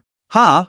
I can't log into my Weibo either, said the female star Chi Wei, realizing that her account was also inaccessible. It's not just Chi Wei, Guachilin, the host, and several jury experts. I've already obtained all your Weibo accounts. Su Chen's voice came from the screen. Ha! Sa Ning quickly logged into her account upon hearing this. The jury experts did the same, logging into their accounts on their phones. As expected, none of their accounts could log in. I'll use the host's account to post a Weibo right now, Suchen said. On the big screen, Sa Ning's Weibo interface appeared. Then, Suchen typed, little boy is a big handsome guy, I said it. Wink, pft, ha ha ha. Some audience members burst out laughing immediately. Is it really that amazing? I can hardly believe it. In front of the computer, a curly-haired male netizen, looking pale and malnourished, opened Weibo on his phone and searched for Sa Ning. Wow! He saw the Weibo post from Sa Ning. Then, he searched for Guachilin's Weibo, and indeed, the show was real. Incredible. It was impressive. Several stars' Weibo accounts couldn't be faked.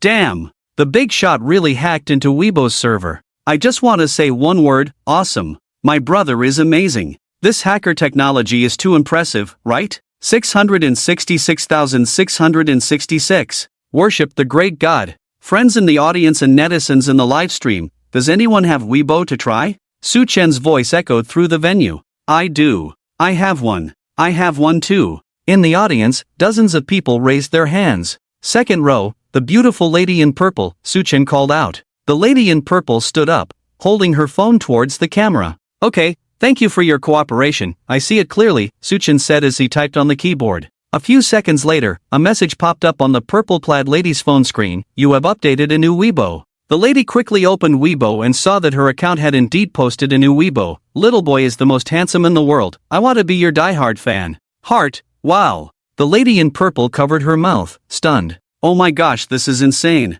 The live operation is just awesome. If movies were made like this now, it would definitely be criticized by the audience. Could it be that Weibo's security system is made of paper? They haven't found any traces of the breach yet. Saying it's made of paper isn't an exaggeration. Is Little Boy too powerful, or is Weibo's security team too weak? The audience was continuously astonished. Without a doubt, it was Little Boy who was too strong. Su Chen's move allowed the audience and netizens in the livestream to witness what a true hacker is. Now, those in the know looked at Little Boy with changed expressions. His strength was overwhelming. Who exactly is he? Who has the power to so easily slap the face of the internet giants on sight? There are no more than 10 people in the country with this kind of ability. Old Yuan, you have a wide network, who do you think it could be? An expert from the judging panel asked Yuan Jia in a lowered voice. Yuan Ji shook his head. He was also eager to know who Little Boy really was. From the first episode, he knew that Little Boy was a top-notch hacker, but he had gone through all the friends he knew in his mind and couldn't find anyone who matched Little Boy's characteristics.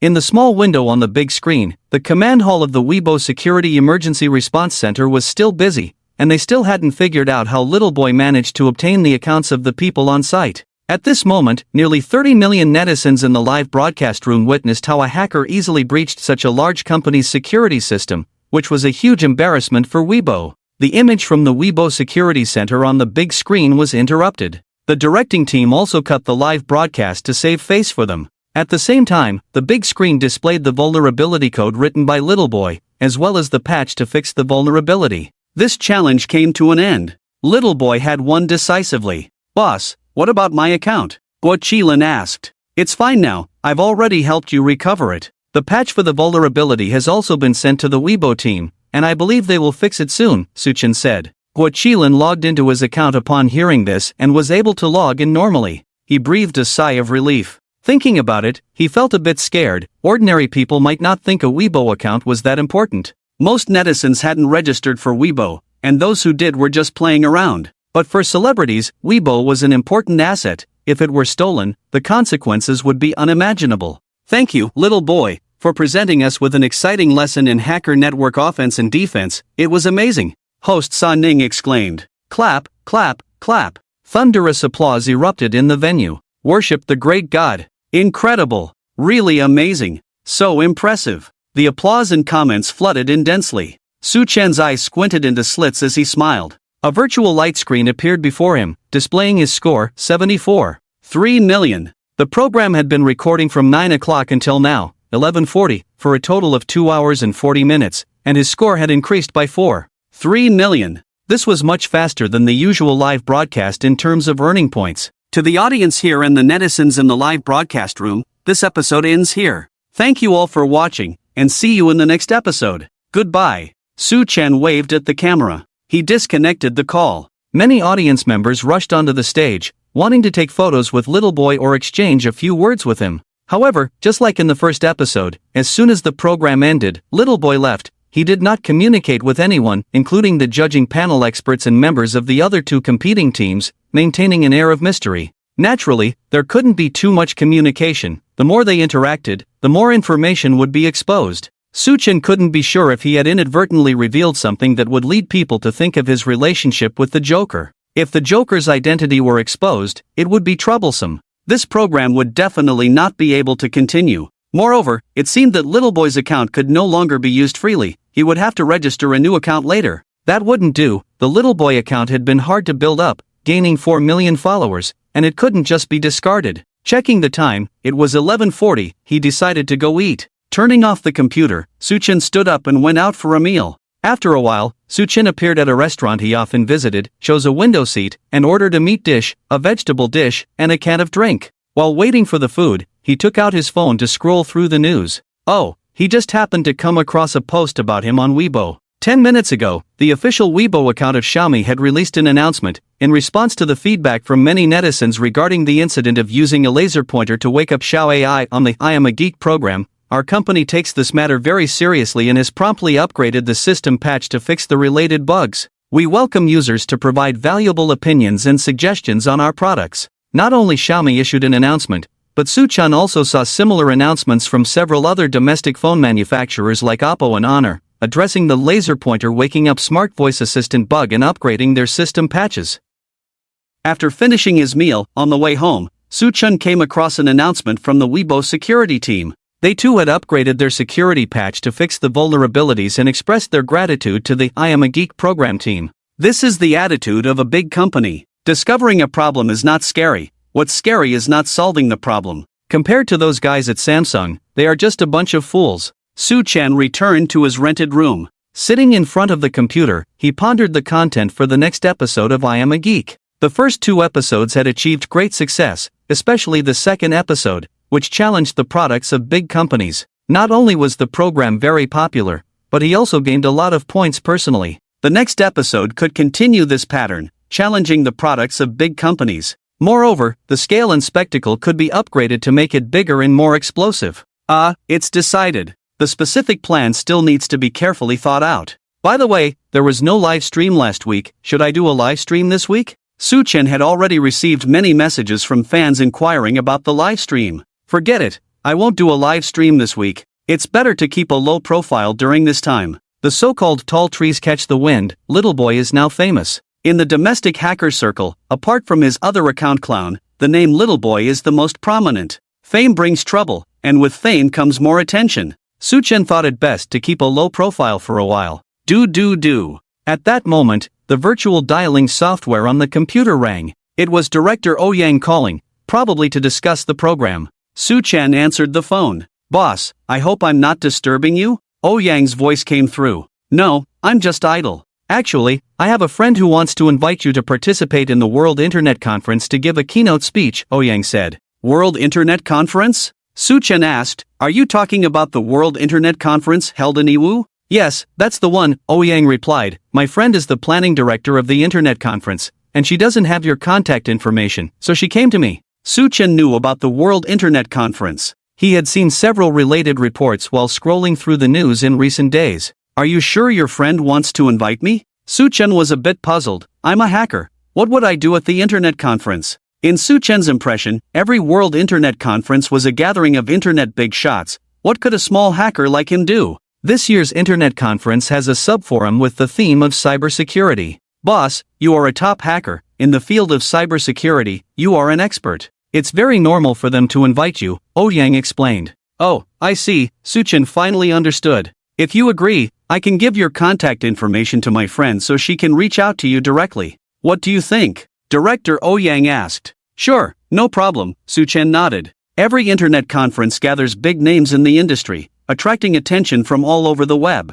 Who knows, it might bring him quite a few points. Suchen was still thinking about points. Director Ouyang hung up the phone. A few minutes later, Suchen's virtual phone rang.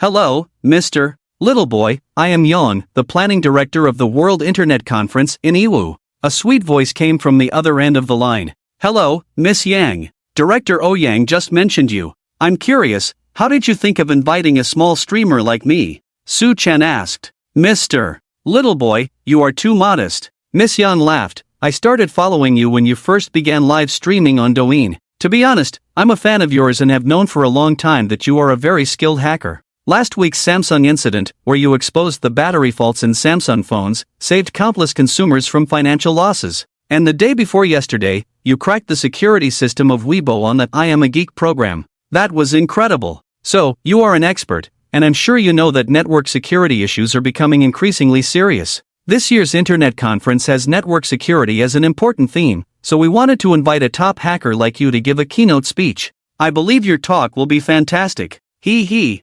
Suchen chuckled. A beautiful woman's voice is always pleasant to hear. Suchen readily accepted the invitation. They then discussed some details. Tomorrow, Sunday, is the opening day of the 8th World Internet Conference. The day after tomorrow, Monday, there will be a meeting, the Internet Security Conference, which is the sub-conference Suchen was invited to attend. Of course, Suchen would not be attending in person but would participate remotely via the internet. Mr. Little Boy, I have sent the specific agenda of the conference to your email. I won't disturb you for now. If you have any questions, feel free to contact me, Miss Yang said. Okay, thank you. After ending the chat, Suchen opened his email and found the message from Miss Yang, which included the agenda for the Internet Security Conference. He opened the document and browsed through it carefully. The specific time for the meeting is 9:30 a.m. on Monday, and the guests attending include Wang Yun, Cat Factory, Ma Xiaoding, Goose Factory, Lei Busi, Coarse Grain Factory, Lu Yinlin, Blue Factory, Zhouhangi, 360, Li Gang, Chrysanthemum Factory.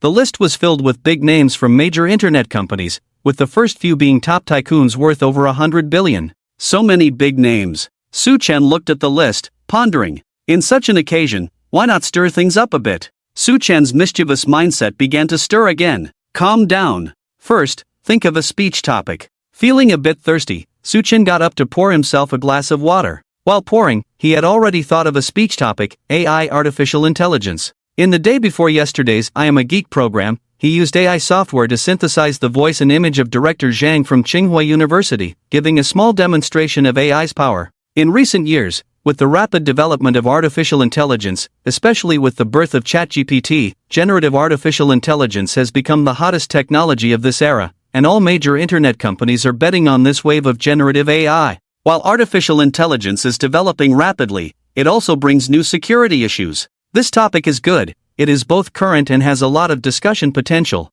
Moreover, Suchen thought he could also do some demonstrations on site. Hee hee. At this thought, a sly smile crept onto Suchen's lips. He had come up with another bad idea. Not saying it, keeping it a secret for now. At noon, Suchen did not take a nap. The Internet Security Conference was just 2 days away, and time was a bit tight, so he needed to hurry and prepare. Pilai pala. The sound of keyboard tapping echoed in the room. Sunday. On that morning, the 8th World Internet Conference was held in Iwu. Su-chen watched the live broadcast of the conference through his phone in his rented room. Dear guests, ladies and gentlemen. The voice of Alibaba chairman Wang Yun came from the phone. While watching the live stream, Su-chen tapped on the keyboard, using web scraping software to collect information about Wang Yun. Time passed quickly, and before long, it was Monday. The streets of Iwu were filled with promotional slogans for the World Internet Conference. A building resembling a museum was one of the venues for the World Internet Conference, and today, it would host an Internet Security Conference.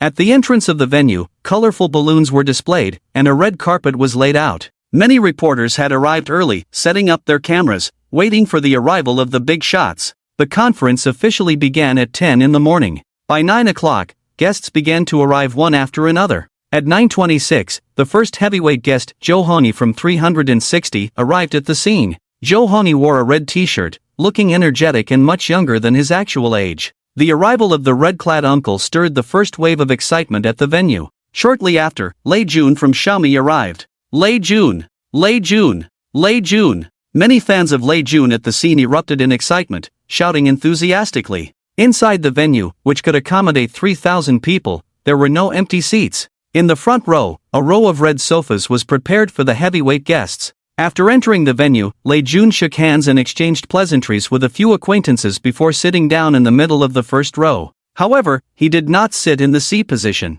On the two chairs in the center, there were nameplates that read, Wang Yun, Cat Factory, Ma Shouting, Goose Factory. The statuses of these two big shots were even greater than Lei Jun's. Big shots always arrive last. Just a few minutes before the conference began, Wang Yun and Ma Shouting arrived fashionably late. Hello, Mr. Wang. Mr. Wang. Hello, Mr. Ma. Clap clap clap.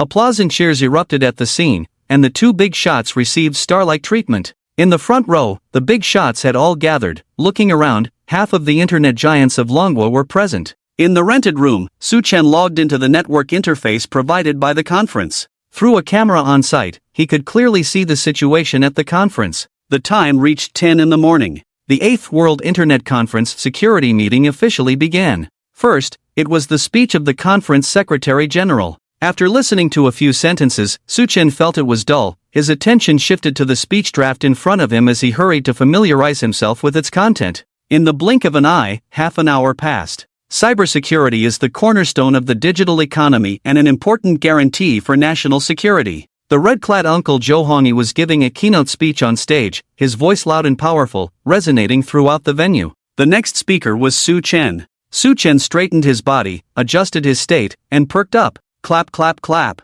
The sound of enthusiastic applause came from his phone as Joe Honey's speech concluded. Su-chen pulled the microphone on the table a little closer. Distinguished guests, ladies and gentlemen. The host's voice rang out. The next speaker is very special. He is a mysterious hacker. Let's give a warm round of applause to Mr. Little Boy. On the big screen, Su-chen's avatar appeared, his features obscured by a black mask and hood, revealing only a pair of bright, piercing eyes. Click, click. Su-chen remained silent, his fingers flying over the keyboard. On the big screen, his computer desktop was visible. It was actually the back-end management system of Wealth Treasure. No way, is that the back-end management system of Wealth Treasure? A female entrepreneur in the audience rubbed her eyes, doubting her vision. In the middle of the front row, Alibaba chairman Wang Yun sat up straight, his gaze fixed on the big screen. Since Alipay was Alibaba's product, he recognized it at a glance. It was indeed the interface of the Wealth Treasure back-end management system. What kind of hacker invades Wealth Treasure without even appearing in person? How thrilling! Is this for real? Is he hacking Wealth Treasure? What is this person doing, invading Wealth Treasure? Is it really Wealth Treasure? Yes, it is Wealth Treasure. I also think it looks like the back-end management system of Wealth Treasure. Su-chen's opening instantly captured the attention of all the guests. Next to Wang Yun, Ma Xiaodong, who had been sipping from a cup, put it down upon seeing this scene. Lei Jun had just stood up, seemingly about to step out for a moment, but quickly sat back down, his eyes glued to the big screen. Click, click. In the spacious venue, only the sound of Su-chen's keyboard could be heard. Yay! Suddenly, Su-chen let out an excited cheer. Cracked it? All the guests widened their eyes, staring at the big screen. Impossible, this is Wealth Treasure. On Su-chen's computer screen, a progress bar appeared. 1%, 6%, 13%. 98%, 99%, 100%. The next second, a dialog box popped up. Congratulations, your resume has passed our review. We sincerely invite you to join the Alibaba team. Annual salary, 5 million. Agree/decline. Seeing this, a smile appeared at the corners of Wang Yun's mouth. But it wasn't over yet. Su Chen moved the mouse, hovering the cursor over the decline button for 2 seconds, then over the agree button for another 2 seconds, and then back to the decline button. He seemed to be hesitating, conflicted. After several seconds of indecision, Su Chen moved the mouse and clicked the agree button. Ha ha, laughter erupted from the audience. It turned out Little Boy was just playing a joke on everyone. Many had genuinely thought he was going to hack Wealth Treasure. Mr. Wang, I'm starting work at Alibaba tomorrow. Su Chen's voice, altered by a voice changer, came through the screen. Wang Yun covered his forehead with his hand, smiling. Little Boy was indeed quite mischievous. Alright, no more jokes. Let me introduce myself. I am the hacker streamer Little Boy, which translates to Little Boy in Chinese. My goal is to spread knowledge about cybersecurity to more people, to raise awareness about online safety, and to help everyone stay away from online scams.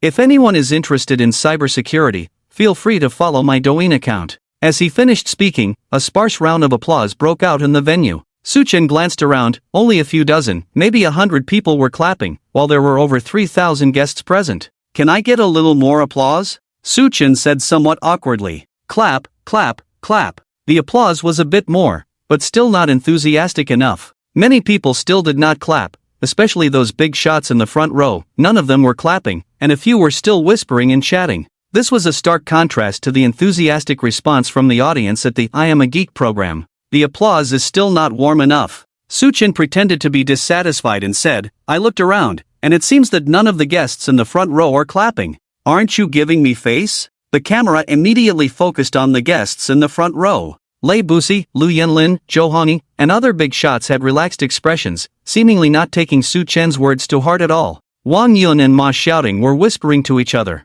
Is it really that hard to get a little applause? Su Chen complained inwardly. Since the guests at the scene were so uncooperative and not giving him face, he couldn't be blamed for stirring things up. Wang Yun, Ma Shouting, what are you two whispering about? Be serious and listen to the speech. Su Chen's voice came through the screen, directly calling out the names of the two big shots. He didn't care about their status and just called them by name. Sure enough, upon hearing Su Chen call them out, the two big shots stopped talking. A camera immediately focused on them, giving them a close-up. Their faces showed an indescribable expression, as if they were surprised and bewildered. It was likely that these two top big shots hadn't heard someone call them by name in a long time. Usually, no one dared to address them like that. But today, they encountered it. The venue suddenly quieted down. Many guests had strange expressions on their faces. Who exactly was this hacker to dare speak to the two big shots like that? Wang Yun, Ma Shouting, I'm talking about you too. Su Chen called their names again.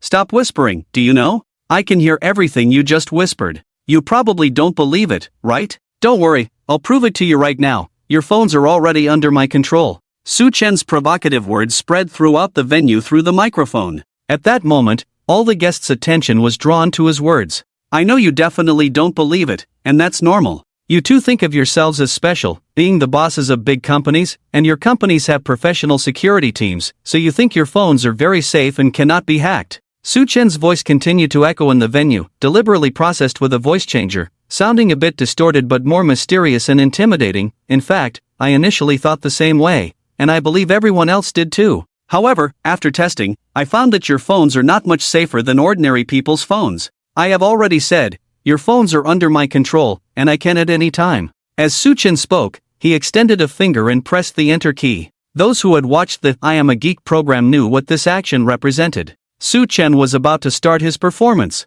In the next second, Su Chen pressed the enter key. Do. Wang Yun's phone suddenly rang in his pocket. He took it out and saw the caller ID, Little Boy. A look of surprise appeared on Wang Yun's face, but he quickly regained his composure. It wasn't surprising that the other party could get his phone number. After all, many guests at the scene had his number. It was no secret. At the same time, Ma Shouting's phone also rang. His phone was right in his hand. Glancing at the caller ID, it was still Little Boy. Ma Shouting's expression remained calm. Through the camera, Su Chen saw the expressions of the two big shots. He smiled and said, Did you two think that I called you because I already knew your phone numbers? Su Chen asked, Well, you better pay attention to the next operation. Please look at the big screen. As his voice fell, Su Chen tapped a few keys on the keyboard. The big screen split into two. On one side was Su Chen's profile, and on the other, the screen displays of the two phones.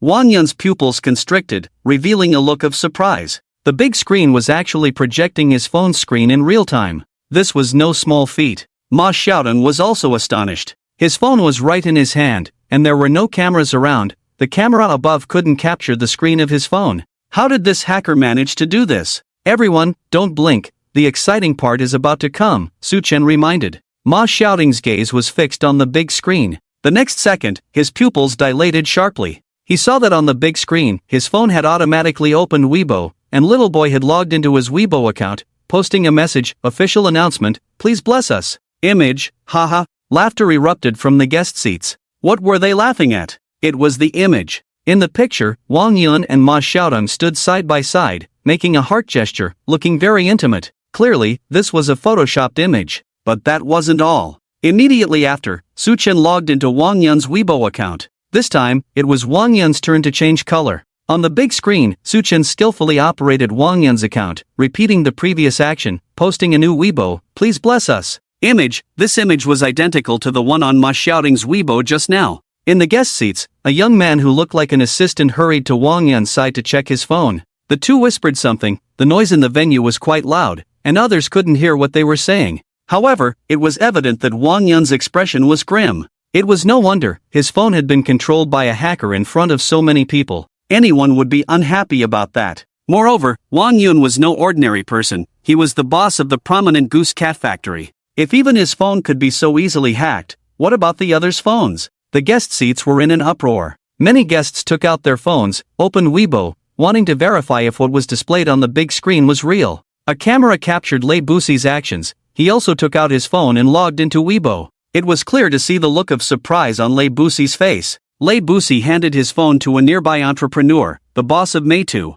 The Meitu boss wanted to laugh but held it back. Lei Buxi. At that moment, Su Chen's voice rang out in the venue, calling out Lei Buxi's name. Lei Buxi quickly looked up at the big screen. This is your Weibo, right? Su Chen asked. Lei Buxi's eyes widened. He stood halfway up and then sat back down. He naturally recognized his own account. On the big screen, little boy was logging into his Weibo account. Turning it off won't help, Su Chen said. Lei Buxi was about to turn off his phone. Everyone, don't blink, Su Chen reminded. All eyes were focused on the big screen, including those of Ma Xiaodong and Wang Yun. Little boy logged into the Lei Bus account and liked a post under Wang Yun's tweet, saying, congratulations to the two of you on your marriage. Are you handing out wedding candies? Put. Ha ha. In the guest area, someone finally couldn't hold back and laughed out loud. They really couldn't contain themselves. This was too funny. The ones who had it hardest were the guests around the three big shots, Lei Bus, Wang Yun, and Ma Xiaodong. They were struggling to hold in their laughter, with one female guest's face turning red as she fought to keep a straight face.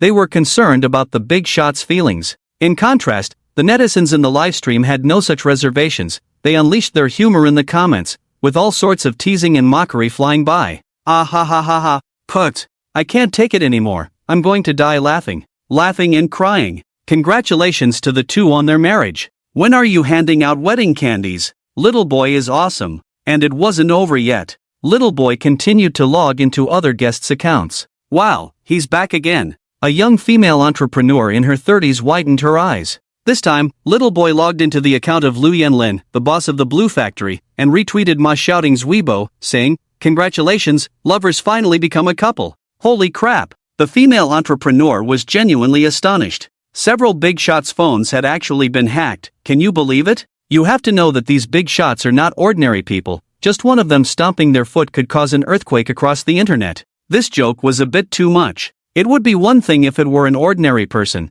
but who has ever dared to joke with these few? Who would? Today, we witnessed it. A rare sight indeed. The funniest part was that under Ma Xiaodong and Wang Yun's tweets, many confused netizens believed it to be true, leaving comments like, is today April Fool's Day? What's going on? I don't understand. Teacher Ma, is this real? Wow. This is the biggest scoop of the year, right? What the hell is wrong with this world? Don't tell me this is real. Lei Bus and Lu Yanlin both retweeted it. My worldview has collapsed. I believe in love again. In the guest area, many guests wanted to laugh but felt it was inappropriate. The atmosphere was strange. Many guests craned their necks to look at the few big shots in the front row. What they saw was the awkward expressions on the big shots' faces. Not to mention the parties involved, even they felt embarrassed. There should be applause here. Su Chen's voice rang out, everyone, you should know that quietly getting hold of a few big shots' phones is no easy feat. Let's give some applause to encourage them. His voice echoed in the venue. However, no one clapped. It wasn't that no one wanted to clap, it was just that the atmosphere was too bizarre, too awkward. The guests didn't know whether they should clap or not. Clapping would only embarrass the big shots, right? Where's the applause? Why is there no applause? I'm not happy about this. Do you know what happens when a hacker gets unhappy? Su Chen's voice came from the screen, tinged with dissatisfaction. His words sounded like a threat. Wow, this hacker is too awesome. A bespectacled netizen, sitting in front of his computer, couldn't help but exclaim while watching the live stream. He completely disregarded the big shots present. In the live stream, the comments exploded, holy crap, holy crap, holy crap, 666,666. At little boy, no one can compare to you. Do you know what happens when a hacker gets unhappy? So domineering. Who is this person? So incredibly domineering. Awesome, thumbs up. Wang Yun, Ma Xiaodong, Lu Yinlin, Lei Busi, any one of them is worth billions, and someone actually dares to tease them, I have to give a thumbs up. Fist bump, just for this level of bravado, I'm impressed. Worship the great god. The netizens were all in awe. It was the first time they had seen someone dare to speak to several internet tycoons like this. Su Chen was indeed playing a big game this time. However, if he didn't play a little bigger, how could he attract more attention and earn more points? He. Su Chen looked at the system screen as the points kept rising, feeling secretly pleased. In just a few minutes, the points had increased by 300,000. This was even more intense than when he recorded the I Am a Geek program. How could it rise so rapidly? The live audience, along with media reporters, totaled just over 3,000 people, and counting the live stream, there were only a few 100,000 watching. The numbers weren't that large. The reason was that the personal Weibo accounts of the tycoons had a massive following, with Lei Busi alone having tens of millions of followers. Dozens of media reporters on site quickly released news. The opening effect is good, so let's continue to scare them a bit, Su Chen thought. He continued to play a mysterious and powerful hacker, a hacker who despises authority. Let these tycoons experience what it feels like to be ignored. Whether it was Wang Yun or Ma Xiaodong, wherever they went, they were the center of attention, and they had never encountered a situation like today where someone spoke to them so rudely. I've already said, making a hacker unhappy has serious consequences, so you better pay attention and not blink, Su Chen said. As soon as he finished speaking, he extended a finger and pressed the enter key. This is going to cause trouble. What is he going to do now? He can't be controlling some tycoon's phone again, right? The guests on site widened their eyes. Su Chen pressed the enter key. The next second, do. At the venue, everyone's phones rang at the same time. Not only that, but everyone's phone wallpaper also changed to the same photo at the same time, a red mask, a red hood, revealing only a pair of deep-set eyes. What the hell? Wow! Is your phone like this too? Mine is too. Damn, everyone's phone has been controlled. Gasps of surprise erupted one after another. At this moment, many guests felt their scalps tingle. Su Chen suppressed his laughter and turned his gaze to the tycoons in the front row. He saw the tycoons exchanging glances. A few of them hurriedly turned off their phones. Their reactions were no different from ordinary people. Clap, clap, clap. Su Chen clapped his hands. The applause drew everyone's attention. Everyone, I just wanted a little applause. That request shouldn't be too much, right? Su Chen's voice rang out again, laced with a hint of mockery. Clap, clap, clap. This time, applause finally erupted. It started as sparse clapping, then gradually grew louder and more enthusiastic, eventually merging into a thunderous applause that echoed throughout the venue. Now that's more like it. Thank you all for your applause. With your applause, I feel much better, huh? Su Chen's laughter, processed through a voice changer, sounded particularly strange. In the eyes of the guests on site, he was just a weirdo, exuding mystery. This aligns well with the public's perception of hackers. In most people's eyes, hackers are a mysterious group pursuing the pinnacle of technology. After laughing a few times, Su Chen said, Okay, everyone, don't panic. I'm just starting with a little interaction with you. You must be very curious about how I controlled your phones, right? The big shots in the front row quieted down, naturally wanting to know the answer. Su Chen's move shocked even these well-informed elites, as they had never experienced anything like this before. Actually, to put it simply, when you entered the venue, you all scanned the QR code at the entrance to sign in, and I implanted a Trojan virus in the sign-in program a day in advance, Su Chen explained. So that's how it was. No wonder everyone's phones were controlled. Who would have thought that the sign-in program for the internet conference would be implanted with a Trojan virus? I guess at this point, the organizers must really regret inviting me to this conference, right? Su Chen chuckled. The atmosphere on site became subtle. Indeed, the theme of this conference was cybersecurity, yet such a huge oversight occurred. The sign-in program was implanted with a Trojan virus by a hacker, and the organizers were completely unaware. This was quite a blow to the organizers. However, this also serves as a warning for everyone, allowing everyone to experience it firsthand, which will leave a deeper impression. Su Chen continued, "Alright, you don't need to worry. While I was speaking, the Trojan virus has already been automatically deleted, so you don't have to worry about your information being leaked." Clap, clap, clap. The venue erupted in warm applause. This time, the applause was spontaneous. As Su Chen said, having everyone present experience a cybersecurity incident firsthand is far more effective than any preaching. Every year, the Internet Conference calls for society to pay attention to cybersecurity, but very few truly care. Only by experiencing it firsthand can one understand that cybersecurity concerns everyone. The applause gradually subsided. Su Chen held a piece of paper in his hand. "Alright, the interactive session is over. Next, I will present the real theme of my speech," Su Chen said. "Please look at the big screen." On the big screen appeared the theme of Su Chen's speech, Security and Challenges in the Era of Artificial Intelligence. Speaker, Little Boy. Today, everyone present is a representative of major internet companies, which can be said to represent half of our country's internet landscape gathered here. In recent years, artificial intelligence has developed rapidly, especially with the birth of ChatGPT, making generative artificial intelligence the hottest technology of this era. All major internet companies are betting on the generative artificial intelligence track. However, while technology brings convenience, it also comes with crises. Su Chen began his speech, pausing to scan the audience. "I believe everyone has heard many such speeches. I personally prefer live demonstrations. Currently, especially in the past 2 years, there have been more and more cases of fraud using artificial intelligence." Su Chen's gaze landed on a man in his 40s with a crew cut sitting towards the right in the front row. He was Xie Dong, the boss of Jingdong Group. "Hello, Mr. Xie from Jingdong Group," Su Chen called out, then continued, "I would like to synthesize a voice using your video and voice, and then call your assistant to demonstrate a fraud completed using artificial intelligence technology. Would that be alright?" The eyes of the guests in the audience shifted to Xie Dong. Xie Dong hesitated for a moment, then raised his hand to indicate his agreement. "Thank you, Mr. Xie." Su Chen said, "Everyone please look at the big screen. I will now demonstrate live how to use artificial intelligence to synthesize a virtual Xie Dong." On the big screen, a software interface appeared, with the software's name obscured. "This is an open-source AI synthesis software I use," Su Chen explained. "First, we will synthesize President Xie's voice. Let's find a random video of President Xie online." Su Chen opened a browser and typed Xie Dong into the search engine, clicking search. Soon, he found many videos about Xie Dong. Su Chen casually clicked on one video. "Since I was young, I have lacked a sense of security." In the video, Xie Dong was being interviewed by CCTV.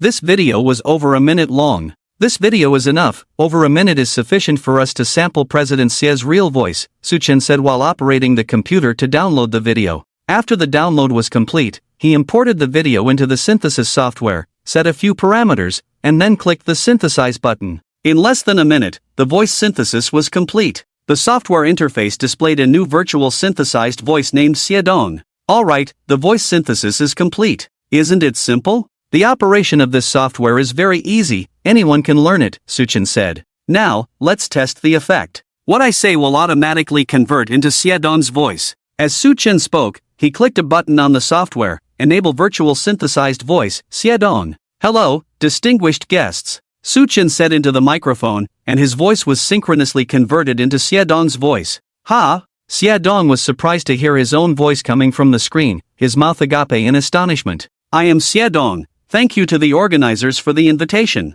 Su Chen continued speaking, and his voice remained that of Xie Dong, with the same tone and intonation as the real Xie Dong. "Wow! It's exactly the same. This is Xie Dong's voice. Is artificial intelligence this powerful now? This is incredible." The guests at the venue were astonished. They did not expect that a voice synthesized from just a video online could be so realistic. If someone was not very familiar with Xie Dong, they would not be able to detect any flaws. Of course, familiar friends could still hear some subtle differences upon careful listening, such as the synthesized voice lacking some emotional nuances, sounding a bit stiff. However, it was already convincing enough to be indistinguishable from the real thing. Why is there no applause? Is my speech not impressive enough? Su Chen. No, Xiaodong's voice laughed. Clap, clap, clap. This time, warm applause erupted in the venue. Even Xiaodong himself was clapping. Little Boy had synthesized such a realistic voice using just a video from the internet. The effect was explosive, exceeding all the guests' expectations.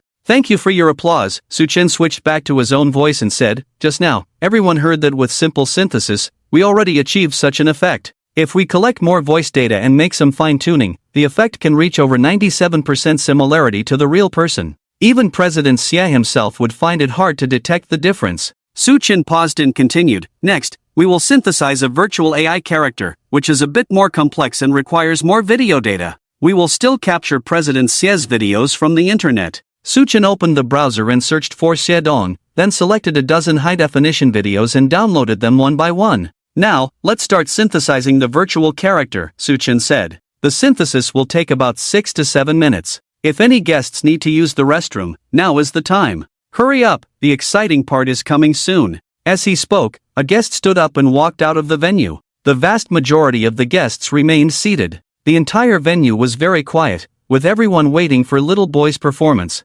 7 minutes passed quickly. Okay, the synthesis is complete, Su Chen said. Let's see the effect. He clicked the mouse. On the big screen, a virtual Xiaodong appeared. It wasn't an exact replica, but it was about 90% similar. Hello, friends on site, how are you? I am Xiaodong, the virtual Xiaodong smiled. Wow, it's so similar. This is too realistic. It's just like the real person. I'm a bit shocked. So lifelike. Actually, if you look closely, you can still distinguish some differences. But in a real scenario, people's attention is often drawn to other things, making it easy to overlook these details. The guests were once again astonished. Noticing Xiaodong's own expression, he was clearly surprised. He turned to Lu Yanlin, the owner of the Blue Factory, who had invested heavily in artificial intelligence and was an expert in the field. Mr. Lu, has artificial intelligence really reached this level now? Lu Yanlin nodded, and he was the only one who didn't seem very surprised. If everyone looks closely, they can still distinguish some differences between the virtual character and Mr. Xia himself. But I want to ask, what if you don't look closely? Su Chen countered. Many guests thought to themselves that if they didn't look closely, they really couldn't tell the difference. Next, I will demonstrate a scam live. Mr. Xia, I found out that you have a dinner tonight, inviting several big shots from internet companies. I will use this as an excuse to have the just synthesized virtual character make a WeChat video call to your secretary, asking her to transfer money, to see if it can succeed. Su Chen paused and continued, recently, I did a live broadcast on Douyin, connecting with many netizens who had been victims of telecom scams. I found a pattern, often, the simpler the scam, the higher the success rate. On the contrary, complex scams are easier to expose. So, we will use Mr. Xia is treating friends to dinner, and the secretary needs to handle the money, the simple reason for the demonstration. The amount of money isn't much, just 1 million, to see if it can succeed. As Su Chen spoke, he opened WeChat and also opened an auxiliary software. The name of the software was obscured by a mosaic. Let me clarify, I am sending a fake payment QR code to Mr. Xia's secretary, so the money won't actually come through. We are just demonstrating, Su Chen added. I will now video call Secretary Zhang. As for how I know your secretary's WeChat, I won't go into that. Real scammers can obtain a lot of information, not just WeChat, but also phone numbers, names, ID numbers, home addresses. There are many ways to get this, and I won't demonstrate that here. Su Chen said, alright, I will initiate the video call now. After finishing his words, Su Chen clicked video call. Beep beep beep. After 3 rings, the video call was connected. On the big screen, 2 video windows appeared, one showing the virtual Xiaodong and the other a woman around 30 years old. Chairman, the female secretary's voice came from the video window. Xiao Hui, I need to invite a few bosses to dinner tonight. Please transfer 1 million to my card now, and I will send you the payment code. Su Chen spoke in a synthesized voice resembling Xiaodong's. Okay, Chairman. Secretary Zhang had no doubts at all. Su Chen hung up the video call and sent Secretary Zhang a payment code. Chairman, is it 1 million? Secretary Zhang sent a message. Yes. Alright, I've notified the finance department, and they will transfer the money to you shortly. Hurry up, I have no money on this card. Okay, it will be done soon. Wow, this works too. So simple, just a few words. This secretary is too easy to fool, right? This process is way too simple. The female secretary had no suspicions at all. The guests on site whispered to each other, unable to hide their astonishment and shock. Everyone, don't rush. Secretary Zhang will likely discover the problem soon, Suchen said. Whether she realizes something is off herself or finds an issue with the payment code while transferring the money, she will call General Xie to confirm. So, let's wait and see if Secretary Zhang will call. Staff, please give General Xie's phone a close-up. A cameraman approached Xie Dong with the camera. Xie Dong looked at his phone. Nearby, big shots like Labus and Wang Yun all showed curiosity. A few seconds later, beep beep beep, the phone rang, and Xie Dong pressed the speakerphone button. Hello? Chairman, the payment code you sent me earlier, I asked finance to transfer the money, but they said it couldn't go through, that the payment code has a problem. Chairman, please send a new one. Secretary Zhang's voice came from the phone. I was just on video with you, it wasn't me. Xie Dong's face showed a helpless expression. Huh? What? It wasn't you? Secretary Zhang was confused. It's nothing. Xie Dong hung up without saying more. Boom, the scene instantly erupted. The guests on site were in an uproar. People could hardly believe their ears. Is this real telecom fraud? The entire process was simpler than imagined. Using artificial intelligence technology, along with some simple phrases, it could be done. It was that simple. Some guests felt a chill run down their spines, questioning themselves if they would also fall for this scam. Wow, artificial intelligence is terrifying. Even the big shots almost fell for it. What chance do we ordinary people have?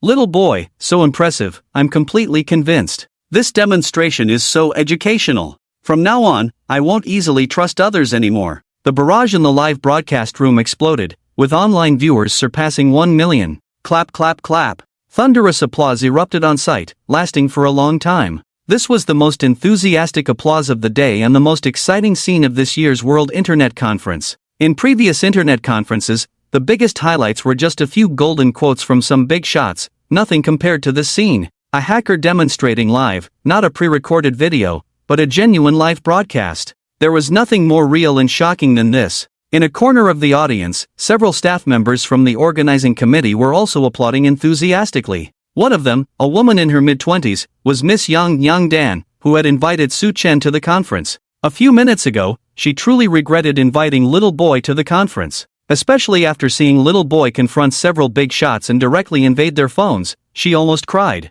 But now, seeing the applause from the audience, she smiled again. A mix of joy and sorrow. Her mood was like a roller coaster, full of ups and downs. Perhaps the most successful aspect of this year's internet conference was that she had invited a hacker. Indeed, the process was too thrilling. If there were to be another internet conference. Yang Dan shook her head. She dared not invite Little Boy again, it was too intense, her little heart couldn't take it. The development of artificial intelligence has brought us many conveniences, but it has also introduced new challenges and risks. We must face these challenges and risks head-on, take effective measures to prevent security issues related to artificial intelligence, and ensure that AI truly benefits humanity. Su Chen's speech was nearing its end. Thank you all for your time, my speech ends here. Thank you. I am Little Boy, and I appreciate the invitation from the conference. Wow! The venue erupted in enthusiastic applause. Phew! Su Chen let out a long breath, the speech was finally over. Oh my, his palms were sweaty.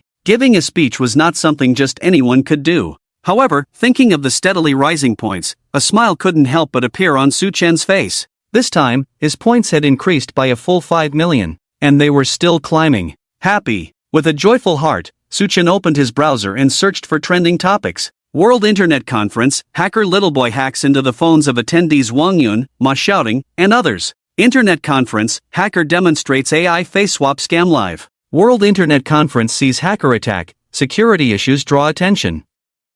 Damn, 3 trending topics. Su Chen then opened several mainstream news websites, all reporting on his speech. Hee, looks like I've broken through again, Su Chen chuckled. Watching the speed at which his points were rising, increasing by hundreds every second, he knew that Little Boy was trending again. Without even looking at the points, the increase in followers on Weibo and Douyin was evident. Weibo followers had risen from 120,000 to 400,000. Douyin followers reached 2 million, an increase of 200,000. Boss, my admiration for you is like the endless flow of the Yangtze River. 666666. Turning into a fan. Internet tycoon, daring to confront, exuding dominance. This is a true master. Worship the master. The comments section was bustling with netizens' messages, and Su-chen browsed through them one by one, a smile on his face. Before he knew it, it was already 1 p.m. Time to eat. Su-chen shut down his computer and left the room. Along the way, he continued to scroll through his phone, reading comments. He was in a very good mood.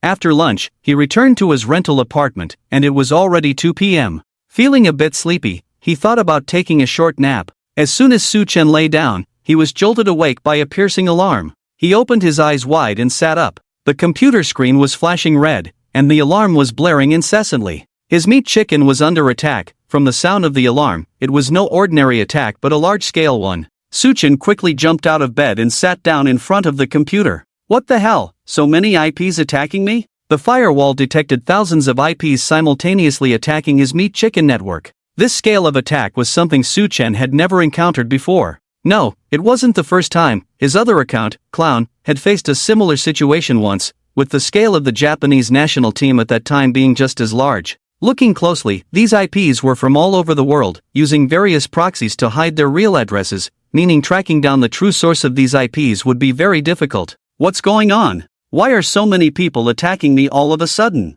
Su-chen was somewhat puzzled. He thought for a moment about who he might have offended recently, but came up empty. No, wait, Su-chen remembered his performance at the Internet Security Conference that morning, which must have offended a lot of people. Upon careful reflection, Su-chen himself felt that he had indeed gone a bit overboard. He had directly poked fun at big shots like Wang Yun, Ma Xiaodong, and Lu Yanlin. Although it was for the sake of demonstrating network security, it could have made some people uncomfortable. The big shots hadn't said anything on the surface, but who knew what they were really thinking? However, Su-chen felt that these big shots should have a broader perspective and wouldn't attack him over such a trivial matter. But then again, who could say for sure? It was hard to say. At the conference, Su-chen had hacked into everyone's phones. With guests and media reporters combined, there were over 3,000 people, which meant he had effectively offended more than 3,000 individuals. Among those 3,000, it was inevitable that some would be unhappy and might want to retaliate, which wasn't impossible.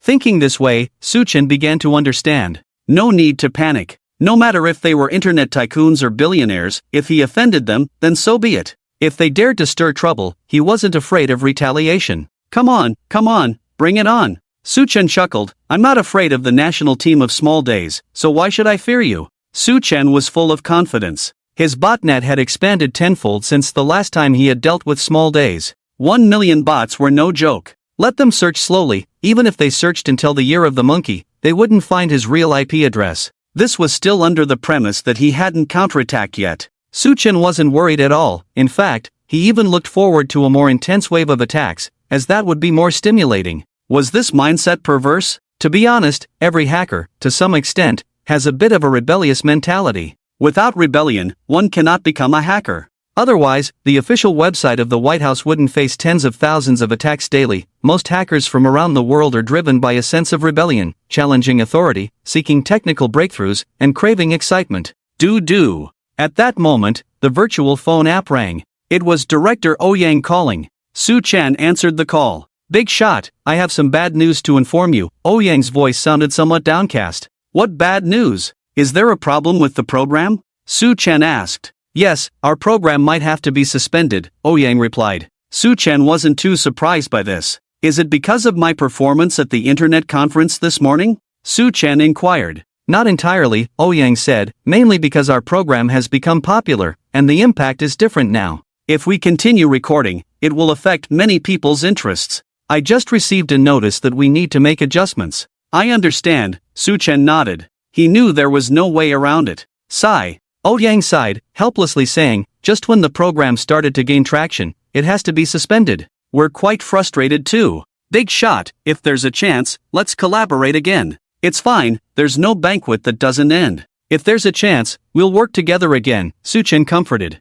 Then I won't disturb you, Ouyang said before hanging up. Su-chen could tell that Ouyang was in a bad mood. It was understandable. After all the hard work to make a program popular, it was now being suspended. Anyone would be unhappy in that situation. As for the suspension of the I Am a Geek program, Su-chen didn't feel particularly regretful. If it wasn't recorded, then so be it. It was just one less platform for accumulating points. Of course, there was some regret. Su-chen had originally planned to stir things up in the next episode, organizing a larger-scale challenge project, but plans change. Wait a minute. If the show can't be recorded, he can go live. That's right. Su Chen realized he could stream live himself. If the show can't go on, he can go solo. It might even have a better effect. Thinking this way, Su Chen opened Weibo and Douyin one after another to check if his accounts were normal. Fortunately, both his Weibo and Douyin accounts were fine. Su Chen was a bit worried that the suspension of the show would lead to his accounts being banned by the platform. For now, he was safe. However, his concern wasn't unfounded. Su Chen thought of a problem. If he went live and targeted products from big companies, his live account could very well be affected. The probability was high. Would he be afraid if his account got banned? Not at all. He wasn't scared of that. If it got banned, so be it. What was there to be afraid of? The little boy account had already gone viral, becoming an internet celebrity, and was no longer dependent on the platform. This meant that if he lost this account, he could switch to other platforms. There was still Bilibili and Kuaishou. If he couldn't broadcast on any domestic platform, there was still Twitter, YouTube, and overseas TikTok. Could they really ban him overseas? In any case, there were ways to solve it. If it were an ordinary person, getting banned would truly leave them helpless. But Su Chen was no ordinary person. He was a hacker and had plenty of ways. Su Chen summoned the system's virtual interface to check his points. Ha ha, Su Chen laughed. In just one morning, he had gained 6 million points. His mood lifted, and the slight annoyance from the show's suspension vanished. He decided to take a nap, having been woken up by the alarm earlier, and continued to catch up on sleep. Su Chen turned off his computer and went to bed. In the afternoon, as the sun set, golden sunlight streamed through the window, casting a warm hue over Su Chen's room. He woke up. Opening his eyes, he saw the alarm clock on his bedside indicating it was 5 in the afternoon. He stretched lazily, yawned, and climbed out of bed. He summoned the system's virtual interface again to check his points. Ha, awesome. Su Chen laughed happily. Gaining 10 million points was exhilarating. He hadn't expected to accumulate so many points. If he had known, he should have gone bigger at the internet conference. He had played it too safe and had given a few big shots some face. He shouldn't have done that, otherwise, he would have more points now. With so many points, who cared about their faces? Forget them. Well, Su Chen was just thinking, he wasn't the type to mess around just for points. Speaking of which, Su Chen's performance at the internet conference, although a bit over the top, was not malicious. He just wanted to emphasize the importance of internet security. Moreover, he was invited to the conference, and his demonstration had the organizers' approval. He hadn't deliberately targeted any big shots. Checking the time, it wasn't yet dinner time, so Su Chen sat down at his computer and turned it on. Do. The alarm sounded. Su Chen checked the monitoring software for his chicken server and found that the number of IP addresses attacking him was even higher than in the morning. For now, he didn't need to worry about these attacks. He opened Weibo. He saw that the I Am a Geek program team had released an announcement stating that Saturday's show was suspended. The announcement did not explain the reason for the suspension. Is it not airing next week? What happened? No way. I still want to see Little Boy's performance. What's going on? Why is it suspended? I guess the show must have offended someone. Program team, come out and explain. Crazy. In the comments section, many netizens left messages inquiring about the show. Su Chen's own Weibo comments section quickly filled with fans' messages. Boss, I just saw the announcement for I Am a Geek, saying the show is going off the air. What's going on? At Little Boy, what happened? Is the show not airing next Saturday? At Little Boy, I've been waiting for you to go live. When are you going live? Boss, you haven't gone live for a week. Your fans are dying to see you. Su Chen pondered for a moment and decided to post a response on Weibo about the live stream, starting tomorrow at 2 p.m. See you in the live stream room. He didn't mention the show's cancellation. The production team hadn't given a reason, so he didn't need to either. Wow, the boss is finally going live. Happy, I can't wait. Boss, what content will you be streaming tomorrow? Boss, I've already prepared my little stool. See you there. Su Chen logged out of Weibo and reopened the chicken monitoring software to check for any traces left behind. He had already cleaned up once but still felt uneasy, so he cleaned again. Better safe than sorry. Underestimating the enemy strategically, but taking them seriously tactically. While cleaning up the chicken network, Su Chen was also tracking the attacker's IP address. He wanted to know who these people were, which big company or organization was behind them. Crackling. In the room, only the sound of Su Chen's keyboard echoed continuously. Time flew by, and soon it was the next day. The sun was shining brightly, with not a cloud in the sky. At 10 in the morning, Su Chen was still deep in sleep.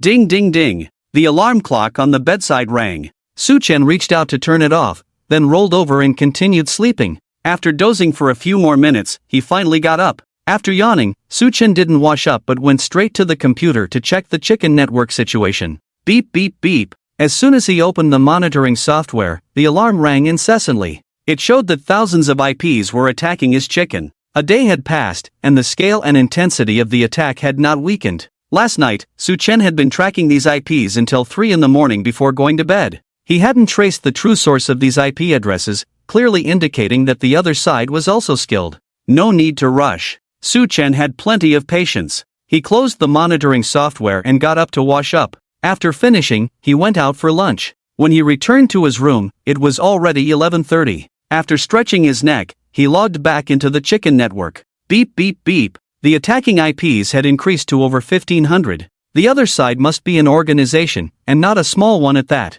Which big company's team could it be? Su-chen pondered, pulling up the IP scanning and analysis tool to continue tracking the source of the attack. Time passed second by second. At 1 in the afternoon, Su-chen stopped tracking. He recorded over 100 suspicious IP addresses, but the opponent was very strong, making it difficult to find their true address and identity in a short time. A contest between experts was always a war of attrition. Finding the other side quickly, or having them find him, was not an easy task. Time for a short break. In an hour, he would be going live. Su-chen got up, poured himself a glass of water, and walked to the balcony to breathe in the fresh air. 10 minutes later, he returned to his room. Putting on a mask and hood, Su-chen then opened the Douyin live stream room and started streaming early. Here it comes, here it comes. Hello, boss. Collective worship.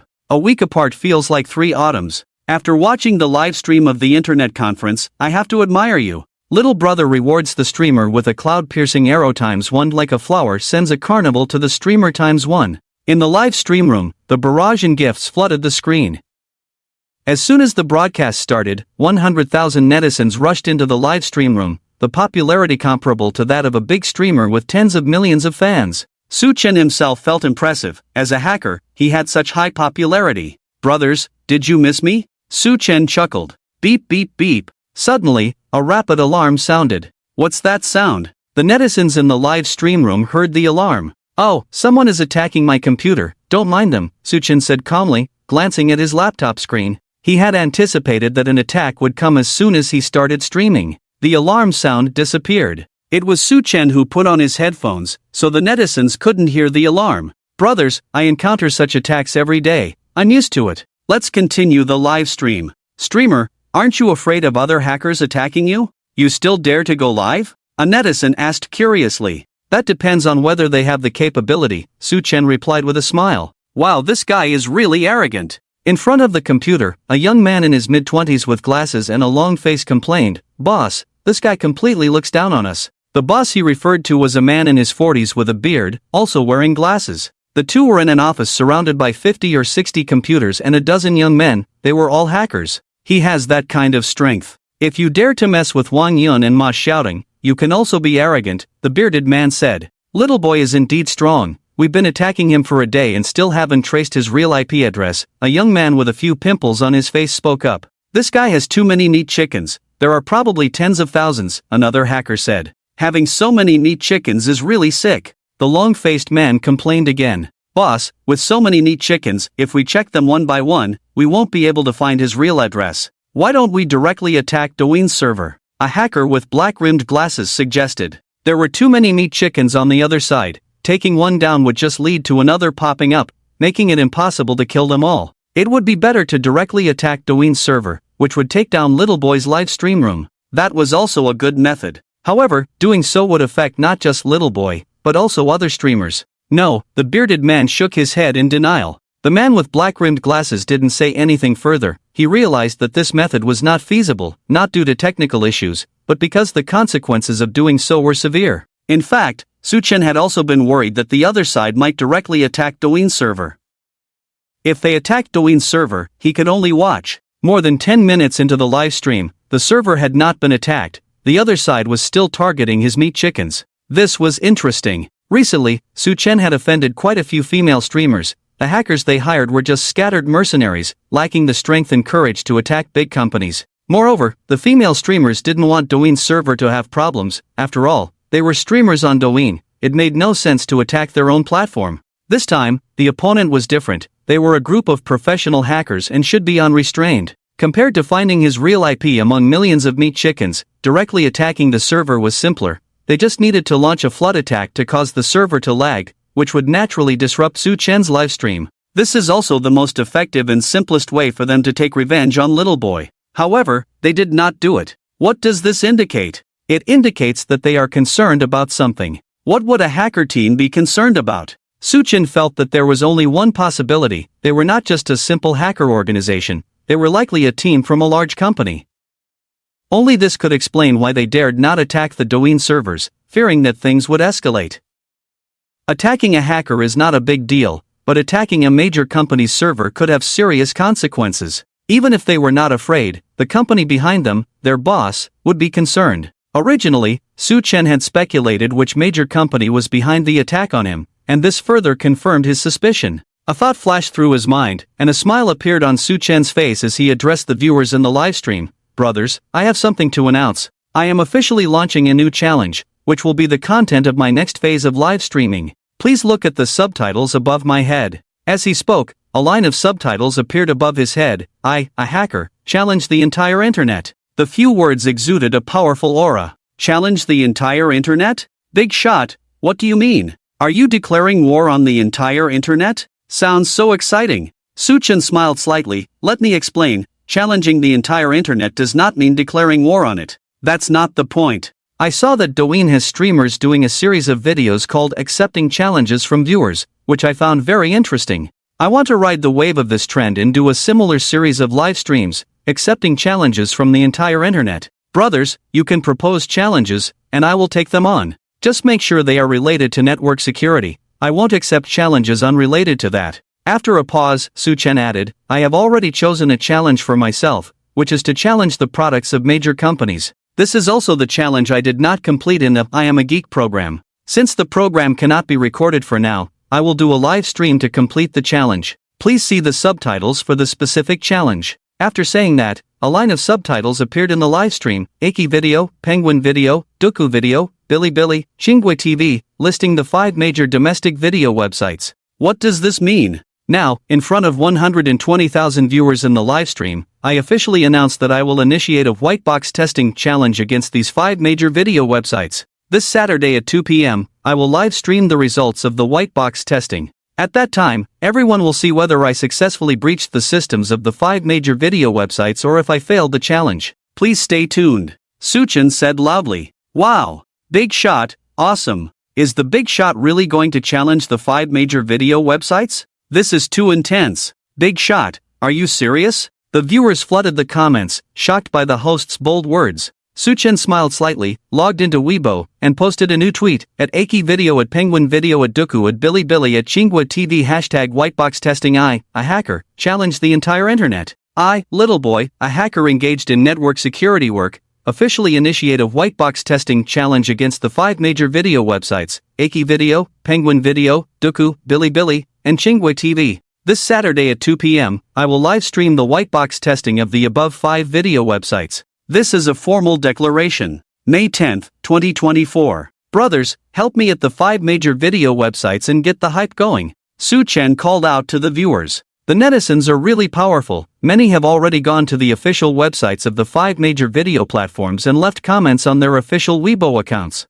This guy has taken the tricks from the I Am a Geek show and brought them to his personal livestream. Does he really think this will make him famous? A hacker wanting to become an internet celebrity? Has he lost his mind? Who does he think he is? In an office of a certain cybersecurity company in the capital, several hackers, including a long-faced man and a guy in black-rimmed glasses, are watching Su Chen's livestream. Upon seeing Su Chen's challenge declaration, they can't help but laugh mockingly. This guy is just too ridiculous. Let's not even mention whether the big companies will pay him any mind. Just look at the last episode. The Weibo security team only accepted the challenge because of CCTV's influence. He can't really think he has that much clout, right? The long-faced man scoffs, then adds, I have a friend on the Weibo team, and I know they got scolded by the higher-ups over this. They've become a joke in the industry. After a pause, the long-faced man continues, my friend said they all regret it now. If they had known, they wouldn't have recorded the show and accepted the whitebox testing. Whitebox testing is not unfamiliar to major internet companies.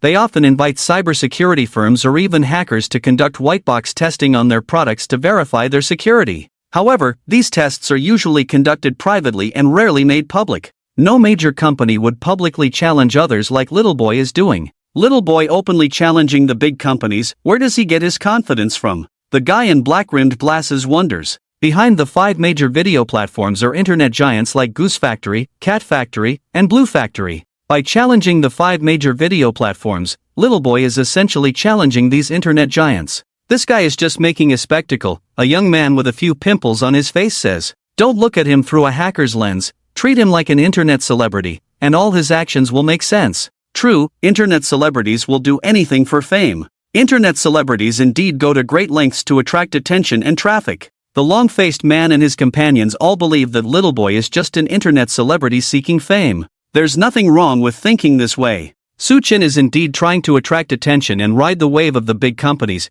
but he's not doing it for fame or money, he's just after points. This guy has some skills, I'll admit that, but I don't believe he can challenge the security teams of several big companies all by himself, the long-faced man says, once again showing a disdainful expression. Who does he think he is? Does he think he's the #1 hacker clown in the Dragon Kingdom? The long-faced man looks down on Little Boy's shameless quest for fame. He believes that Little Boy's challenge to the 5 major video platforms is reckless, purely for publicity, and utterly without bottom line. If it were a clown, he could understand. Although there's no official ranking in the hacker community, everyone tacitly agrees that the clown is currently the #1 hacker in the Dragon Kingdom. The reason is simple. The clown successfully hacked into the Japanese military's drill and took down a Japanese helicopter. The cybersecurity levels in military, banking, aviation, and nuclear power sectors are the highest, with the military field representing the pinnacle of a nation's cybersecurity standards. If a hacker can breach military-grade security systems, then civilian products are a piece of cake for him. This guy is simply arrogant beyond measure. The strength behind the big companies is not something a hacker can shake. If it were us trying to breach the system of one of those video streaming sites, it would take at least half a year to gather various data and vulnerabilities to succeed. He's only had a few days. Is that even possible? The man in black-rimmed glasses complained. They were part of a security team from a major company, their skills undoubtedly top tier, and by extension, Little Boy could not possibly breach the systems of the 5 major video streaming sites in just a few days. While they were discussing this, in Su Chen's live stream, a viewer applied to connect. Big shot, hello, I have an encrypted file, and I forgot the password a long time ago. I'd like to ask for your help to crack it, the viewer said. Forgot the password? No problem, leave it to me, Su Chen readily agreed. The viewer sent the encrypted file to Su Chen. Su Chen first opened the firewall, scanned the file, and checked whether it contained any trojans or viruses. After confirming the file was safe, he pulled up a password cracking software and began attempting to crack the file's password. Seeing this, the man in black-rimmed glasses had a bright idea and said to the bearded man, "Boss, I have an idea. We can also disguise ourselves as viewers, connect with Little Boy, fabricate a reason of lost file password, and then implant the Trojan we wrote into the file. Once he cracks the password, the Trojan will run automatically, and we can effortlessly obtain his real IP address, right? Hey, that's a good idea." The long-faced man's eyes lit up at the suggestion. "Boss, I think this method is feasible." The acne-faced man chimed in. The group turned their gazes toward the bearded man. Their boss, the bearded man, pondered, "It's not as easy as you think. I've watched Little Boy's videos and found he's very cautious. If it were that easy to get his IP address, his true identity would have been exposed long ago." That made sense. Little Boy wasn't foolish. Before accepting files sent by viewers, he would definitely scan them with a firewall to check for trojans or viruses. So, the glasses man's method probably wouldn't work. However, just as they were concluding that the method wouldn't work, the bearded man spoke again, "But we can give it a try." "Boss, you mean we can try?" The bearded man smiled and said, "People can always be negligent at times. Little Boy is currently live streaming. While he's streaming and cracking the password, his attention will definitely be divided, making it easier for him to overlook something." With that, the bearded man sat down at the computer and began writing the Trojan program himself. 20 minutes later, the Trojan program was completed. "Monkey, you're the best at shelling, it's up to you now." The bearded man uploaded the Trojan program to the workgroup. Shelling means encrypting the Trojan program to evade detection by firewalls. Monkey was the long-faced man. He downloaded the Trojan program and, after seeing the program size, gave a thumbs up to the bearded man, saying, "Boss, this Trojan is only 920K, impressive." The smaller the size of the Trojan program, the lower the chance of it being detected by antivirus software and firewalls. Click, click, click. The long-faced man's fingers flew over the keyboard, adding a shell to the Trojan program. Soon, the shelling was complete. "Ah wait, come test it out," the bearded man said. "Okay," the glasses-wearing man replied. Each member of their hacker team had their own strengths. The bearded man was the leader, skilled in writing Trojans and viruses. The monkey excelled in encryption and decryption, and Away was proficient in various security tests. After a few minutes, "Boss, no problem. I tested over a dozen mainstream firewalls, including our company's own, and none detected this Trojan," Away reported. The tools were ready, and next was their performance. The group moved to an adjacent office. The bearded man sat down at the computer, thinking for a moment. "Away, go get a regular laptop. This one won't do, it's too easy for Little Boy to notice." In the past day, the bearded man had watched several live stream clips of Little Boy, learning about Su Chen's habits. He knew that when Su Chen connected with online users, he would first implant a Trojan on the other person's phone or computer. His own laptop had a professional-grade firewall, which Little Boy would detect as suspicious. Away quickly brought over a laptop used by an ordinary user. "Monkey, you connect. I'm worried someone in the livestream might recognize me," the bearded man said, standing up to let the monkey take his seat. The bearded man had some notoriety in the hacker community, so it was prudent to switch to someone else for the connection. The monkey sat at the computer, first registering a Douyin account, then entering Little Boy's livestream and clicking the request connection button. Do. It rang a few times before connecting. SSH. Off camera, the bearded man made a silencing gesture. The other hackers fell silent. The monkey smiled at the camera. "Hello, big shot." "Hello, what should I call you?" Su Chen asked. "My surname is Chen, you can call me Xiao Chen." "Xiao Chen, what help do you need?" "I have a compressed file with a password, but I can't figure it out. I've tried several times, and it's still wrong," the monkey said according to the pre-arranged script. "Oh, got it," Su Chen nodded. "Scan the QR code with your phone." As he spoke, a QR code appeared on the live stream's public screen. It contained a Trojan. The viewers in the live stream were also aware of this process. "Scan it, right?" The monkey picked up his phone. "Yes. Done." The monkey's phone scanned the QR code. "Okay, which file is it?" Su Chen asked. "It's the compressed file on my phone's desktop, named 123, the monkey replied. Next was Su Chen's operation. He first copied the compressed file to a bot.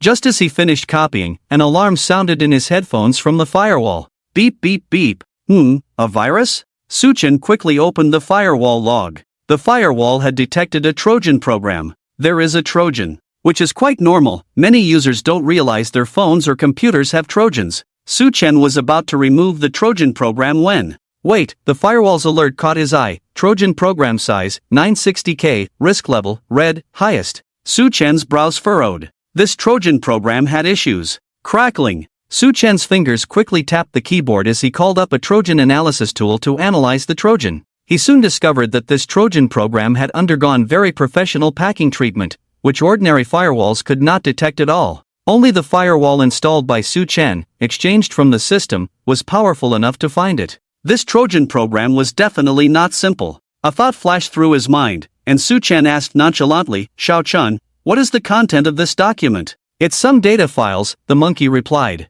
"Oh, do you remember any of the password information?" Su Chen inquired. As he asked, he had already begun tracking Xiao Chen's IP address. "I remember, the password starts with ABC followed by 6 digits, but I forgot which 6 digits they are. I've tried several times, but they're all wrong," the monkey said. Outside the frame, the bearded man was also typing on the keyboard, trying to trace Su Chen's real IP address. "Can you tell me the number combinations you've tried? That way, I can narrow down the range of numbers and speed up the cracking process," Su Chen said. "Sure, the number combinations are 320014, 321431, 320000, the monkey said while glancing at the boss outside the frame. On the boss's computer screen, lines of code were scrolling, and a progress bar appeared on the screen, 1%, 2%. The bearded man was cracking Little Boy's firewall. Meanwhile, in Little Boy's live broadcast room, a progress bar was also appearing, cracking the encrypted files. After a few seconds, "Okay, cracking successful,"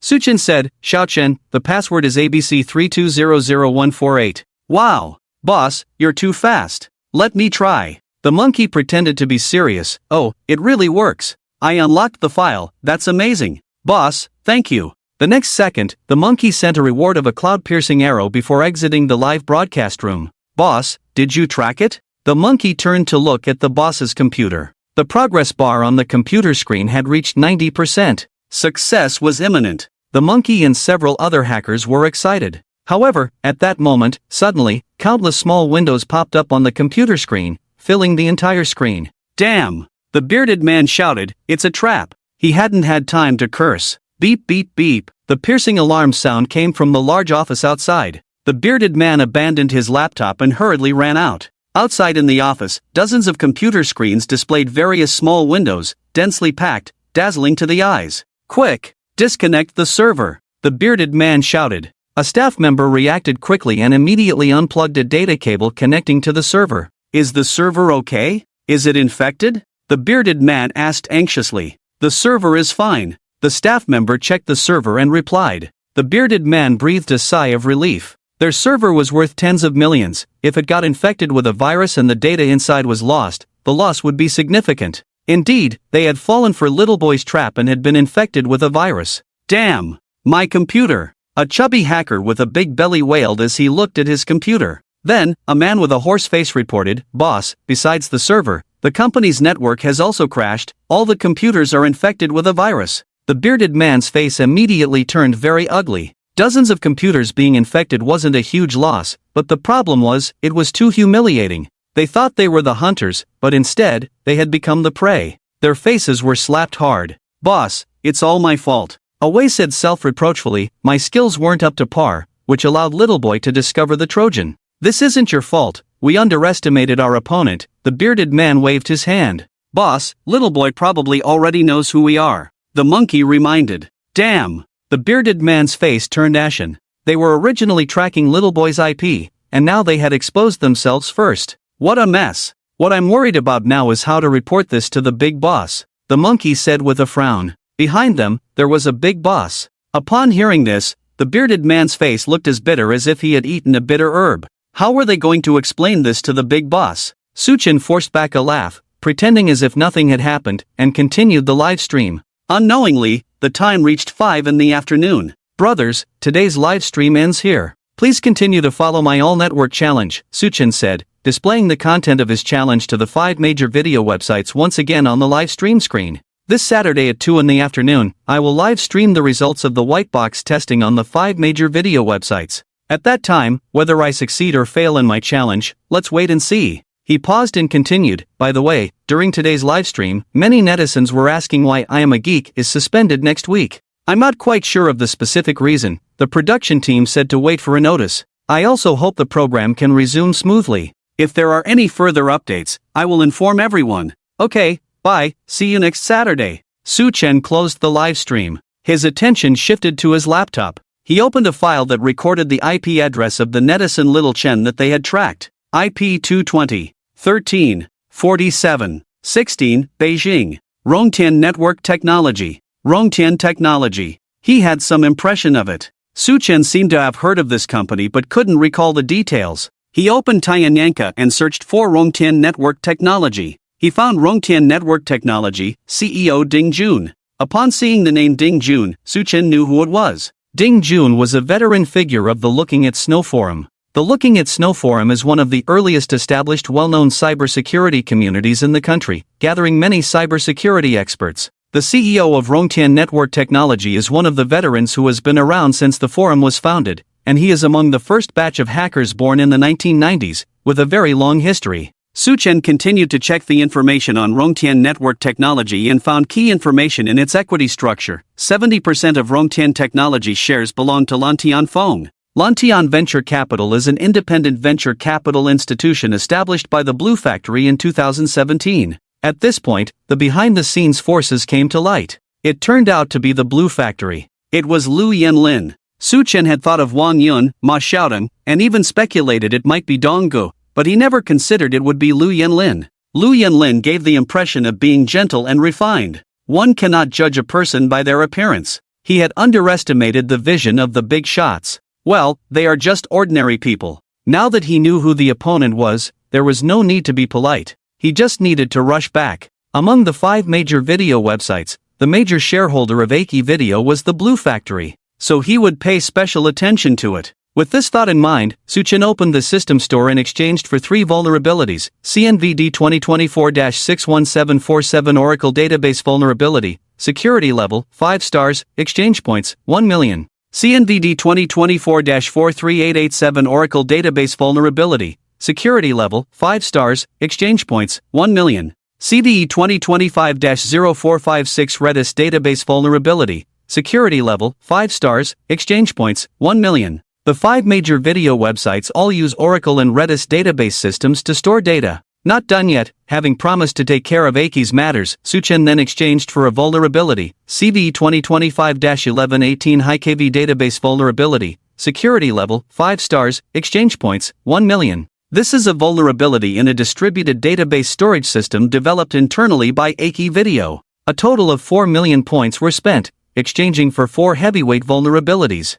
Now, Suchen's arsenal has enough ammunition. Everything is ready. Suchen can now infiltrate the systems of the 5 major video websites. No rush. He'll wait until Saturday afternoon, when he goes live, to make his move. The bigger the spectacle, the more points he can earn. Then, Suchen opened Weibo and checked. The official Weibo accounts of the 5 major video websites still had no response. He logged out of Weibo. Suchen then looked at the live data on Douyin's backend. Highest online viewership, 260,000. Looking again, points increased by 2 million. Ha. Every time he saw the points increase, Suchen felt happy. Okay, shut down the computer, pack up the laptop, and head to the school cafeteria for dinner. In the evening, Suchen planned to study in the library. The next day. In the morning, the first thing Suchen did after getting up was to turn on the computer. He logged into the botnet. There were far fewer attack sources, with only a few scattered IPs left. Why not continue? Have you given up?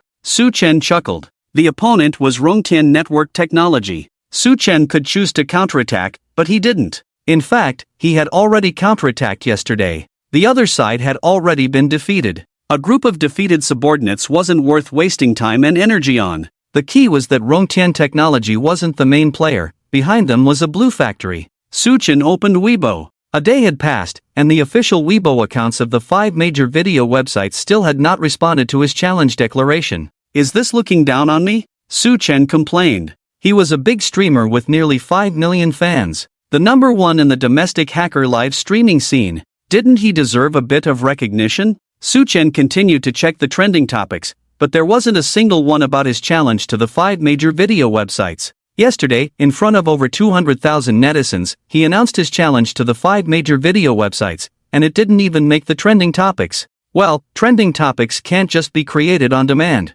The Samsung incident caused a huge stir because Samsung itself is a giant, and the incident happened live on a CCTV program, which drew significant attention. Suchen's performance at the World Internet Conference also caused a sensation because it involved several internet bigwigs. The little boy account's influence still hadn't reached the level where a single Weibo post could trend. The heat still hadn't picked up. The several video websites remained unresponsive. If even one responded to his challenge, the heat would have been generated. I'll give you a little more time, Suchen muttered to the computer screen. Next, he searched for news about the Blue Factory. Suchen pondered how to deal with the Blue Factory. One Aki video wasn't enough. If he was going to play, he might as well go big. Wait a minute. At that moment, a piece of news caught Suchen's eye. Next Tuesday, the Blue Factory would hold the 2024 Annual Artificial Intelligence Developer Conference in the capital. Artificial Intelligence Developer Conference. Suchen's fingers tapped on the table, and gradually a smile crept onto his lips. He had already thought of how to deal with the Blue Company. He opened the web scraping software to collect data. Pay attention, Suchen was not collecting information about the Blue Company, but rather data from the 5 major video websites. First, he needed to tackle the white box testing on Saturday. This was the most important task at hand. Once the challenge was completed, he would plan how to retaliate against the Blue Company. Before he knew it, Saturday had arrived. Suchen woke up early, getting out of bed by 8 o'clock. In the past few days, the 5 major video websites had still not responded at all. Big companies really are impressive. Well, they certainly are. To them, he was just a hacker. What did he count for? Suchen recalled the Samsung phone battery explosion incident, where Samsung sent a lawyer's letter to the I Am a Geek program team, claiming they couldn't find his contact information. In fact, it could be said differently, Samsung simply didn't regard him, a hacker, as significant. Later, he posted a public statement on Weibo, and Samsung still hadn't contacted him, as if he were a transparent person. Then there was the World Internet Conference, where he had tried several times to get applause, but the big shots in the front row showed no reaction. The only reason the people behind clapped was that he had taken control of a few big shots' phones, forcing them to applaud. Thanks to the cooperation of these big shots, it even trended online. Whether it was the Samsung phone battery explosion incident or the World Internet Conference, the reason for the significant attention was mainly due to Samsung and a few big shots, not Su Chen's personal influence. At the World Internet Conference, Su Chen gave a keynote speech on artificial intelligence security. Aside from a few media reports, none of the major internet companies responded, as if his speech was just the wind passing by. He even faced attacks from the Blue Company because of it. Is my influence as a hacker really this small? Su Chen complained. He opened Weibo and browsed through the comments from netizens, only to find that after a few days, hardly anyone was discussing it. There was no heat at all. Next, Su Chen searched the entire internet for Little Boy challenges the 5 major video websites. Aside from a few small entertainment media treating it as entertainment news and reposting it, no other mainstream media reported on it. He even saw a self-media article questioning whether his challenge was just a gimmick. This article was half right. He was indeed playing a gimmick, trying to ride the wave of the big company's popularity. It was also half wrong, as it shouldn't have doubted his strength, nearly treating him as an internet celebrity. Su Chen was different from ordinary internet celebrities. The biggest difference was he had real strength. He was not just playing gimmicks. Hey, could it be that these big companies think I'm just playing gimmicks? A thought crossed Su Chen's mind. Or maybe they simply don't care about my challenge declaration. Even if they knew, it wouldn't be worth their response? Su Chen guessed correctly. For these internet giants, a small hacker like him was simply not worth their response. They face thousands, even tens of thousands of hacking attacks every month, every day. If they responded to each one, they wouldn't be able to do anything else. Thinking this way made sense. Wait, am I, little boy, just an ordinary hacker? Su Chen pulled up the vulnerability scanning tool and scanned the servers of the 5 major video websites. Vulnerability found. Vulnerability found. Vulnerability found. So many vulnerabilities. A week had passed, and they were still there. The facts proved that these big companies really didn't take him seriously. If they had paid a little more attention, with the strong resources of these big companies, they should have been able to conduct a thorough internal check and discover these vulnerabilities, patching them up. But they didn't do that. Even if a few days pass without identifying the vulnerabilities, he can still contact him, communicate with each other, and cooperate to keep the impact to a minimum. The last time they collaborated with the Weibo security team, the impact was minimized, and Weibo's stock price did not fluctuate when the market opened the next day. So, he has already given several major companies a chance. No need to blame anyone. Next, Su Chen optimized the attack code and improved the botnet. This time, he was going to confront several internet giants head-on and had to be prepared for their retaliation and strikes. He needed to ensure everything was foolproof. After this, he could say he had offended several major internet companies in the country. He had to be cautious. Time unknowingly passed to 2 o'clock in the afternoon. Su Chen opened the Douyin live stream on time. Brothers, happy weekend. We meet again. He glanced at the number of online viewers in the live stream, which had already exceeded 120,000, and the popularity was still booming. Not bad. A smile appeared on Su Chen's face. On Monday, I mentioned starting a new track, a challenge across the internet. Above Su Chen's head, a line of subtitles appeared. I, a hacker, challenged the entire internet. At the same time, I announced a challenge to the 5 major video websites. Unfortunately, so far, I have not received any response from the 5 video websites. Does that mean my whitebox testing is about to end before it even starts? Su Chen said with a smile, a hint of teasing in his tone. No. Su Chen shook his head. Giving up so easily is not my style. He continued, even though I haven't received their response, which is not perfect, it doesn't affect my challenge. Without further ado, let's get started. After saying that, Su Chen's fingers flew across the keyboard. A few seconds later, snap. Su Chen snapped his fingers. Brothers, it's done. Is that it? The viewers were puzzled. Some viewers didn't believe it and opened the web pages of the 5 major video websites, which were accessible. It's normal, the websites can be opened. The app can also be opened normally. I don't see any issues. Host, stop keeping us in suspense. What's going on? The bullet comments in the live stream scrolled rapidly. Su Chen smiled. Brothers, which one do you want me to take down first? With just one finger, I can make it crash. As he spoke, Su Chen extended one finger. This had become his signature move. Let me clarify, Ikei is excluded for now. It's not that I'm not going to deal with it, but I want to save it for last to give everyone a surprise. I see someone mentioned Penguin Video. Good, let's take down Penguin Video first. Su Chen pressed the enter key. Okay, Penguin Video is done. Done? A female viewer with the ID Xiaotong refreshed the Penguin Video webpage several times, and it was normal. She clicked on a video, and it played without issues. What did the host accomplish? There's no change. Xiaotong was puzzled and was about to send a bullet comment to ask. At that moment, the host's voice came from the livestream. Penguin Video can be opened normally. What I mean by done is that I have accessed the backend database of Penguin Video. Su Chen explained, to prove that what I said is true, I'm going to give the brothers in the live stream a wave of benefits. Let's send out 100 red envelopes. Friends who receive the red envelopes will have a surprise. As Su Chen spoke, he typed on the keyboard, and the screen of the live stream displayed 100 red envelopes. Xiaotong clicked on one of the red envelopes. Ding! Oh, she actually received a red envelope. Curious, Xiaotong opened the red envelope, but found nothing inside. Didn't you say there would be a surprise? Didn't you say you would give out benefits? Host, you're lying. Xiaotong complained. Friends who got the red envelopes, don't rush, the surprise is coming soon, please wait a moment, just 1 minute.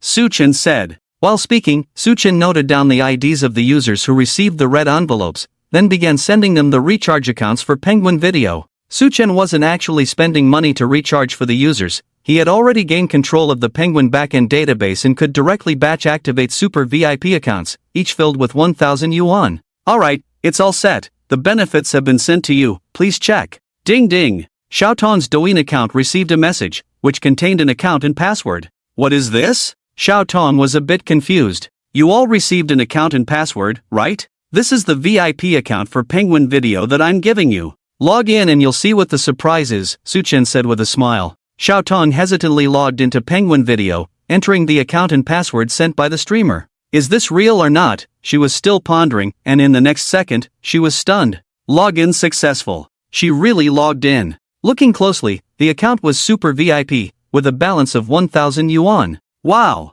Xiaotong was thrilled. Is this really a benefit from the streamer? This is too generous. Xiaotong was overjoyed. Wait a minute, she thought of a question. The streamer just said he hacked into Penguin Video. Could it be that the money in this account wasn't from the streamer's own recharge? Thinking about it, it didn't make sense. 100 accounts, each with 1,000 yuan, that's 10,000, the streamer must be crazy. Xiaotong's guess was soon confirmed. Isn't it a surprise? I'm giving you 100 accounts, each with a balance of 1,000 yuan, guaranteed to be real and valid. Except for withdrawal, you can watch all the member videos on Penguin Video, including paid movies. Su Chen said. He paused and continued. Aren't you curious if I spent my own money to recharge for you? Of course not, I don't have that much money. Su Chen laughed. I've already said, I have access to the backend database of Penguin Video, so however many super VIP accounts you want, I can generate them in bulk. Wow, Xiaotong was amazed. Generating Penguin Video VIP accounts in bulk, that's just too awesome.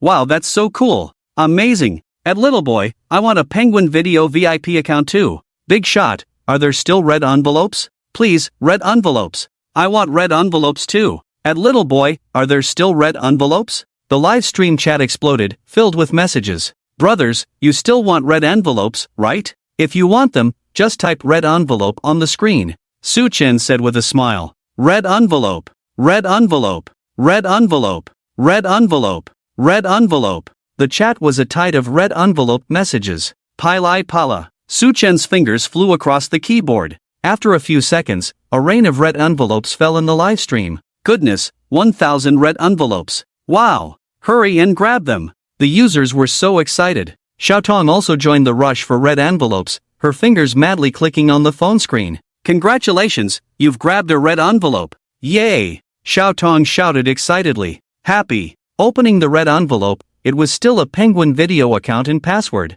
She tried logging in again. Successfully logged in. Wow! Another VIP account. Xiaotong was thrilled. The balance in the account showed 1,000 yuan. Wah aha! Big shot, I love you. You're amazing. Xiaotong shouted excitedly. Do you want more red envelopes? The host's voice came through. Yes, yes, yes. Red envelope. Red envelope. At this moment, the number of online viewers in the live stream had skyrocketed to 150,000. Okay, let's send out another wave. I'm giving you a big one. 10,000 red envelopes. However, this time the amounts are random, some more, some less, and they won't be too much. If they are too much, the account might get banned, Suchen explained. All accounts had a balance of 1,000 yuan, which could easily attract the attention of Penguin Video afterward, and if banned, it would be meaningless.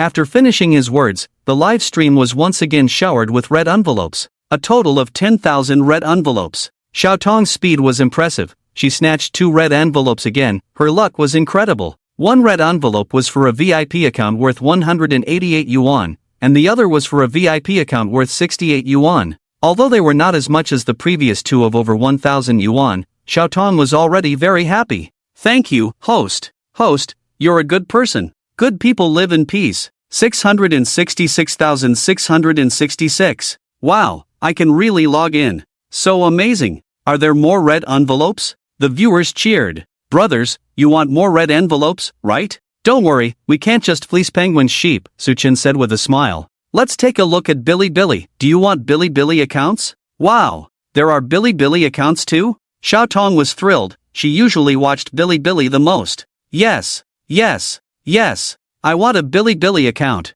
Big shot, love you. Xiaotong sent several barrage messages in a row. The next second, wahaha, the red envelope rain came again. Xiaotong's luck was off the charts. She snatched 5 red envelopes in one go, one for 286 yuan Bilibili VIP, one for 108 yuan Bilibili VIP, one for 68 yuan Bilibili VIP, one for 138 yuan Bilibili VIP, and the 5th was a yearly super VIP. Thank you, big shot. Love you, moi, I'm on my knees. Big shot, my admiration for you is like the endless flow of the Yangtze River. The live stream was filled with joy. The atmosphere was as festive as a holiday. What red envelopes? What red envelopes? What happened? A viewer named Xiaodong just entered the live stream and saw everyone spamming thank you, big shot, looking completely confused. Everyone, pay attention, another wave of red envelope rain is coming. Splash. The screen of the live stream was showered with red envelopes. Still 10,000 red envelopes.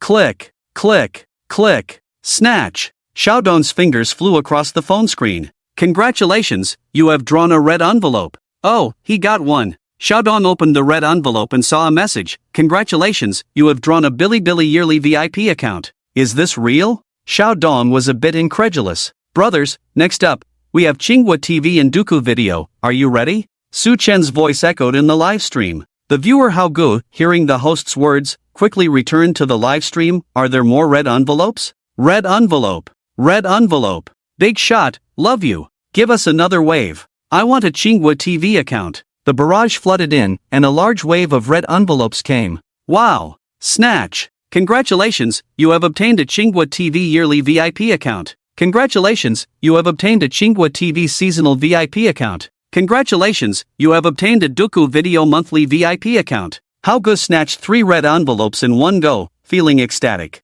Yay! Little Tong cheered, her excitement causing her to dance around. In this wave of red envelopes, she had snatched 5, securing accounts from 4 major video websites. Little Tong loved watching videos, and although the membership fees for each site weren't much, just a few dozen yuan a month, combined, they added up to a significant expense. Now, she had finally achieved video freedom. For the next year or 2, she wouldn't need to pay for memberships again. Tong Tong, what are you watching that's making you so happy? At that moment, 2 roommates walked into the dorm. Come quickly and grab the red envelopes. Little Tong shouted excitedly. Red envelopes? What red envelopes? One girl in a long dress hurried over. Are they from the group? No, it's this streamer giving out red envelopes, distributing membership accounts for video sites, Little Tong explained, showing her phone screen to her 2 roommates. This streamer is super amazing. He's a hacker who directly hacked the video sites to give accounts to netizens. A hacker? The girl in the long dress asked in surprise. It can't be fake, right?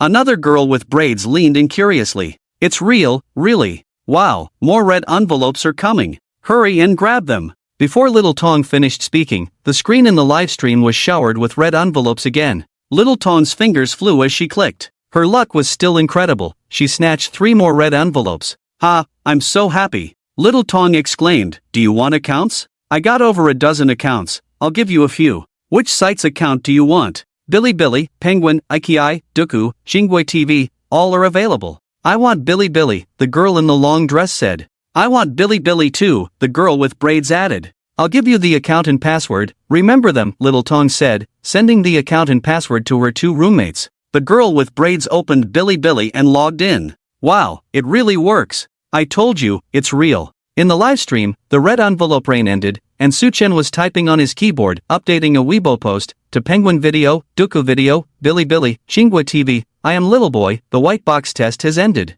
I have successfully obtained the backend database of your 4 websites. Here are the screenshots of your membership data, Screenshot 1, Screenshot 2, Screenshot 3, Screenshot 4. Below are the vulnerability codes and patches. Please upgrade your systems promptly to fix the vulnerabilities to avoid greater losses. Sincerely, Little Boy. Suchen publicly revealed the backend data of the 4 video websites, the vulnerability codes, and the patches to fix the vulnerabilities. With this move, he had pulled off another big stunt. Impressive, my brother. Big Boss 666. Worship the great God. This operation is simply divine. Little Boy, please accept my knee. The comments from netizens exploded. Green Alliance Technology. In the office, Yuan Jia sat in front of his computer, watching Little Boy's livestream. As soon as Little Boy started broadcasting, he followed. In an office at Alibaba's branch in Zhanghai City, senior cybersecurity expert Xia Lei was also following Little Boy's livestream. When Little Boy announced the vulnerability codes of the 4 video websites,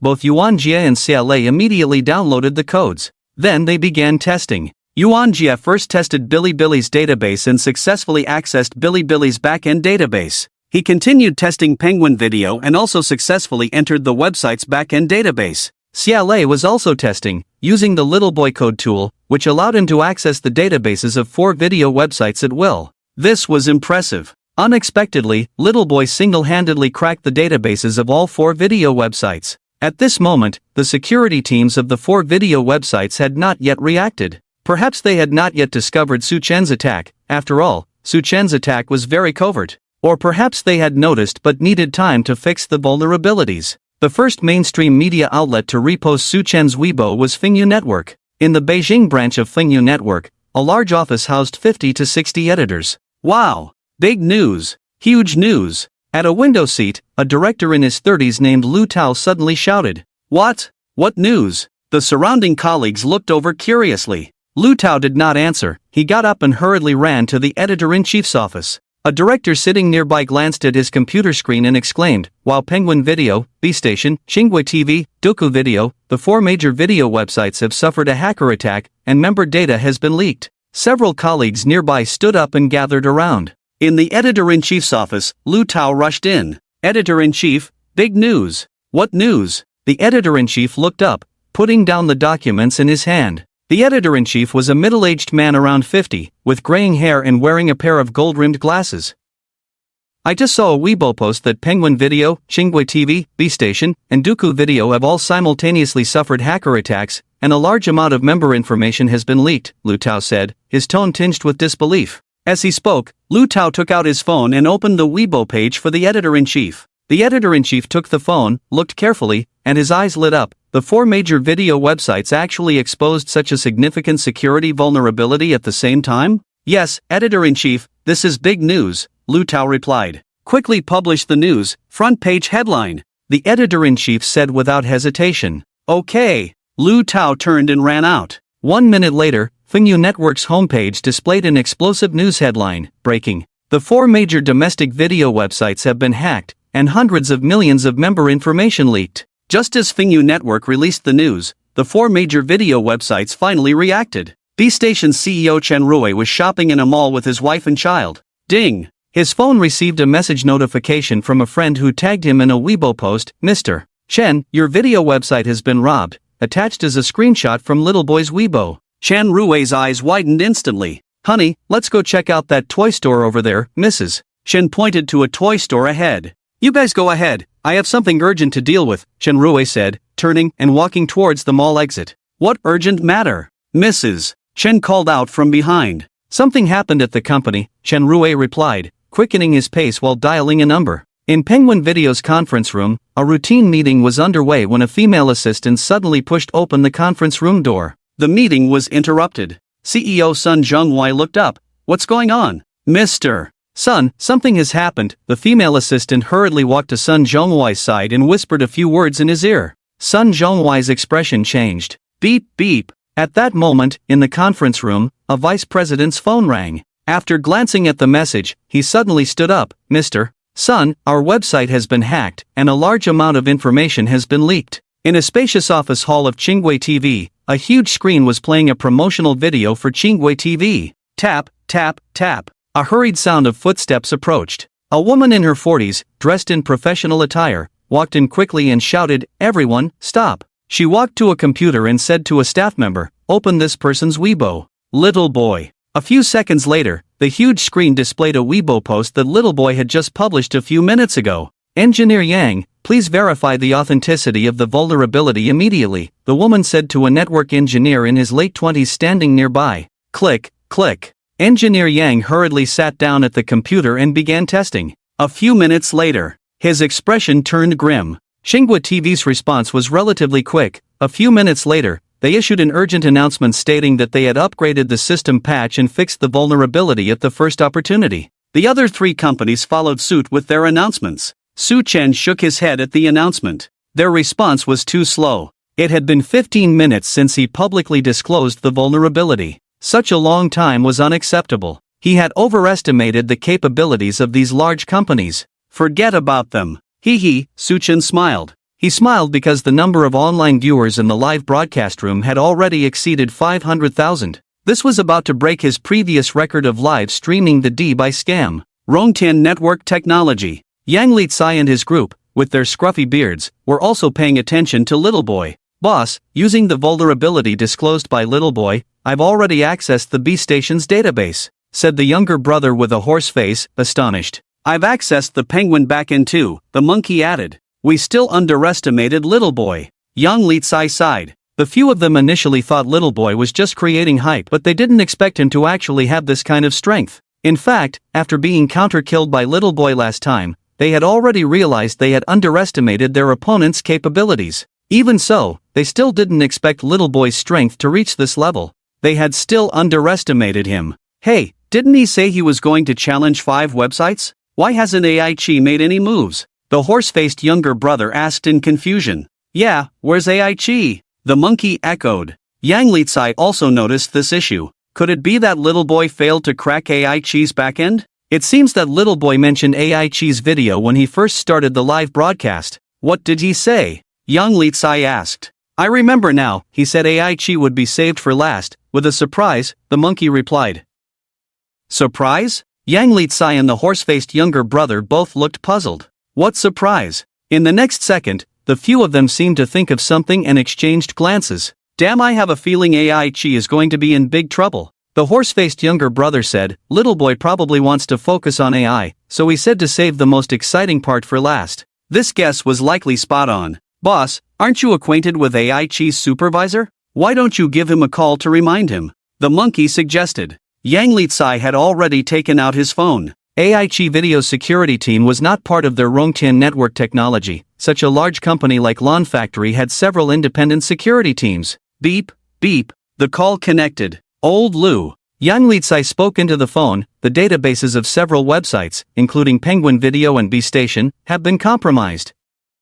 You should be aware of this, right?" "I know," came the voice of a man on the other end, Lu Hui, the security chief of Aki Video. If he didn't know about such a major incident, he might as well pack up and go home. "Old Lu, let me remind you, Little Boy's next target is you guys," Yang Litsai said. "Old Yang, do you have any insider information?" Lu Hui asked, fully aware that Yang Litsai wouldn't call without a reason. "Well," Yang Litsai hesitated. He didn't mention the grievances between his superiors and Little Boy, but instead said, "Haven't you been following Little Boy's Weibo?" He released a public challenge declaration on Monday, targeting the 5 major video websites, including you guys at Aki. "Moreover, I just watched his livestream. Just a few minutes ago, he explicitly stated that his next target is you. That's why I'm calling to remind you not to underestimate Little Boy. His capabilities are very strong. He can definitely rank among the top 10 in our circle." Yang Litsai left it at that, not saying too much. After hanging up, Lu Hui pondered for a moment, then clapped his hands to attract the attention of everyone in the office. "Everyone, pay attention. I just received news that Little Boy's next target is us, Lu Huawei announced loudly. Now, immediately turn on the big screen and connect to Little Boy's live stream. In the Aki Security Center hall, a huge screen displayed Little Boy's live stream. Brothers, Penguin Video, B-Station, Doku Video, and Chingwe TV have all been taken down by me. Isn't it strange that Aki hasn't made a move yet? I mentioned earlier that Aki was deliberately saved for last to give everyone a special surprise. Suchin paused for a moment before continuing. Why do I say I want to take care of Aki? Because, compared to the other four, their security system is the worst. Lu Huawei's expression darkened. This guy was so arrogant, openly calling them the worst in front of so many netizens. Friends from Aki Video, are you watching the live stream? I said your network system is the worst, are you unconvinced? Su Chen's gaze seemed to penetrate the screen, staring directly at everyone in the hall. If you're unconvinced, I'll make you convinced right now, watch closely. Bang bang bang. Su Chen's fingers struck the keyboard. Lu Huawei's expression grew serious as he scanned the dozens of experienced network security engineers in the hall. Although the team he led might not be the absolute best in the country, they were certainly experienced and capable. As a large video website, Aki Video received tens of millions, even over 100 million visits daily. If they didn't have some technical strength, their system would have been ruined by hackers long ago. At that moment, the number of online viewers in Su Chen's live stream had surged to 700,000. Many netizens were continuously refreshing the Aki Video webpage. Refreshing once was normal. Refreshing again was still normal. A netizen with the username MOBENO3, wearing glasses, refreshed the page several times without issue. Wait a minute. After refreshing once more, the web page froze, then displayed a line of text, 404 not found. His first reaction was that there was a problem with his network. He opened other websites, which were accessible, and returned to Aki's webpage, refreshing it several times, but the page still wouldn't load, still showing 404. No way? Has it really been hacked? MOBENO3 couldn't believe it. He found it hard to accept that such a large video website, backed by one of the internet giants, the Blue Factory, could be taken down by a hacker just like that. Were the technicians at the Blue Factory just sitting around doing nothing? Damn! It won't open. I can't open it either. Boss, did you directly crash Aki Video? Aki Video is indeed down. Wow, Aki really won't open. Streamer, you're amazing. Thumbs up. The bullet comments exploded. More and more netizens discovered they couldn't access Aki Video. Hee. Su Chen was laughing. That's right, this was the special treatment he had prepared for Aki Video. He had directly crashed their official website. The other four video websites were at least unaffected. At Aki's headquarters, the atmosphere in the security center's hall was tense to the extreme. Not good. Our official website has crashed. An engineer's voice broke the silence in the hall. What? Lu Huawei was taken aback and hurriedly sat down at a computer to open the official website. Loading. The page kept loading, but it wouldn't open. Lu Huawei's face instantly turned ugly. At this moment, the entire hall was in chaos. The website's paralysis was a major incident. Activate the backup server.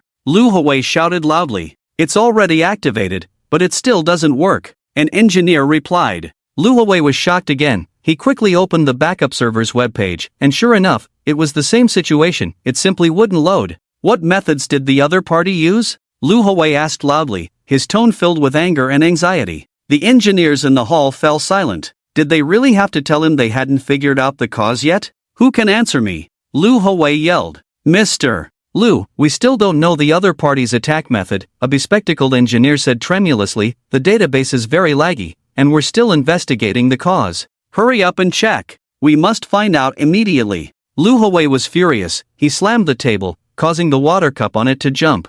Do. At that moment, the phone rang. Lu Huawei glanced at the caller ID, took a deep breath, suppressing his anger, and answered the call. Mr. Lee. The caller was Li Ku, the president of Aki Video. Mr. Lu, what's going on? Why can't the website be accessed? Li Ku's voice came through, questioning. It's like this, Mr. Lee, we've encountered a hacker attack, Lu Huawei quickly explained. Hacker attack? Li Ku's tone carried a hint of doubt. What kind of hacker attack? Is it serious? Very serious, not just us, but also Penguin Video, Bilibili, and several other websites have encountered hacker attacks, Lu Huawei said. What's the situation? Is it an overseas hacker organization? Li Ku asked. From Li Ku's tone, it was clear he was completely unaware. Evidently, he hadn't paid attention to Little Boy's challenge declaration. If Su Chen knew, he would probably be amused. Indeed, they didn't take him seriously at all. The company's higher-ups were completely oblivious to the matter.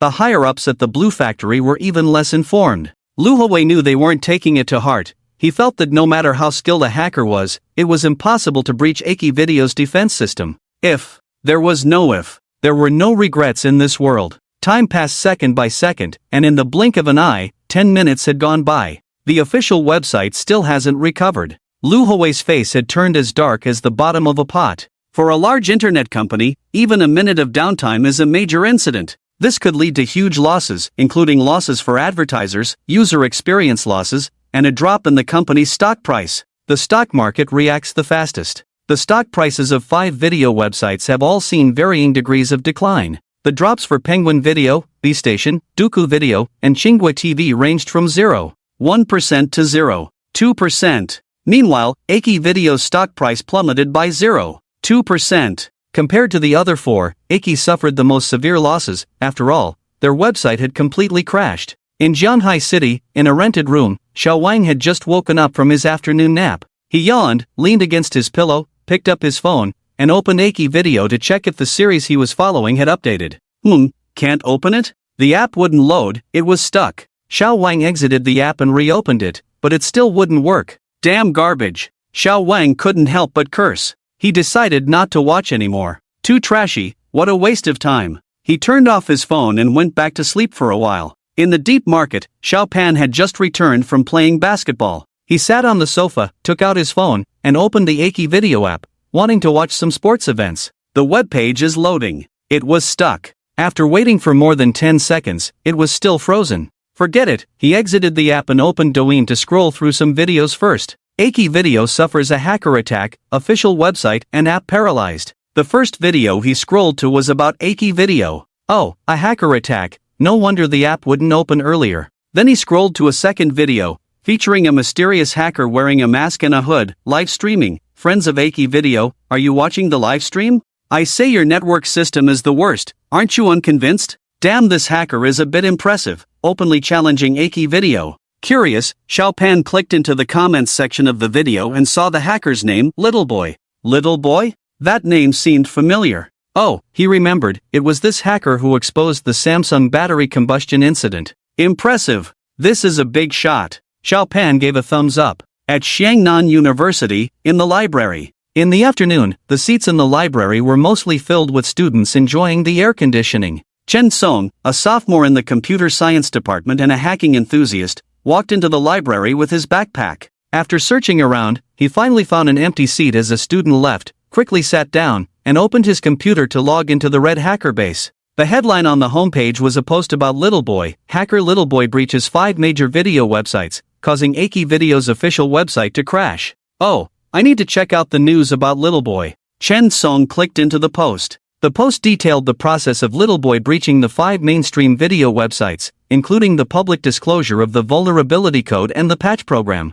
The post also specifically mentioned that Aki's website had crashed and had not yet recovered at the time of posting. Wow, so impressive. Chen Song quickly opened several video websites. Penguin and B-Station were both accessible, but Aki Video was still down. It really has crashed? Chen Song was astonished. Then, he opened several well-known hacker websites like KX Forum and Black Hawk Base, which all reported extensively on the incident. Now, this is impressive. Not just a few hacker websites. After Fingyu Network, mainstream portal sites like Yinlang and Wanyi also extensively reported on this major event. Hacker Little Boy breaches Penguin, Bilibili, Aki, and other 5 major video sites quickly climbed to the top of Weibo's trending searches, sparking widespread sharing and discussion online. It's been an hour, and Aki's official website still hasn't recovered? Lu Tao, an editor at Fingyu Network, had been keeping an eye on it, refreshing the Aki Video official website every few minutes. For a full hour, the Aki Video official website remained in a state of collapse.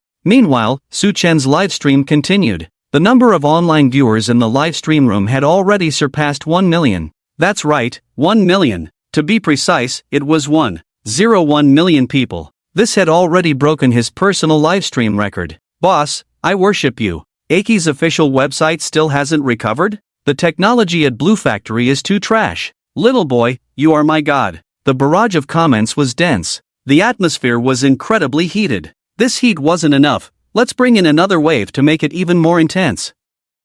Brothers, I said before that among the 5 major video sites, Aiki's security system is the worst, right? Their official website has been down for an hour and still hasn't recovered. Suchin said to the camera, Boss Lou from Blue Factory, if you're watching my livestream, I have a suggestion for you. Your technicians are all too weak, you might as well fire them all. Let me help you maintain the website, I alone can take on all of you. This statement was delivered with such dominance. It directly looked down on the entire technical team of Blue Factory. However, there was no way to refute it. The facts were right in front of them. Aiki Video's official website had been down for an hour and had not recovered. In the hall of the security center, Lu Hui's expression had completely collapsed. He was preparing to write a resignation letter. An hour without recovery indicated that he and his team's abilities were lacking. Perhaps some would say that the opponent's technology was too strong, which led to Aiki's official website crashing. That was unreasonable. You are a big company, you are not short of money, and you have abundant resources and talent.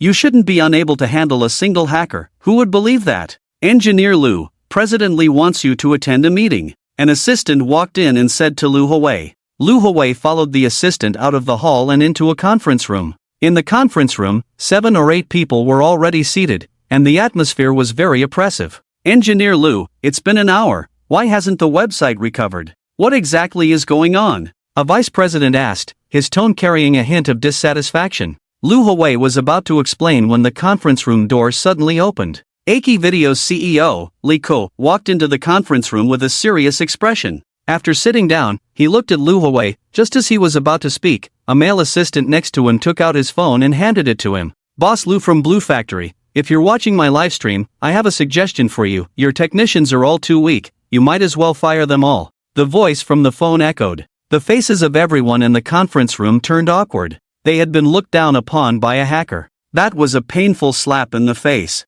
Lu Hui's mind was already pondering the wording of his resignation letter. With such a big mess, someone had to take the blame, and besides him, the security director, there was no one else. In the livestream room, Suchen continued, I say Aiki Video's security system is trash, not just because their official website has been down for an hour and still hasn't recovered, but more importantly, their backend database system is just as trash. I can access their database at will. While I'm talking to you, I've already obtained their database, including all the member data. Okay, I'm going to post a Weibo now, publicly exposing their database vulnerability. Upon hearing this, Lu Hui quickly took out his phone and opened Little Boy's Weibo. The others, who had computers, turned on their personal computers. A few seconds later, Little Boy updated a Weibo post, revealing the vulnerability in the backend database of Aiki Video. Lu Hui's expression changed. He was an expert and, without needing to test it, knew that the vulnerability announced by Little Boy could indeed bypass their security system and directly access the database.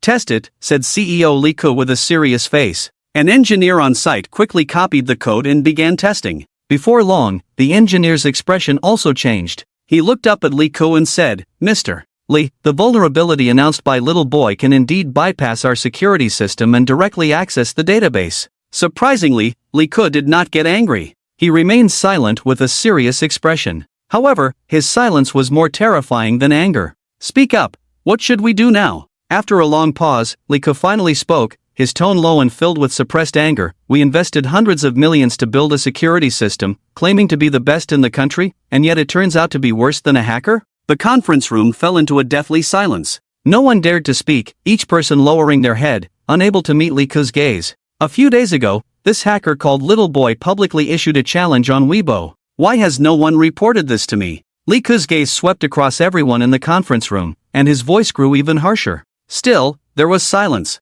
No one dared to respond. Bang! Li Ko could no longer hold back. He slammed the table. Are you all deaf? Everyone in the conference room jumped in shock, even more afraid to speak. It was then that the voice of Little Boy from an assistant's phone broke the silence in the conference room. Brothers, did you not expect that Aiki Video's security system is this trash? Let me ask, is the security team of a big company really that weak? It shouldn't be. Actually, I also didn't expect Aiki Video's security system to be this bad. Su Chen's words were clear and distinct, reaching the ears of everyone in the conference room. The expressions of those present turned awkward. They were openly scorned by a hacker in front of the entire nation. Their faces felt like they were being slapped. Lu Hui thought to himself that he had to write a resignation letter. With things escalating this much, someone had to take the blame, and there was no one else but him, the security chief. I don't doubt the strength of big companies. From what I know, Aki Video's security team is absolutely top-notch in the country. Several of them are well-known and strong in our circle. So why did this happen? After thinking it over, there's only one reason: arrogance of big companies. Su Chen's voice continued to come from the phone. The conference room was silent as a grave. Li Ke did not speak. Who would dare to? You all should know about last week's Samsung incident, right? Let me drop another bombshell. During the recording of the I Am a Geek program, the production team had already sent an email to Samsung Manhwa company. If Samsung had dealt with this matter promptly at the first opportunity, there wouldn't have been any subsequent issues. Do you know how Samsung responded? The next day, they sent a lawyer's letter to the program team. Well, the lawyer's letter wasn't sent to me, it was sent to the production team. I'm just a small hacker, not even on their radar. As for what happened next, everyone knows, Samsung's stock price plummeted by 12%. As of today, Samsung hasn't contacted me, the reason being they think they're so impressive, a big company, and don't need to reach out to a small hacker like me. The same scene happened again. On Monday, I released a public challenge declaration, and so far, none of the 5 websites have contacted me. If even one had reached out, I would have informed them of the vulnerabilities in advance and helped them fix them. But not a single one did. The products of big companies affect millions of netizens, and their systems have so many vulnerabilities. This is irresponsible to the users. Especially Aki Video, with a pile of problems and countless vulnerabilities. Sigh, I've mentioned Aki Video again. Smart friends, don't you feel something's off? Su Chen said. Why am I taking care of Aki Video? Let's be clear, I'm indeed targeting Aki Video on purpose. Upon hearing this, Li Ke's brows furrowed slightly, and his gaze swept over everyone in the conference room. Why does he say he's taking care of us? Did we offend him? No, we have nothing to do with little boy at all. Lu Houwei shook his head in denial, also puzzled. Then why target us? His tone suggests it's not without reason, Li Ke asked. No one answered his question. Does anyone remember my last live stream when a hacker attacked me? Su Chen's voice came through. The IP that attacked me, I'll just say it, they are the financial backers of Aki Video, the Blue Factory. As for who exactly from the Blue Factory, I won't name names directly, let's give them some face. They should be watching my live stream and know in their hearts. It can't be them, right? Lu Houwei suddenly said. Who? Li Ke asked. Rongtian Network Technology, a cybersecurity company invested in by the Blue Factory. Lu Houwei hesitated for a moment but still spoke up. I have a friend in Rongtian Network Technology. He called me this morning to remind me that little boy's next target is us. At this moment, Su Chen's voice came through again. I am someone who repays grudges. The Blue Factory attacked me first, so don't blame me for retaliating. We now have 1.5 million netizens in our live stream. Taking this opportunity, I announce again that I will continue to dig deep into the vulnerabilities and flaws of Blue Factory products to help them improve their product security. Of course, the Blue Factory is a big company, they probably won't take a small hacker's challenge to heart. Alright, today's white box testing ends here. The Aki Video website has been restored, and I have already posted the relevant attack code on Weibo. Interested friends can go take a look. As Su Chen spoke, he opened Weibo and updated a post. In the conference room, a manager immediately reported, Mr. Li, the website has returned to normal. Lu Houwei opened the Aki Video app on his phone, and it started up normally. A full hour. The Aki official website was down for a whole hour. Lu Houwei let out a long breath, a heavy stone finally lifted from his heart. Then, Lu Houwei opened Little Boy's Weibo on his phone. Little Boy publicly released the vulnerability code. Lu Houwei carefully analyzed the code and discovered that Little Boy had exploited a cache vulnerability in the Aki Video database. No wonder it was hard to pinpoint the issue. If Little Boy hadn't voluntarily stopped the attack, it was uncertain how long the paralysis would have lasted. The consequences of the attack not being halted by the other party. Lu Houwei dared not think further. In the live broadcast room, Su Chen laughed and said loudly, Brothers, I succeeded in my challenge. Can I get some applause for encouragement? Clap clap clap. Streamer, you're amazing. God. 666,666. Awesome plus. Xiangzi rewards the streamer with a carnival. Alice rewards the streamer with a cloud-piercing arrow. The little fairy rewards the streamer with a carnival. The barrage flooded the screen again, accompanied by various gift effects flying everywhere. Wow, so many gifts. Su Chen was delighted. He had just mentioned it casually, and the netizens sent so many gifts. It was incredible. Thank you everyone, you're too generous. Su Chen said with his hands clasped in a fist. Today's live stream ends here. I also want to continue broadcasting, but as you can see, I've offended several major internet companies, so I need to make a quick exit. What Su Chen said wasn't entirely a joke. The situation had indeed escalated. This wave of challenges across the internet had attracted widespread attention, even more so than the previous incident with Samsung phone batteries catching fire. Knowing when to stop is the wise choice. Su Chen ended the live stream. The back-end data showed that in just over an hour of streaming, the peak online viewership reached 1.6 million. No, you didn't read that wrong, it was 1.6 million. That's impressive. Some might say this number isn't high. That I Am a Geek program had a peak of 30 million simultaneous viewers. But you can't compare them like that. I Am a Geek is a program from CCTV, while Su Chen is just an individual streamer. There's no basis for comparison. Su Chen called up the system's virtual screen to check his points. Su Chen excitedly clenched his fist. His points surged by 7 million. The traffic and heat generated from challenging the big companies was exhilarating. Next, Su Chen opened the browser to check the trending topics. Aki Video suffers hacker attack, official website crashes. Aki Video information leak causes stock price to plummet. Hacker Littleboy showcases incredible skills, all 5 major video sites are affected. Littleboy challenges internet giants, Blue Company's stock price drops in response. Who exactly is Littleboy? His true identity sparks speculation among netizens. Information leak of hundreds of millions of users from 5 major video sites, the largest information leak incident in the internet to date. Su Chen counted, there were a total of 6 trending topics related to him. The last time I Am a Geek broke through Weibo, there were only 3 trending topics. The heat was explosive. No wonder, Su Chen's actions had indeed made quite a stir. The 5 major video sites, especially Aki Video, had their official website crash for an hour, affecting millions of users.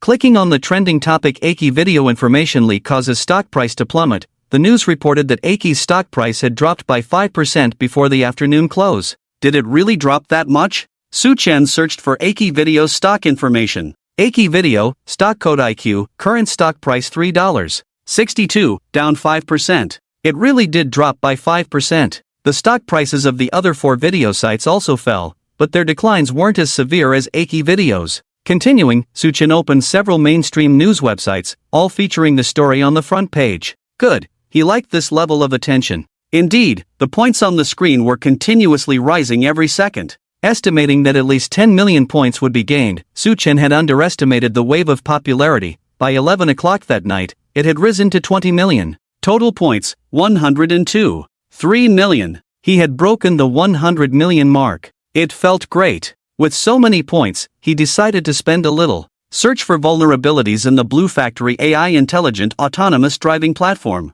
Su Chen spoke to the holographic screen. A few seconds later, the virtual screen displayed hundreds of related vulnerabilities, ranked by points from high to low. Blue Sky AI Autonomous Driving System Kernel Vulnerability, Redeemable Points, 10 million.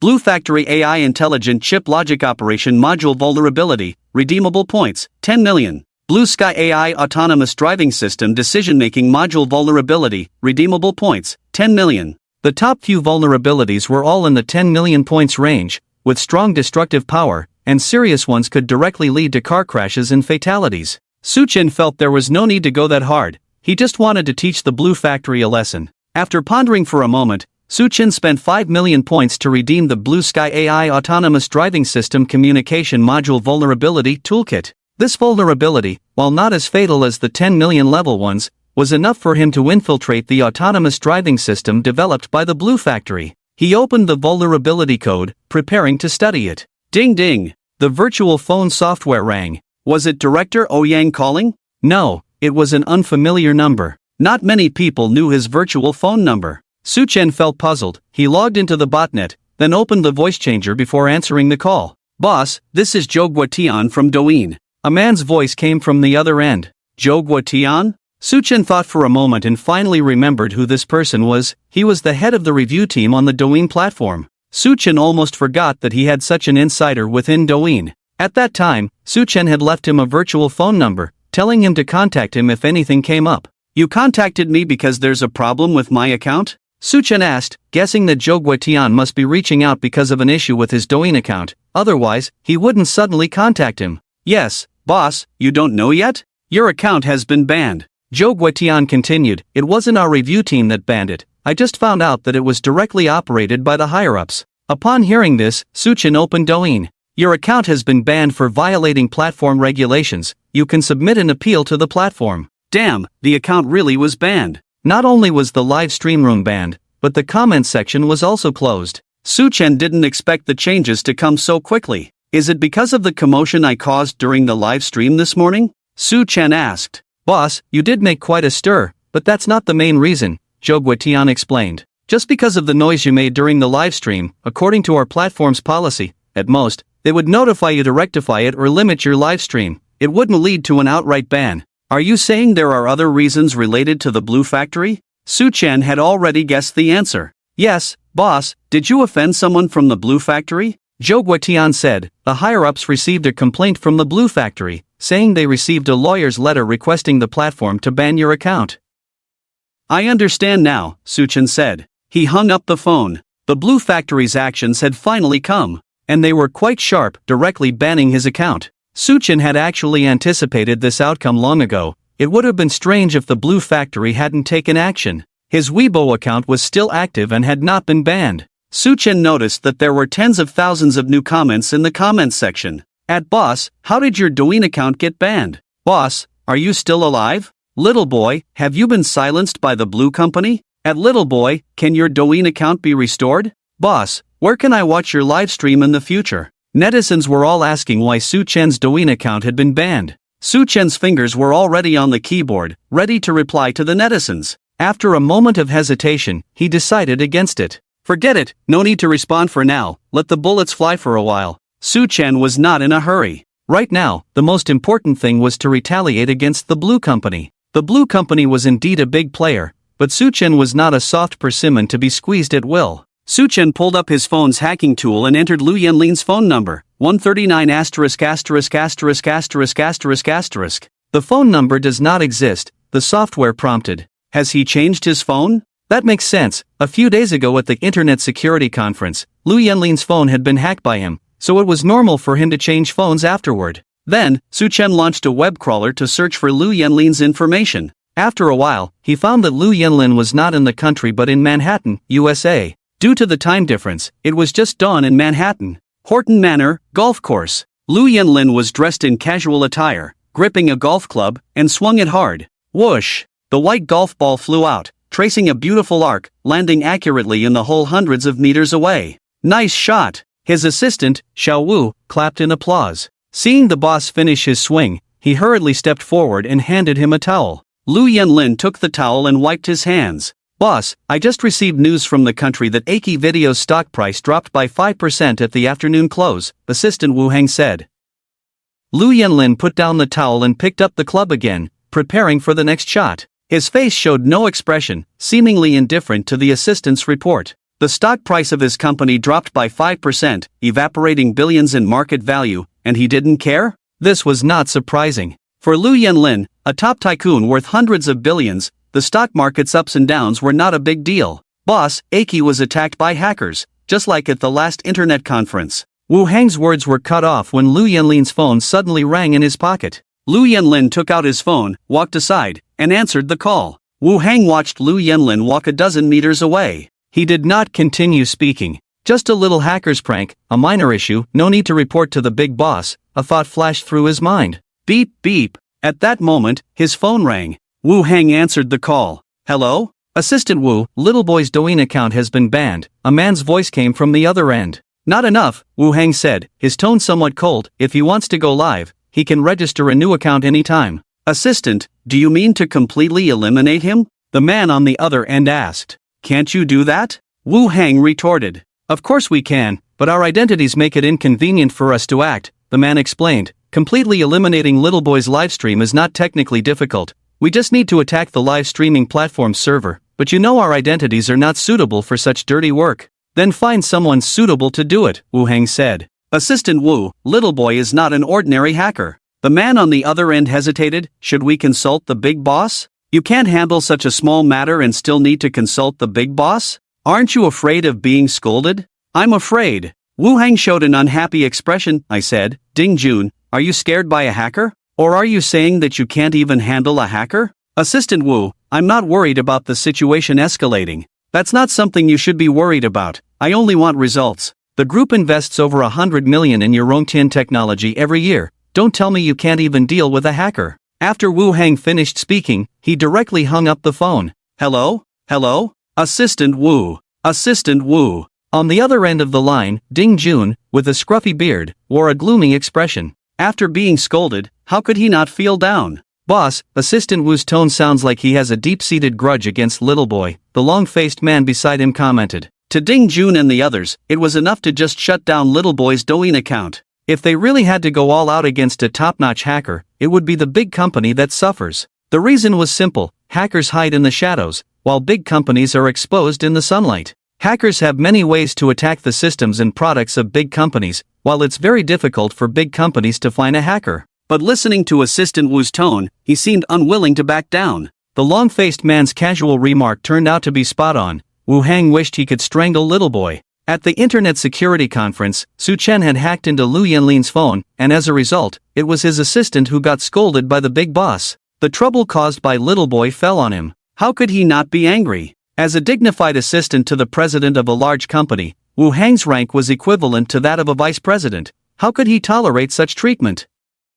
5 minutes earlier, in the rental apartment, the crawling software had already gathered a pile of information but had not yet found Lu Yanlin's phone number. For someone of Lu Yanlin's status, the confidentiality level of his phone information was very high, and he had just changed to a new phone, so it was indeed a bit difficult to find his phone number in a short time. However, Su Chen had found the information of Lu Yanlin's assistant. Name, Wu Hang, age, 32, position, assistant to the president of the Blue Company, phone number, 136 *********. This was the information Su Chen captured from the system backend of the hotel where Lu Yanlin was staying in Manhattan, which should have been left when Lu Yanlin registered at the hotel. Looking at the photo of Wu Hang on the computer screen, Su Chen felt that he looked somewhat familiar. It seemed he had seen this person somewhere. He remembered that at the Internet Security Conference, when Lu Yanlin's phone was being controlled, there was an assistant beside him, and it was this person. If he couldn't find Lu Yanlin's phone, the assistant's phone would be the same.